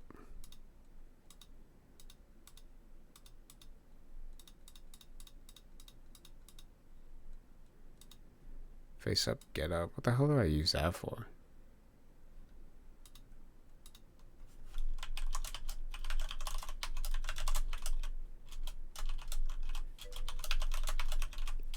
What is this used in? Oh, the banana level. That actually makes a lot of sense. Okay. Got it. Okay. My bad. It's the banana. My laptop with integrated graphics is better than my Dell Optiplex from 2005. That makes sense. It's going to be a huge upgrade for you, man. I can't wait. What are you going to do with it? Like I said, are you going to do... You're here on my stream. Are you going to do game design? You going to do video stuff? What are you going to do? What is this sprite? Stand and point. Oh, okay, got it.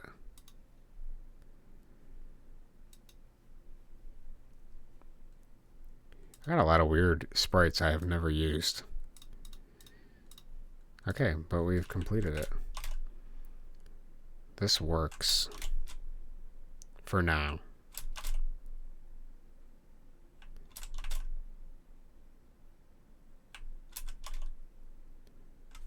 Pretty good. And then we got to do obviously the rest of the randomization and the payout. And then we got to actually color the slot machine better because I don't like how it looks. But the handle works. You'll be able to pay. Probably playing Jump Off the Bridge. There you go, dude. You're good at this flattery. You're making me blush over here, Thomas. So much flattery. Just got to get your computer ready for that December update. That's what you're doing. Crank it out. Hey, I'm not going to be responsible if you break a keyboard, okay? It's all on you, buddy. Not me. Wait, can I move when I'm in this dumb? I can. I can slide. I can change direction too. That's kind of funny.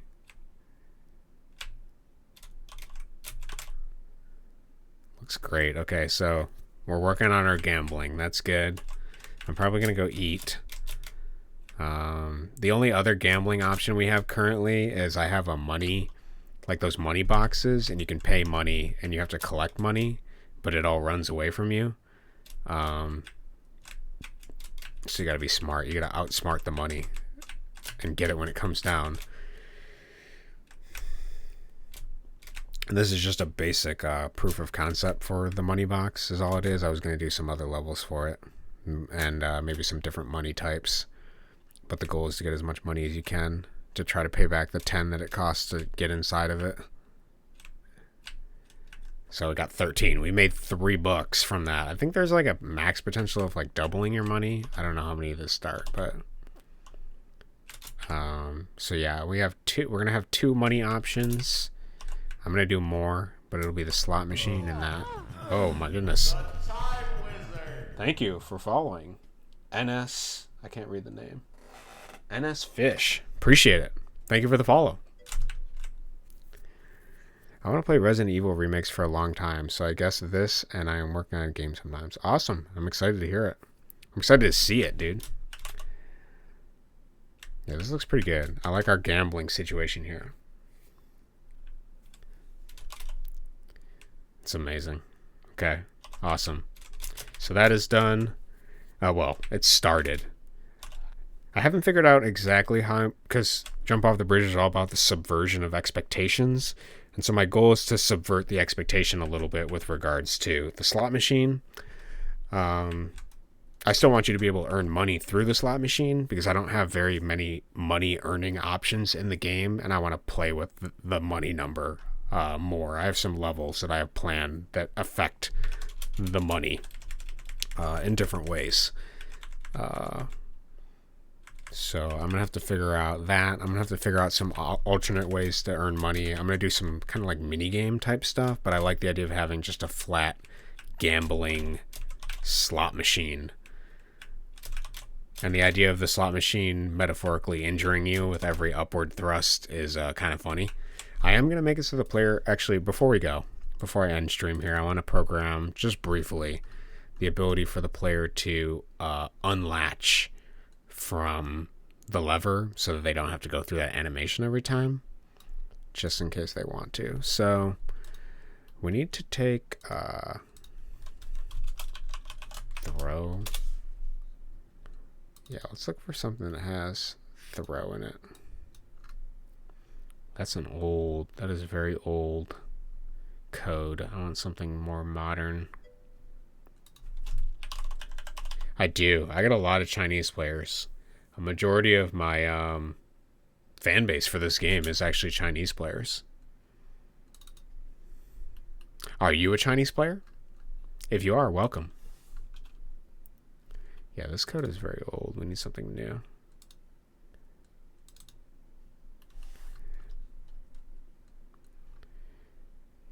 Yeah, let's take we're going to take both of these then. What is this in? The Pelican. Okay. I'm just going to take this whole chunk and then we're going to reprogram it. Yeah. Welcome to stream, NS Fish. I can call you that, or you can tell me another name and I can call you that as well. Whatever works for you. I can just call you Fish for short.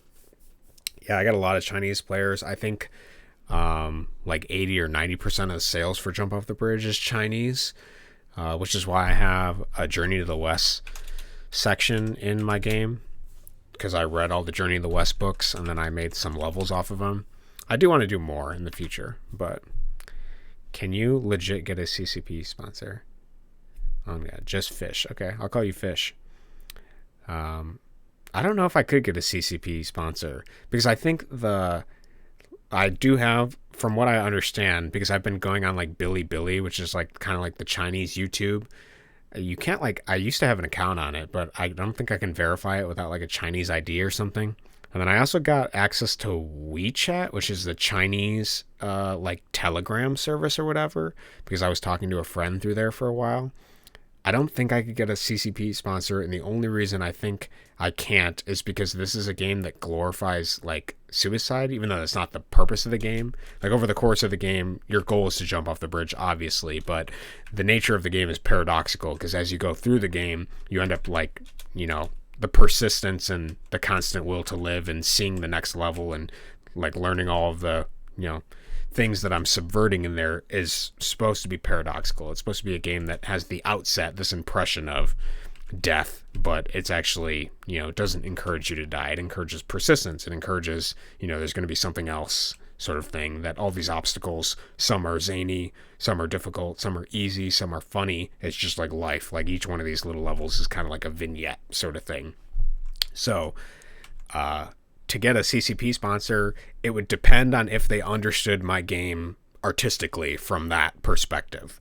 They would have to understand that although on the outset it looks like it's a game about suicide and I'm subverting that, if they just saw it from the outset, like I've had many people come up to me over the years and like be like, dude, you're making a game on suicide. That's like really distasteful. And it's like, well, this is a game I made because of, you know, my own struggles with living and things like that and suicide. So it's kind of funny that the initial impression, the don't judge a book by its cover, that's what it's seen as, but that's not the goal. It's just you got to play it deeper to get beyond that point rather than just the surface level view. So maybe to answer your question in a shorter way, Fish, it's possible. I doubt it, but it is possible. It is very possible to get a Communist China Party. What does the CCP stands for? Coalition of China Party. It would be awesome, honestly, to get sanctioned by the government or something. It'd be great. Maybe if I do more Journey to the West levels, they'll be like, this is art. Maybe. Chinese Communist Party. Okay. I didn't know if that's what they identified themselves as or what, but That would be awesome. Yeah, so wait, I wanted to program the very brief ability to get off the lever here. So what I want to do here, so when you... Do I have haters? Do I have haters? I've had haters. If anything, my primary haters are people that just don't believe that I'm going to ever release another update for the game, because it's been like 2 to 3 years, which, 2.5 years, something like that. Like, I don't blame them. I've taken forever on this update. I've struggled with, the aspect of perfectionism and even fear of failure and the validation of like other people and stuff like that. Since then, I've rewired like how I approach this sort of stuff, but I've struggled with those sort of artistic roadblocks over time. So I don't blame them for having the, this idea. It's probably easier if you're excited about something to just accept that you don't know if something's going to come out. But I have gotten hate with regards to me never releasing another update. So hate watchers are such a plague. Yeah. They're, the best way I've heard to describe it is the word we have in English is epicaricacy. And the word in German that we loan into English is called like Schadenfreude. This idea that people are interested in the misery of others. They commiserate and enjoy the misery of others rather than, being supportive or something like that. But I think that's an important lesson to learn, because you're going to have fans with whatever art you do. And no matter what, at the end of the day, you have to just decide to do the art because you want to do it yourself. It can't be predicated on the external validation of attention, because that attention is going to wane. It's going to ebb and flow. People are going to be interested. People are going to go away. People come and go with that sort of stuff. So with regards to that and doing art, you got to do it because it's something you enjoy. It's something you want to see completed. The impetus to complete something has to be, the burden has to be on you for that. Oh, haters for your game. Yeah, haters for my game. Hate watchers, though, too. People that, like, hate watch stuff. It's similar, that idea of misery. Straight up. Straight up. We agree. So, wait. I need to make sure that the player can get off the lever at a certain point. What point is that? What point will I let them do that? I guess in here, right? Once it's pulled down... Actually, there's a brief window. That's what we got to do.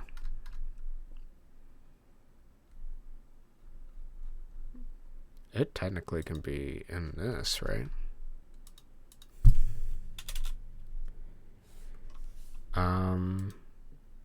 This is only a couple frames. Yeah, we can do it at the end of this. For half a second, you'll be able to get off the thing.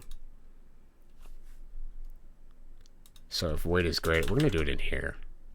I know this is going to look chunky for a second here. It's going to look ugly. But we're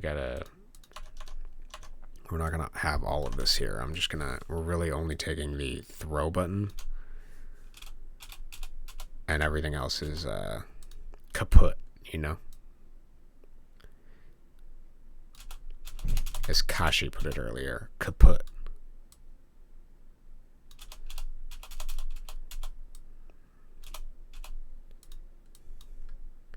Throw pressed. Okay.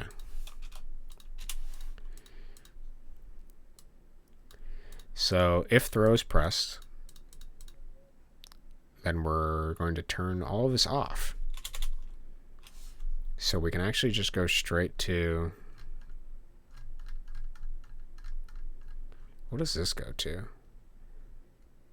Phase 3. And phase 3 sets image index to 0. We can actually set the image index to 0 here. Okay, so this sets the image index to 0. And what we basically want to do is we want to make sure that if throw is pressed, while this half second happens of when the lever is pulled down and between going up, we're just going to set these. Actually, we don't need to set this to 0. We don't need throw to be true. But we can set the phase back to, well, we don't want to change the phase, do we?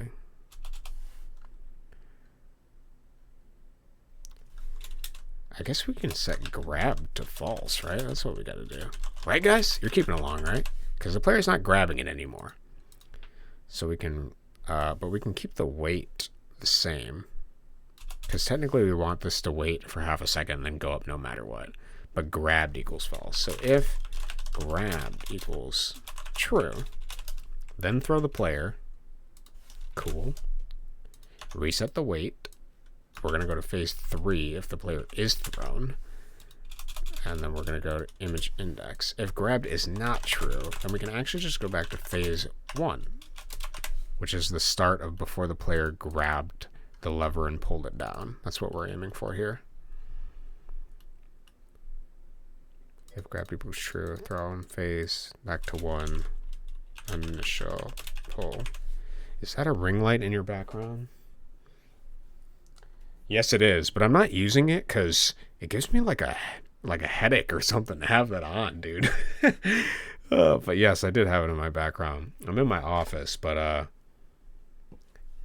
it's just basically like a lot of books and stuff. Here, I'll give you a quick glance since we're on here.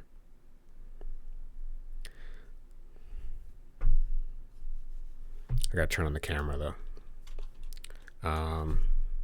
Camera hub. As we connect to move around the room. If it's possible, I don't know. I fell for the ring light bait and bought a refurbished one. Oh no, what does that mean? What happened? Is it just bad? Did it blow up on you?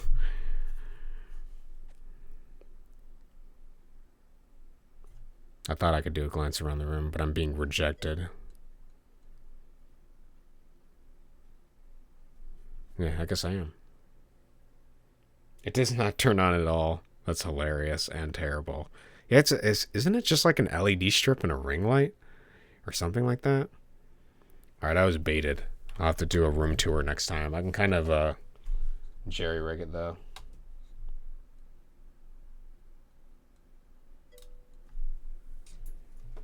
So I have my room. It's in disarray right now because we're removing a wall in the other room over here. And then I just have my desk with like a bunch of books and stuff. Kind of. Whatever. It's on a tripod, so it's kind of awkward for me to move it, but I disassembled it entirely. Couldn't find anything wrong with it. Fucking dog shit. That's hilarious. A refurbished one. It's kind of interesting. Having an office seems pretty comfy. Yeah, it's cool. We, my girlfriend and I, we rented an old doctor's office, and then she does her art, and then I use it to do game design. So that's primarily what the use is for it. Owl lamp. Owl lamp portentous is what it is.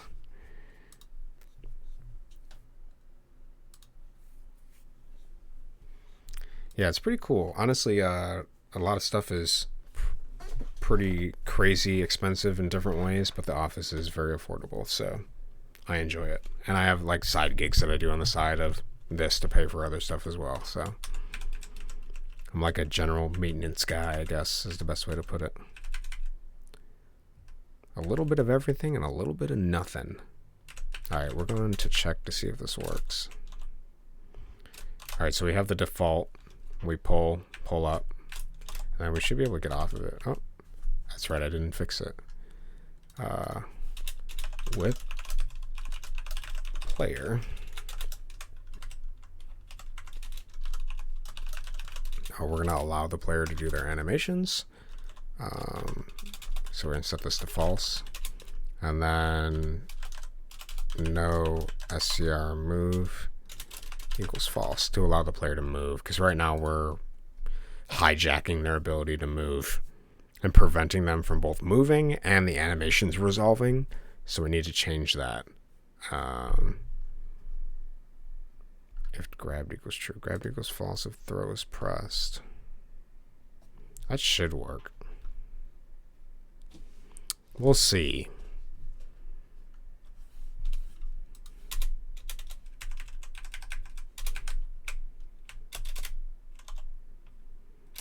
hold down. Yep, and we can get off. But it isn't going up. Curious thing, that is. Oh, it's because grabbed isn't true. Grabbed equals true. Phase equals 1. Weight equals 15. Image index equals 0. Does grabbed have to be true for this to work? Yeah, that's why.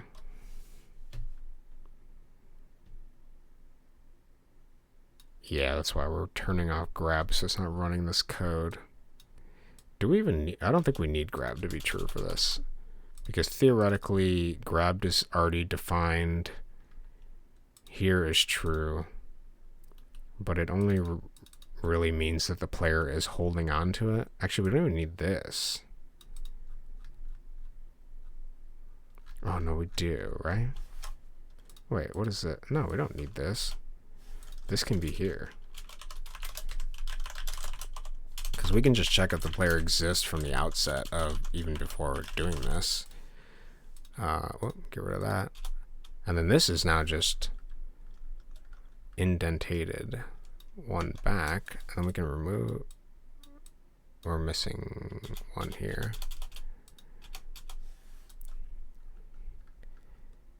I think that works. Okay, so let's work through this here.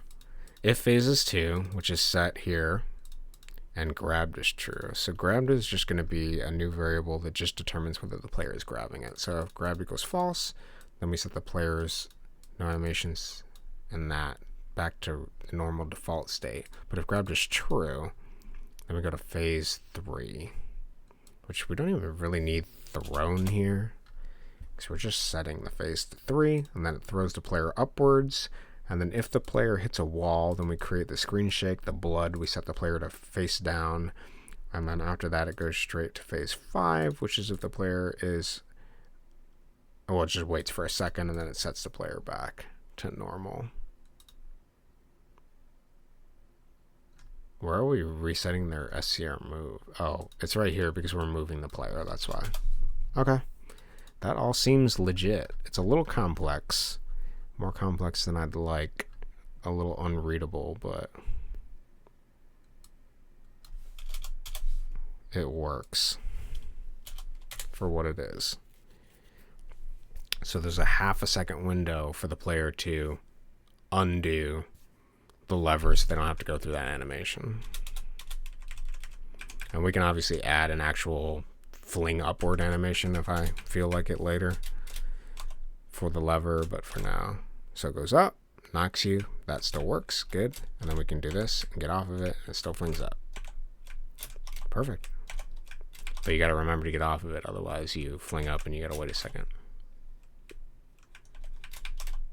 Just a little thing to keep the player. I could probably make an animation where that goes over by like 2 frames. I think that would be pretty good. Because I don't mind the flick being that fast, but it probably needs a little bit more frames. Okay. Sweet. Awesome. We made some progress today. So, to summarize, we made the lever. We made it function. We made the player collide with the ceiling and do that little effect. And then we got sidetracked earlier for like 3 hours. 2 hours making the drunken haze and fixing that all up. So now when you go to the bar and you go to order a drink, you can buy a drink, you can drink the drink, which makes you drunk, and that also affects your controls as well as your ability to perceive money as well. Obviously I did the perception of money thing yesterday. That wasn't on stream, so that is just a random shuffling of the number. What we focused on was the random effect of the movement, since that is diegetic and makes sense that you're drunk, you can't perceive money, and you also struggle controlling things. And I also think it would be helpful to make it so that the player moves randomly like a little bit when they don't want to, so I might change that effect a little bit later to make it so that they're just kind of moving randomly a little bit. Imagine if the boomers at casinos had to time their bowls. They wouldn't last, man. It would be over. If they had to time anything other than just slide that coin in, it'd be pretty funny. All right, sweet. This works great. I appreciate everyone for coming out today. Have a great day. Wherever you are, have a good night. Thank you for coming out. Thank you for the follow, Fish. I appreciate it. I'm one step closer to getting to affiliate, so that's awesome. And I think that's it. Anybody have any closing thoughts? Say them now, or forever hold your peace until the next stream. Bye. Awesome. Have a great day, Thomas. Take it easy. Take it easy, Fish. Anybody else still watching? Kashi, Jazz. My mods weren't here, so we had an unregulated chat. Much love from Kazakhstan. Awesome. Pleasure to have you here, man. Or lady. Appreciate it. Have a great day. Don't work too hard. And peace. I'll talk to you soon. I don't know when, but maybe in a couple days. Goodbye for now.